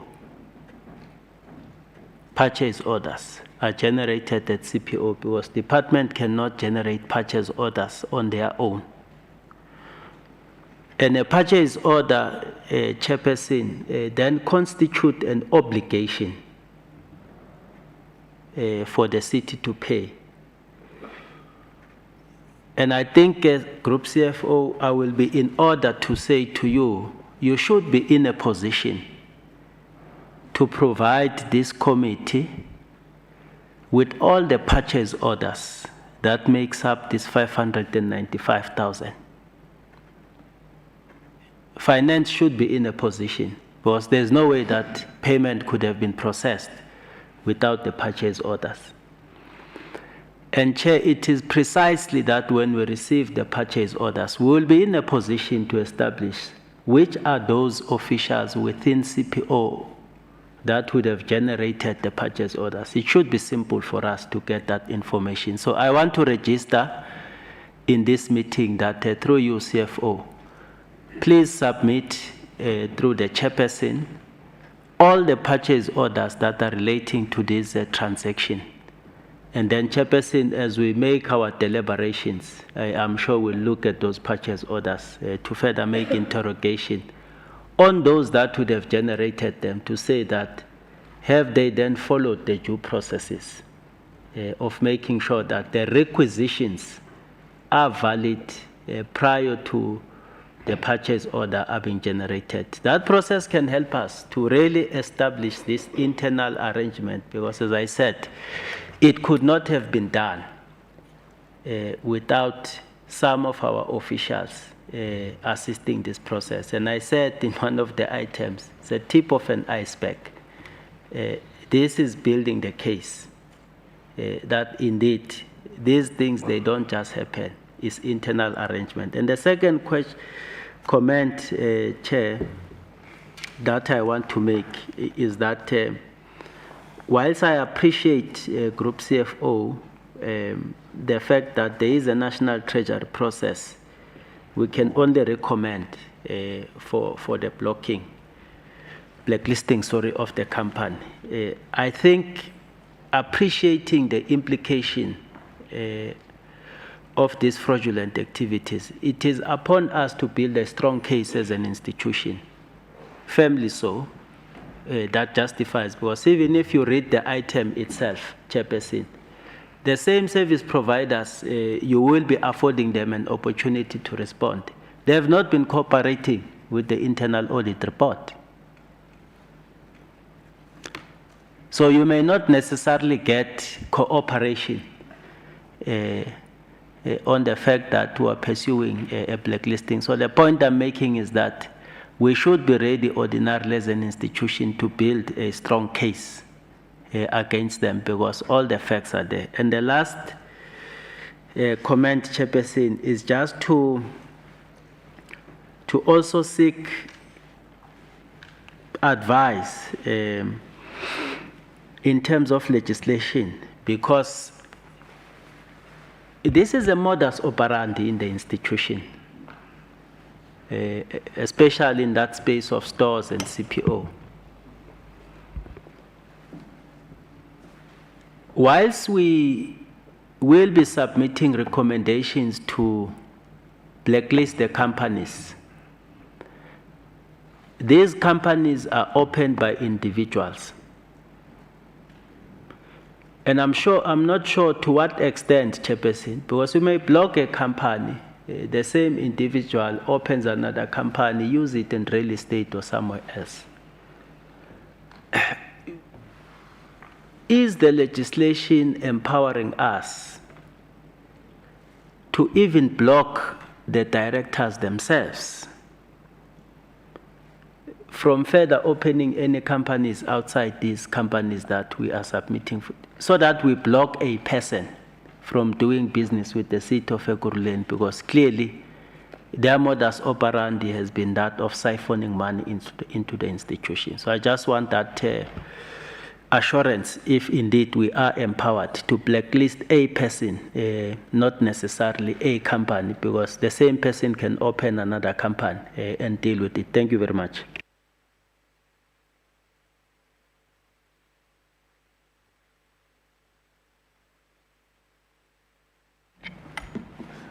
Thank you, Chairperson.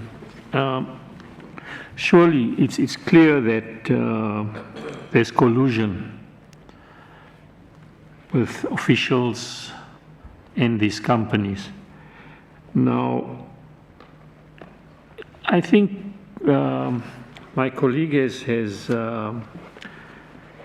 explained about the blacklisting of companies. And surely you are blacklisting those individuals who are directors of those companies. But it's not a foolproof system, because people can use nominees to open new companies and still deal with the institution.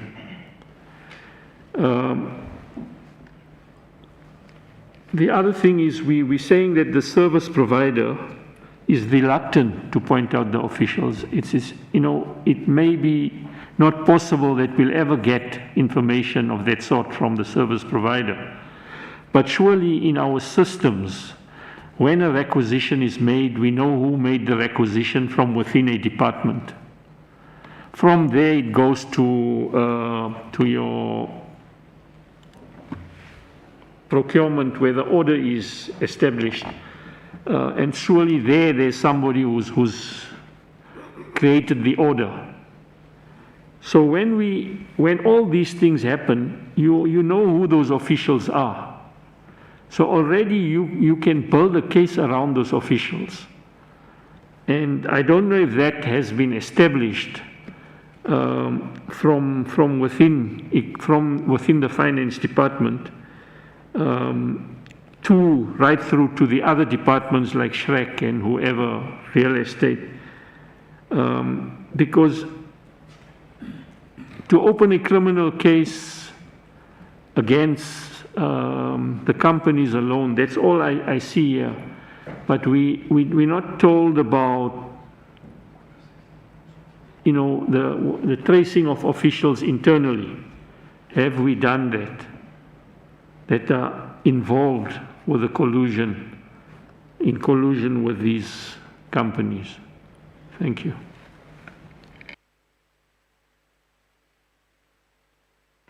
Yeah, thank you.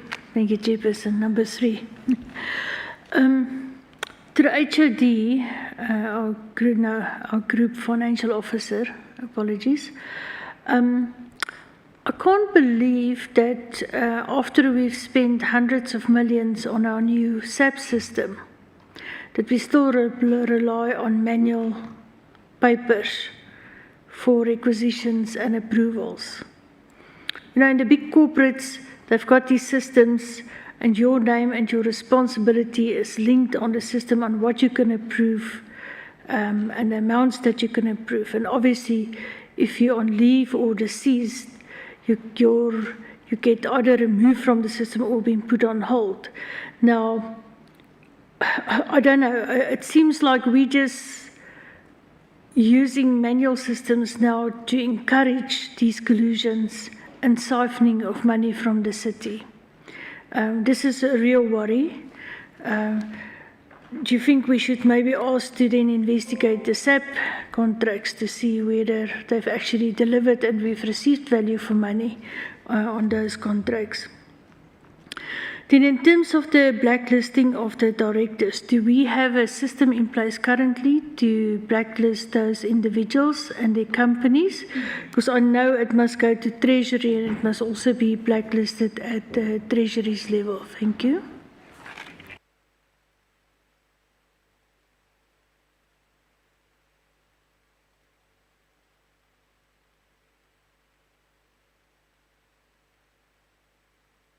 It's me, Chair.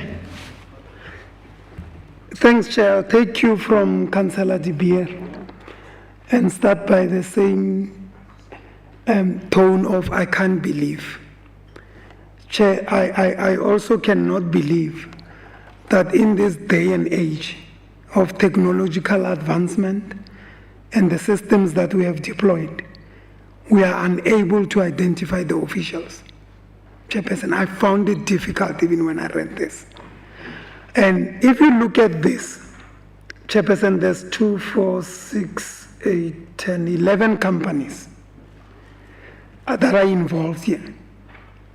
And for all these companies not to be willing to cooperate, that tells you a story. To an extent where a company would risk being blacklisted for 12,000 rands. That tells you this. What we're dealing with is bigger than what is before us, in my view, Chairperson. And Chair, to say we will report the matter to the police, you know, that's always an easy way out. We know the state of our police services in the country. You know, people would often tell you that go and open the case and it's like a black hole. You know what you're doing. We know the challenges that they are faced with. So we're not dealing with the issue. And I strongly believe, and I totally agree with what Alderman Dlabati has said, you know, in terms of digging deep and getting to the bottom of this. Surely some of these companies will be willing to speak, Chairperson. I can't think of any company in our system getting work from the city who would be willing to forego that because of 12,000 and be blacklisted. Unless it's not just 12,000, there's more to it, Chair. And we definitely need to look into this particular issue. Again, earlier on, we said these things are telltale signs. You see this, it may seem like a small number, but it's the tip of an iceberg. Thank you, Chair. No, thanks, Chair. Why I will not be surprised that we will not even start solving this huge cartel. Number one, this committee we've been speaking in riddles here. We don't want to mention these companies. We are in a public hearing. In this public hearing, people are just now wondering who are these companies that we don't want to mention. Councillor Mjapile is talking about a company that owes us, we need to go open a case for 12,500. Maybe we should start there and be serious and mention those names of those people and mention those names of those companies. Secondly, I understand it's group's CFO that you have taken a step on, say that we are now going to do the blocking. But I want to submit to the committee that that will not be enough. Maybe a circular should be issued to each and every HOD that should this company, because there's a tendency here in Gamaspala that the staff will say, I did not see that particular communication. I did not know whether there was a tender system or this blockage of these individuals. That that every HOD received the names of these directors. I'm going to mention them before I finish. Don't worry, the community will know, and companies of these directors to each and every HOD that it has to do replenish in their departments. Thirdly, I think to lobby you, Group CFO and the committee and the accounting officer, that I think we have been having HODs that are too much comfortable with these issues. The buck stops with these HODs, and the HODs 595,755 is too much. We have HODs that these things are happening in their department, but that we are not holding them accountable because we say we cannot find these purchase orders. We say that things were missing. But there's a person appointed by council there as an HOD that the banks must take the responsibility of anything that's happening in these companies. Maybe the accounting officer and the legal and her legal team will then be advising us what will then be the way of removing all those HODs there and put them on standby whilst we investigate each and every item in their departments. We're having people that are comfortable there. Is their homes. That is now this Maspala is now their home. They can't protect the taxpayers' money, HODs. And we want to walk and say that we are dealing with the cartel. We can't name the cartel because these companies, they don't want to mention who they are collaborating with in those departments. Yes, these companies, because these companies are fly by night. They are registered in paper. They are proper in paper. They will not confess anything. There's no law that legally obliges to them. And then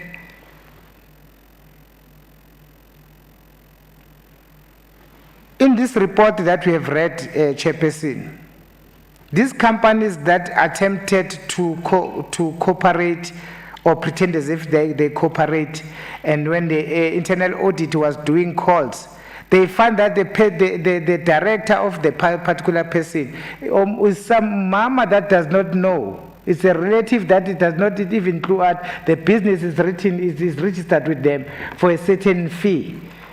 Where are we going with this in terms of managing of capping this particular cartel? I think, Chair,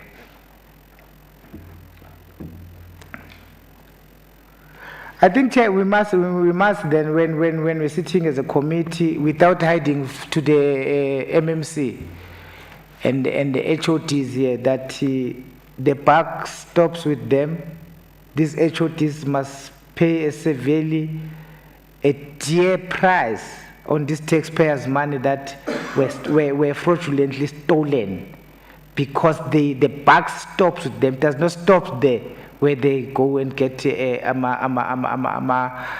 authorities to do the to do the investigations, to authorize the investigations. And then on page 94, there's a statement that says that we recommend that 595,755 fruitless expenditure be recovered from the following service providers, of which is Ms. Moila of Delight Enterprise, 26,000. Mr. Molefanyane of Didiro Trading, 84cc, 100,000. Mr. Mutsotets, I think legal, I'm still protected. Mr. Tsotets of DLT Industrial and Projects, PTY. These HOTs, they know these names. These companies have been doing, because if it's not only these transactions, we are not going to pick up. The investigation must be further be escalated. If where the companies of that Ms. Moila is a director, the Delight, how many transactions ever since this company was registered, has it done with Umaspala? And then we can trace that who's an official that is dealing with particular, because each and every company has an official. Mr. Mchal of Chiza Holding, Mr. Mutem of Light Enterprise, Mr. Mulifenyane Mampara, Mr. Mukola Matibeng, Mr. Mutema of Mutema Tradings, Mr. Rapete of Pizzo Rampite of Pizzoras Trading and Projects. This one of 12,000 that Councillor Mjapilo said. And the wife of Mr. Mulifenyan was the sister, Miss Mulifenyan of Sifir Trading. I've just made HOTs your work very simple because you are scared of mentioning these companies that have defrauded us and have stolen the book, requisition book, and do fraudulent signatures in this, that they must no longer be doing business with us. MMC, the buck stops with you. You must then redirect to your HOTs there. And then if they need to be rotated, you can then speak with the accounting officer, they'll be rotated. Legally will advise us because people cannot be comfortable in this man and 500,000. 95, I can't call these numbers huge. You disappear on saying that there's a signature. Who knows that that gentleman died, that they signed to? Because it's someone within this department. I think we must not egg walk these issues committee. We must name and call a spade, and then take the responsibility to where it belongs, to the HODs, because these things are happening under their nose. They just have to pretend these cases that they can open, they must then be also be charged and open a case for them, these HODs, that they must be investigated so that we can check of their knowledge, how they know with the criminals, with the commercial criminals. This department that is with commercials, not with this thing of charge office of opening a case. Thank you very much. Councillor Masuk, you did not have your hand up, no? There is Dolo, and then yourself, Councillor, last ones, and then we'll ask for response. Thank you, Chair. Chair, I believe this report is not complete, and we are dealing with a very, very serious elephant here. So the IA, they said that the report is still a draft. I've been perusing through this report. There's a lot of gaps here. There's requisitions that are not linked with the officials, and it's a lot of money. So, and we are addressing this matter in a very high level. So I suggest that we should have a detailed report so that we can get to the bottom of this. This is a very, very serious issue. And currently it's like we are going in circle. We don't have reports. We've got a long list here of requisitions. They are not linked to any official. So, Chair, I propose that we should have a detailed report from IA so that we can unpack this matter properly. Thank you.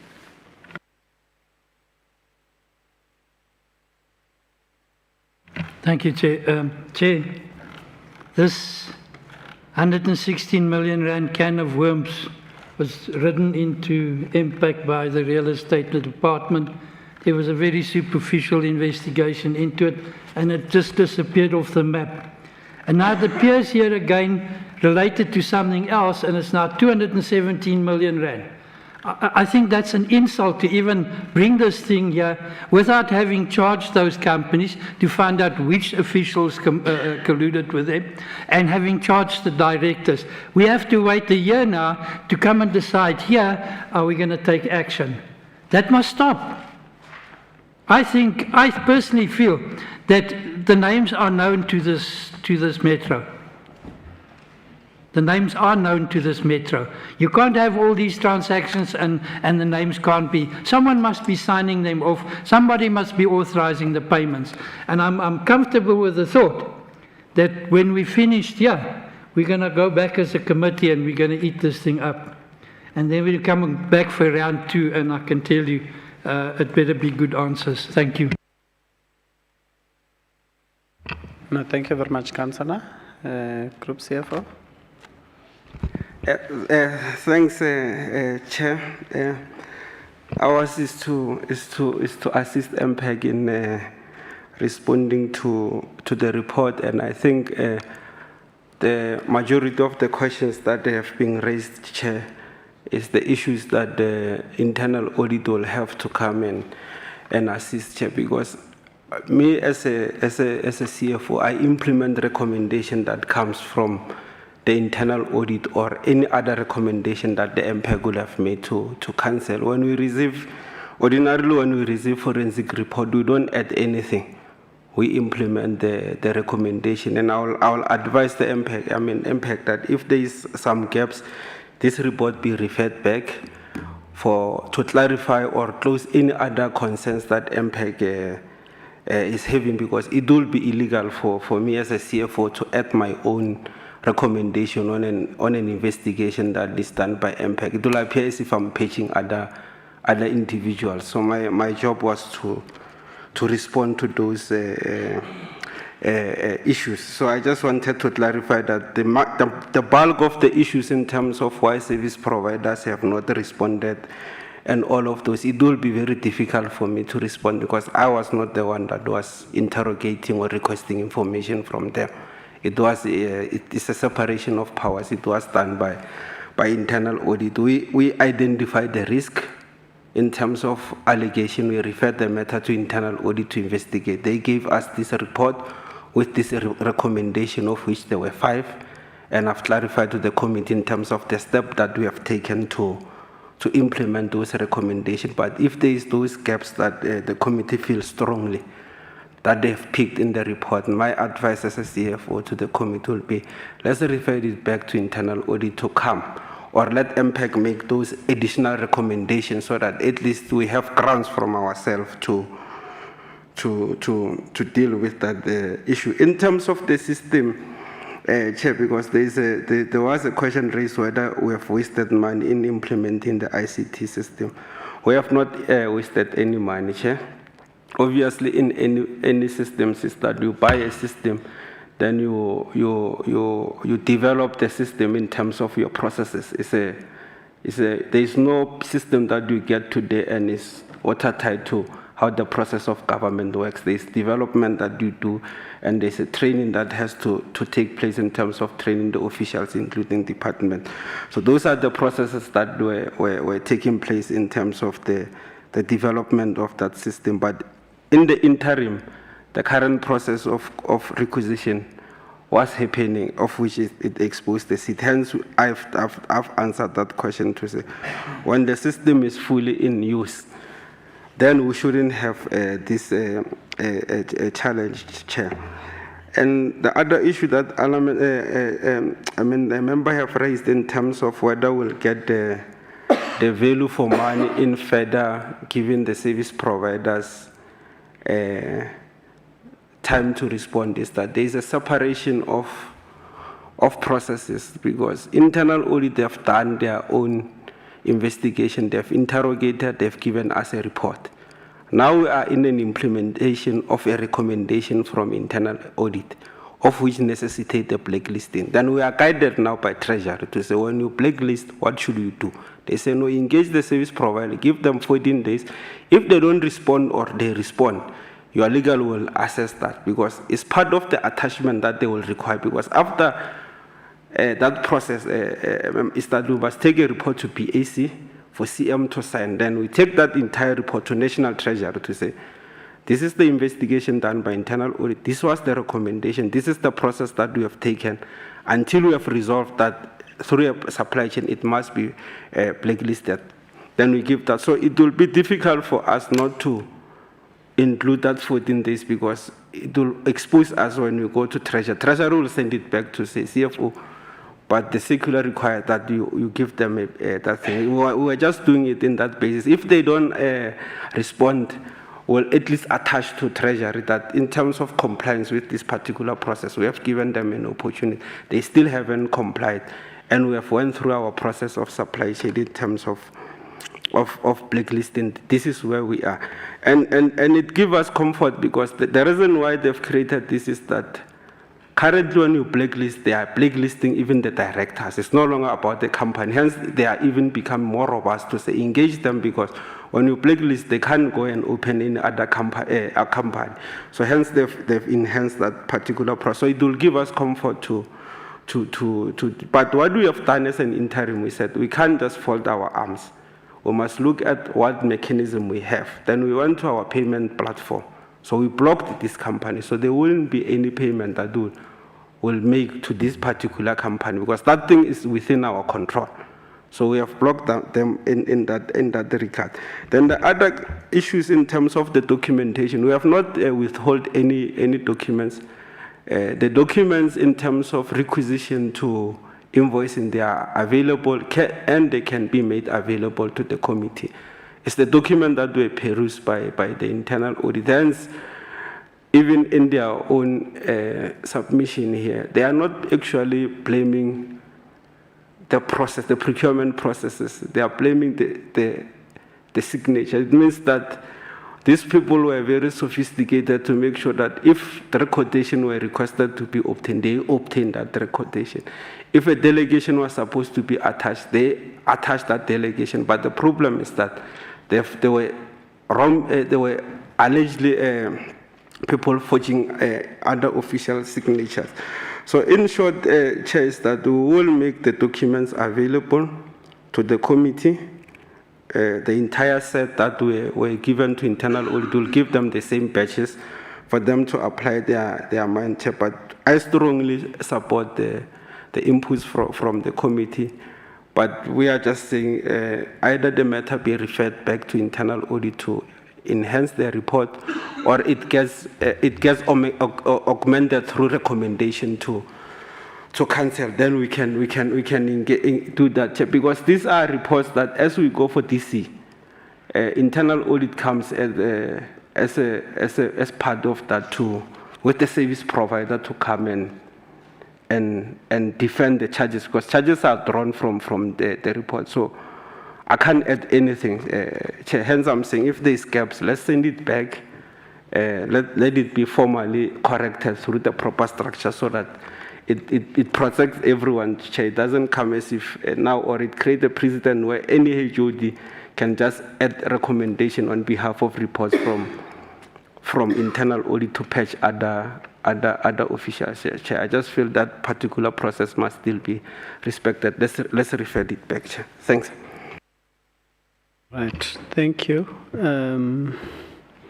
We've got the city manager, and then Councillor Alderman. You'll come. CM. Thank you, Chair. In English, they say dead man tells no tale.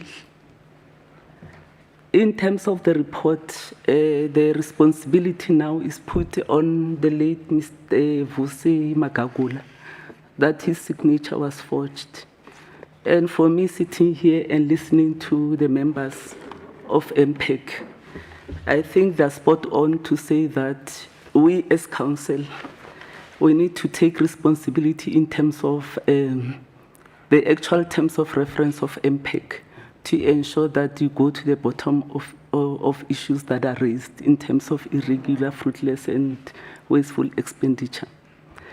The issue here is the report for me is very vague, and it points to confirm the doubts by the members that there is definitely collusion between officials and service providers. Hence, my plea is to actually request MPAC to refer the report back and request the internal audit to fast track their investigation between them and the company that was appointed to do this investigation, because for me it's very clumsy to just put the blame on somebody who is outside the system. Those requisition books, they must be made available, because reading the report, we are told that the requisition books were lost, some were damaged by flooding. There are a lot of stories around requisition books. And I agree with Councillor De Beer that we have implemented ERP system. Why are we still using requisition books? Because when we do payment, you need to do payment through a system. There is a supply chain system, there is a payment system within finance. We call it SOLA, which is actually recommended by National Treasury to avoid such fraudulent activities. So, Chair, the other issue that I wanted to raise, it's about the 217 million. That report is almost ready. We're going to make sure that we fast track the submission of this report to MPAC, so that MPAC is able to report to Council by end of March, because legislatively you are required in terms of the audited financial statement from AG that you need to interrogate, do public participation, interrogate department and report back to Council by end of March. So I want to assure the committee that by next week, the report should be submitted to MPAC to finalize your investigation processes. The other issue around these requisitions and so forth, I think the internal audit has indicated that there's another report from Human Settlement that will actually shed light in terms of these activities, fraudulent activities around requisitions and invoices that are paid without work being done to some of the service providers. I think from my side as the accounting officer, I'll request the committee to refer the report back, and from my side, I'll push the internal audit to conclude all the reports. Thank you, Chair. Thank you very much, CM. Alderman Labat. Yeah. It's a bit difficult now that the CM requests that the report be referred to be referred back, because honestly, Chair, I don't think that there's something fundamentally wrong with the report of internal audit. I don't think there's anything wrong with the report. In fact, the report lays a solid foundation of what we as a committee can conclude when we, of course, finalize the deliberations on the matter. So I would not necessarily persuade the committee to refer back the report, because we have not pointed anything significant that really warrants the report to be reviewed, except CFO for additional information for purposes of the committee, which can then be utilized. And I think we must appreciate that there's a scope within which the internal audit conduct its work. So I wanted to make that submission so that we don't also cast aspersion to a very important input into this committee. So I would still persuade the committee that let's use the report as a basis of our foundation. It is an input, Chair. We'll further deliberate on it and expand on recommendations, because MPAC, in my understanding, we are not only limited to what the internal audit recommend. Out of our deliberation, surely we can expand on other recommendations that are necessary, and unless really there are clear pointers that says because of this and that, we request the report to be referred. But personally, I have not established the basis that really justifies the reason for the report to be referred back. Thanks, Chair.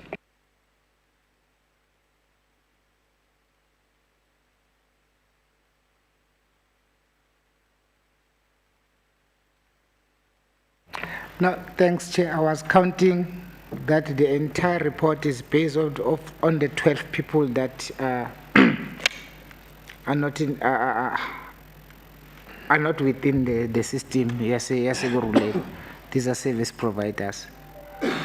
I am tempted with what Alderman Chongi Zizwe is saying when he said that we need to be maybe add the recommendations.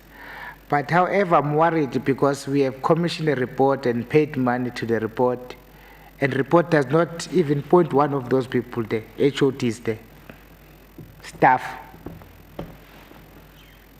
people within, because people that understand the system are not these contractors. These contractors are colluding with our own people. They are not dead, these people. Only one person that was made to the fraudulent signature has passed on. But till the report gives us an indication that this enterprise, this company called D, I'm just making an example. Obviously, it's banned now. D Light Enterprises and Serifi Trading. If the report, we can then commission an investigation, can give us all the transactions that they have done in the municipality, and which official was authorizing, and how many jobs they've got from all this, where they're getting these jobs. I don't know these places. Maybe we'll then be shedding a light, and then we can start zooming on an official of Ekurhuleni employed by us. On say, good, but we have been busy with this particular individual company that has been getting work. And also, if the report can then be expanded, where you talk about terms of reference, maybe if the terms of reference will then allow, because this raises the cartel, the collusion that is happening within the municipality, that we cannot even find one official in the 500 and something thousand that is done wrong, Chair. Maybe if can then be expanded that every company that has received from 0 to I don't know how much, those ones that are frequently getting jobs, every company can then be calculated. How many times has it received jobs here? Who are those people that are authorizing? Who is the TH? Who is the HOT there? I'm telling you that the report is going to give us a conclusion that the HOTs, they are aware of those things. They were just putting the back on the person that is a final person to pay, of which is the finance. These HOTs underneath, they are part of the cartel. Because I don't want to go to particular lifestyle audit on those things, because now we're dealing with a serious cartel. But where I'm standing, I'm convinced that people that we have hired via CVs here that are called HOTs, they know what is happening in their department. They must not act surprised here. And especially when a person has sits for more than 3 terms in this particular one as an HOT in one department, it's raised some eyebrows, it's create problems when it does not know, is not aware of anything. I just feel pity for an MMC. And I just hope the MMC is not been drawn into this particular web of cartels there, because it has a tendency to draw people. It must keep. Thank you very much.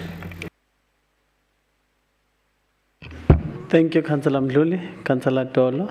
Thank you, Chair. I do agree with the CM saying this report is vague, and I'm quite happy that the report of 217 million is ready. So I'm looking forward for that report, so we can get to the bottom of things. We can't leave the stones unturned. We cannot conclude on this report. There's nothing that we can conclude here. We need to get to the bottom of this. We want that report of 217 million. I believe we can have it even this week. Am I right, Sir? Yes, we'll have it this week. As MPAC, we will definitely indulge on that report. I feel sorry for you, MMC. You've got a lot of things to do here. I think in the next round, in the next sitting, I think you will give us the entire picture of what happened in that department and also a way forward. So we don't want to see what we have seen today. I believe the next round is coming, and I believe you will give us the details of this report. I do propose that, Chair, this report needs to go back. We will look into the 217 million report that is coming this week. Then we will sit and discuss it. Thank you very much. CM? Yeah, thank you, Chair. Why I'm saying the report should be referred back, one, is for us to, the internal audit, to actually close the gaps in terms of the responsible officials. Whoever was investigating that, they should actually close that gap. And secondly, I want to protect councillors. If we are going to deliberate and take a decision, say recommend somebody who was not part of the investigation report, you as MPAC, you as if that particular individual takes you on, you are supposed to report in court and defend your recommendation to council, because the investigators will say, we never recommended that Imogen Mashazi be disciplined or be charged. That's why you need to deliberate on a conclusive report. There was an instance during the previous term of office where the chair of MPAC, with her committee, they were supposed to actually appear in court because one official was actually mentioned, was not part of the investigation report to MPAC. After deliberation by MPAC, MPAC made recommendation that that particular official be disciplined. And there was no basis, to be honest, for that person to be disciplined because he was not part of the investigation report. So after the deliberation in council, there was that resolution, and this individual went to court to open a case. Fortunately, he withdrew the case because he left the city. But I'm trying to actually protect you as a committee that please deliberate on a report that is conclusive, that do not have gaps. Thank you. Thank you.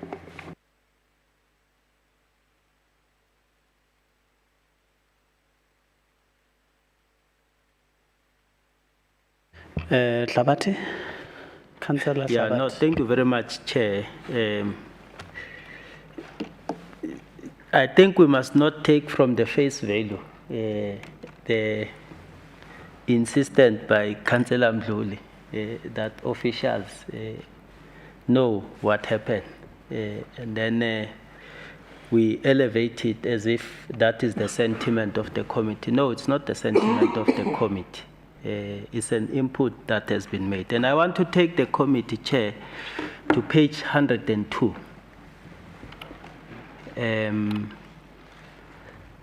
That is section 2 on the background. And that is why I said there's fundamentally nothing wrong about the audit report, the investigation report by internal audit. Because if you look at 2.1.3, Chair, it says, based on the discrepancy noted, the Real Estate Department requested that we investigate all requisitions and quotations processed using the requisition book. So that is the scope of internal audit. It has nothing to do with the 217 million. The 217 million is what the response by MMC triggered it. But if you are to look at the scope of internal audit and whether their report is in line with the scope that was agreed upon, having been engaged by the HOD, is correct. So the report is complete in terms of the scope that was given to internal audit. That's why I'm referring you to that particular page. So let's not attempt to bring in the 217 million, which is not part of what the internal audit report was supposed to do. If Chairperson, the scope directed the internal audit to deal with that particular amount of 217, I will agree with the city manager to say that let's send it back because the report might not have been complete in terms of the scope, but the report is clear on 2.1.3. Now, we have not deliberated as a committee to finalize the report. This was more of a probing session, Chairperson. We are still going to deliberate, and I'm sure the committee will take smart recommendations that are informed by fact at the end of the day. And I think amongst ourselves, Councillor Mdluli, we will not allow a situation where we just recommend the disciplinary of HODs or other officials whom the report does not make any reference by any implication. So I don't want us to be tempted to enter into that space. So I'm saying on the basis of what the scope of internal audit was on the report, I still maintain, Chair, that there are no fundamental reasons why we must send back this report to internal audit. What is it exactly that the internal audit has not done in light of what the HOD requested the internal audit to do? Because here we are dealing with the requisitions that were lost and the requisition numbers thereof, which generated this fraudulent requisition. Thanks, Chair.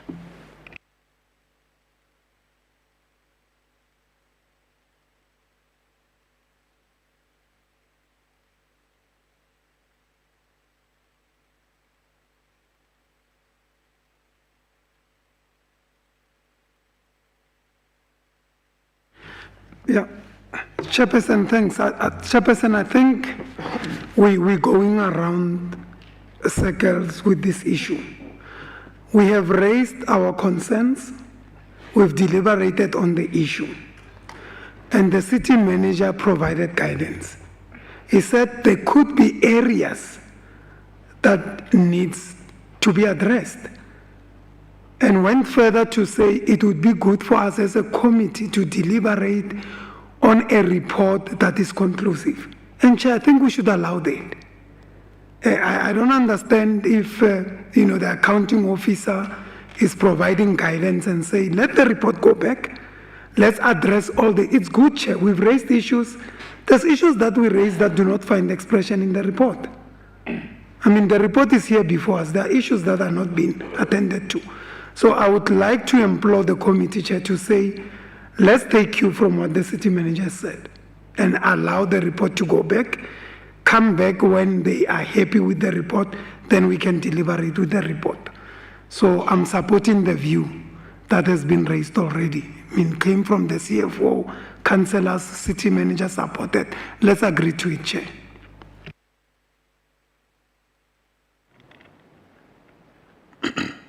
Thank you, Chair. Yeah, I think the purpose of this sitting is to ask questions to the departments that are here. And I think we find ourselves, as the committee, discussing the report. I think we should just pack it and go with the recommendation of the CM. We don't want to end up talking among ourselves and discussing this report. I think this can be discussed in the MPAC meeting, not among ourselves and in front of officials here. Thank you, Chair. No, Chair, I think after me, you will then take a decision or not. No, but he was trying to break an ice, man. It's becoming tense here.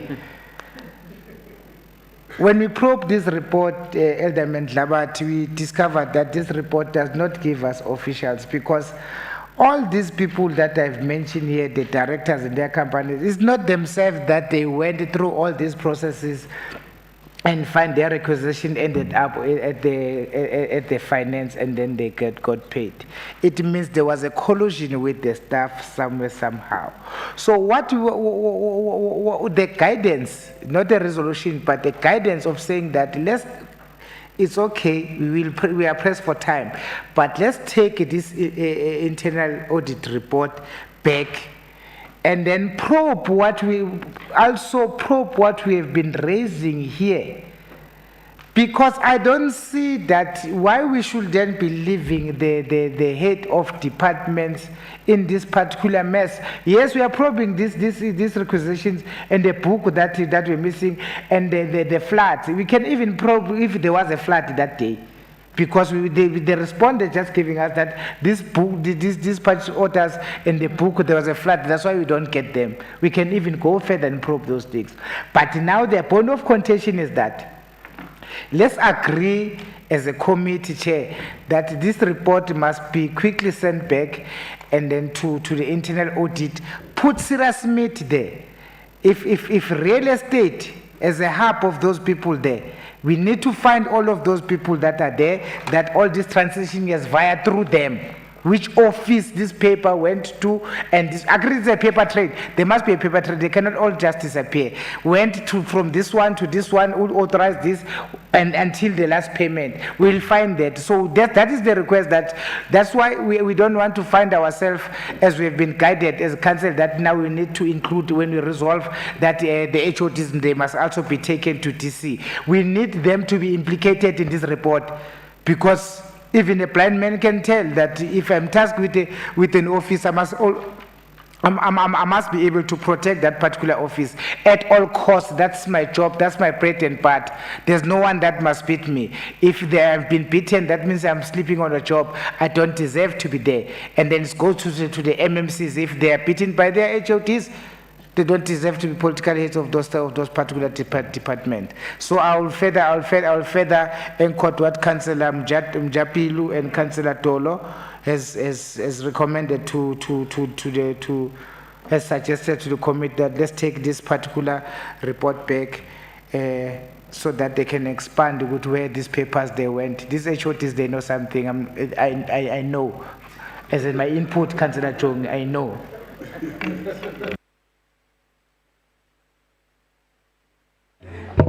Thank you, Chair. I don't want to cast aspersions on anyone, but all I'm saying is just give us a chance, a week. We'll tighten up the report, and through you, Chair, Alderman Zabati, this report and the 217 million are totally different, but these are the reports that MPAC must deliberate on and report to Council by end of March. Thank you.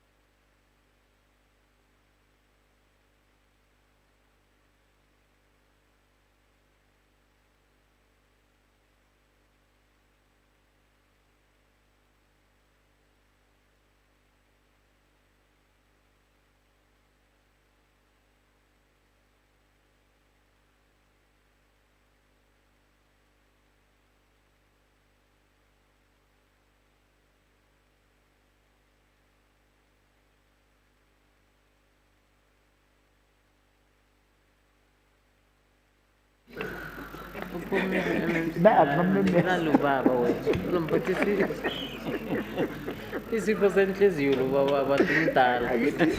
Ayitufike vele sijanga umkhakha la. Anamabhosi wakho surround staff here. There's a cost implication. Once you say, take it back, you must realize what are the specific members it's called expansion of scope. Then they will know the committee wants it. Chairperson, can you give you time to go to caucus because Take 5 minutes break. things are just gone silent now. Okay. Kunekhokazi kukomiti, akunamakhokhazi. But I heard you were taking 5 minutes. Akunamakhokhazi. I think somewhere along the line there we need to take responsibility that they be more capacitated, get more funding, more resources. Because we really had 5 minutes. We'll be back at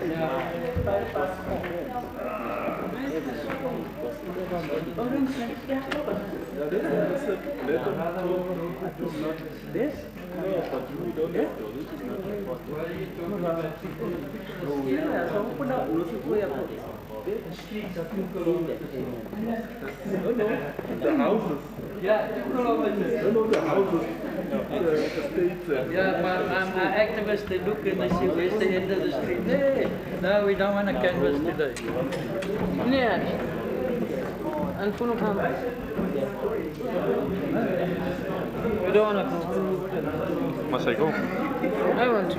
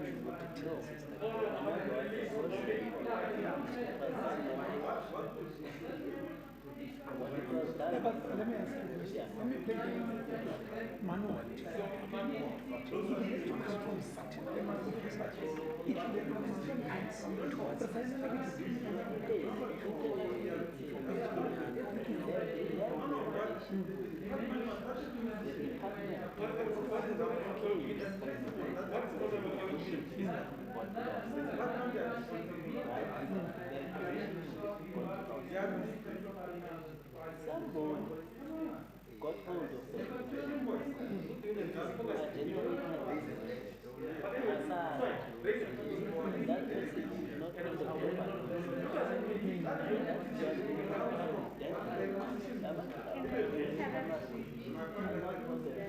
Why are you not addressing those issues? And for this opportunity, you make a better scope and limited scope. You don't want to let it go. No, not all the this is investigation and investigation. Now, what are limitations? What was the scope? But where's the scope?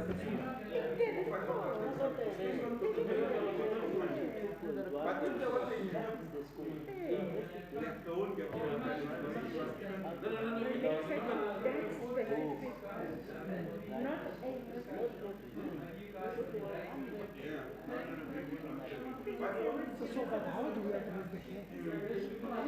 Which gap? The gap more information.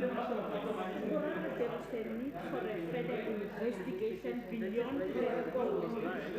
Beyond the scope. Everybody wanna identify as an interaction and say, you cannot somebody validate this. Because I don't agree with finance as an important any report that comes, you need to internalize it, especially as a developer. They know better their process. So if you put the internal audit in the short time, I accept. If you are saying it was done within the scope, then it comes to the user and they realize, oh, yes, they address the scope, but there are things that are in terms of process. Then they call for additional at that point. And I'm saying, which area of the school was not? There's nothing. This guy was as per the school. As per the school. And this whole process, this whole process, was requisition was done. As I'm asking the committee that when you deliver it, you will be able to say, oh, this came in. Oh, this is the person who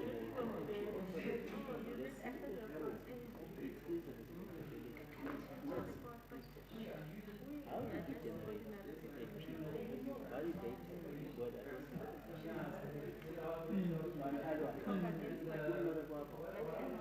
And there will have to be the relationship between the person generating and the person who generates the position.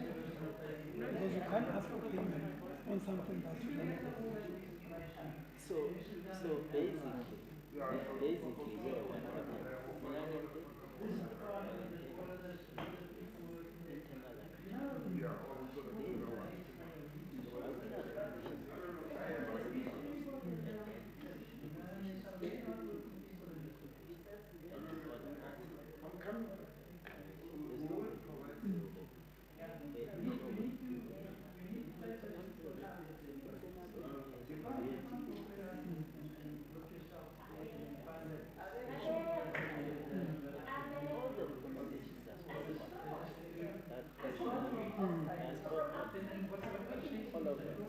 So it's further work.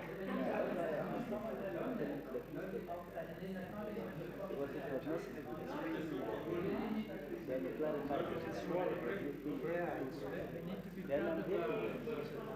Yes,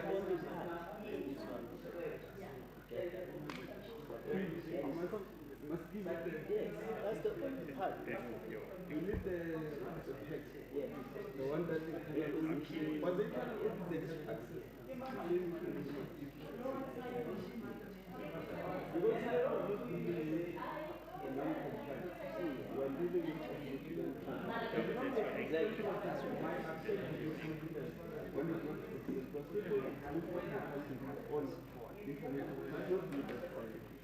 Because the issue here is the people that take this is not done.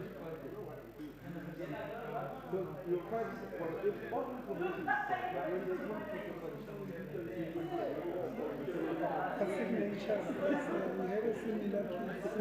You remember signature, and there was a signature specialist who confirmed that it was a signature.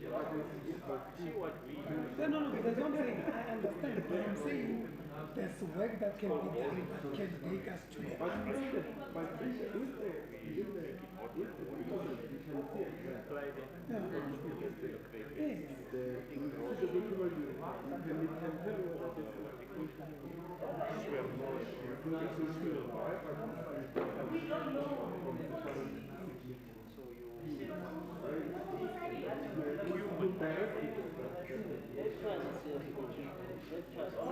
That way you can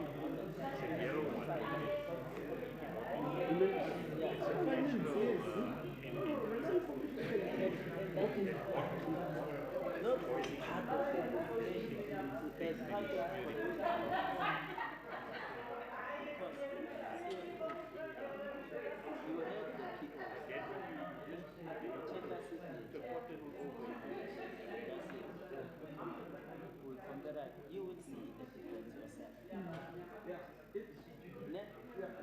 And if it's forgery, then you clearly it's forgery. But if the signature is for business, I must then explain my signature.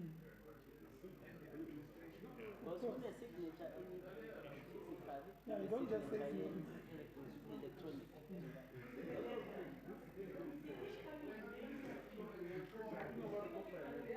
We are fortunate that person that was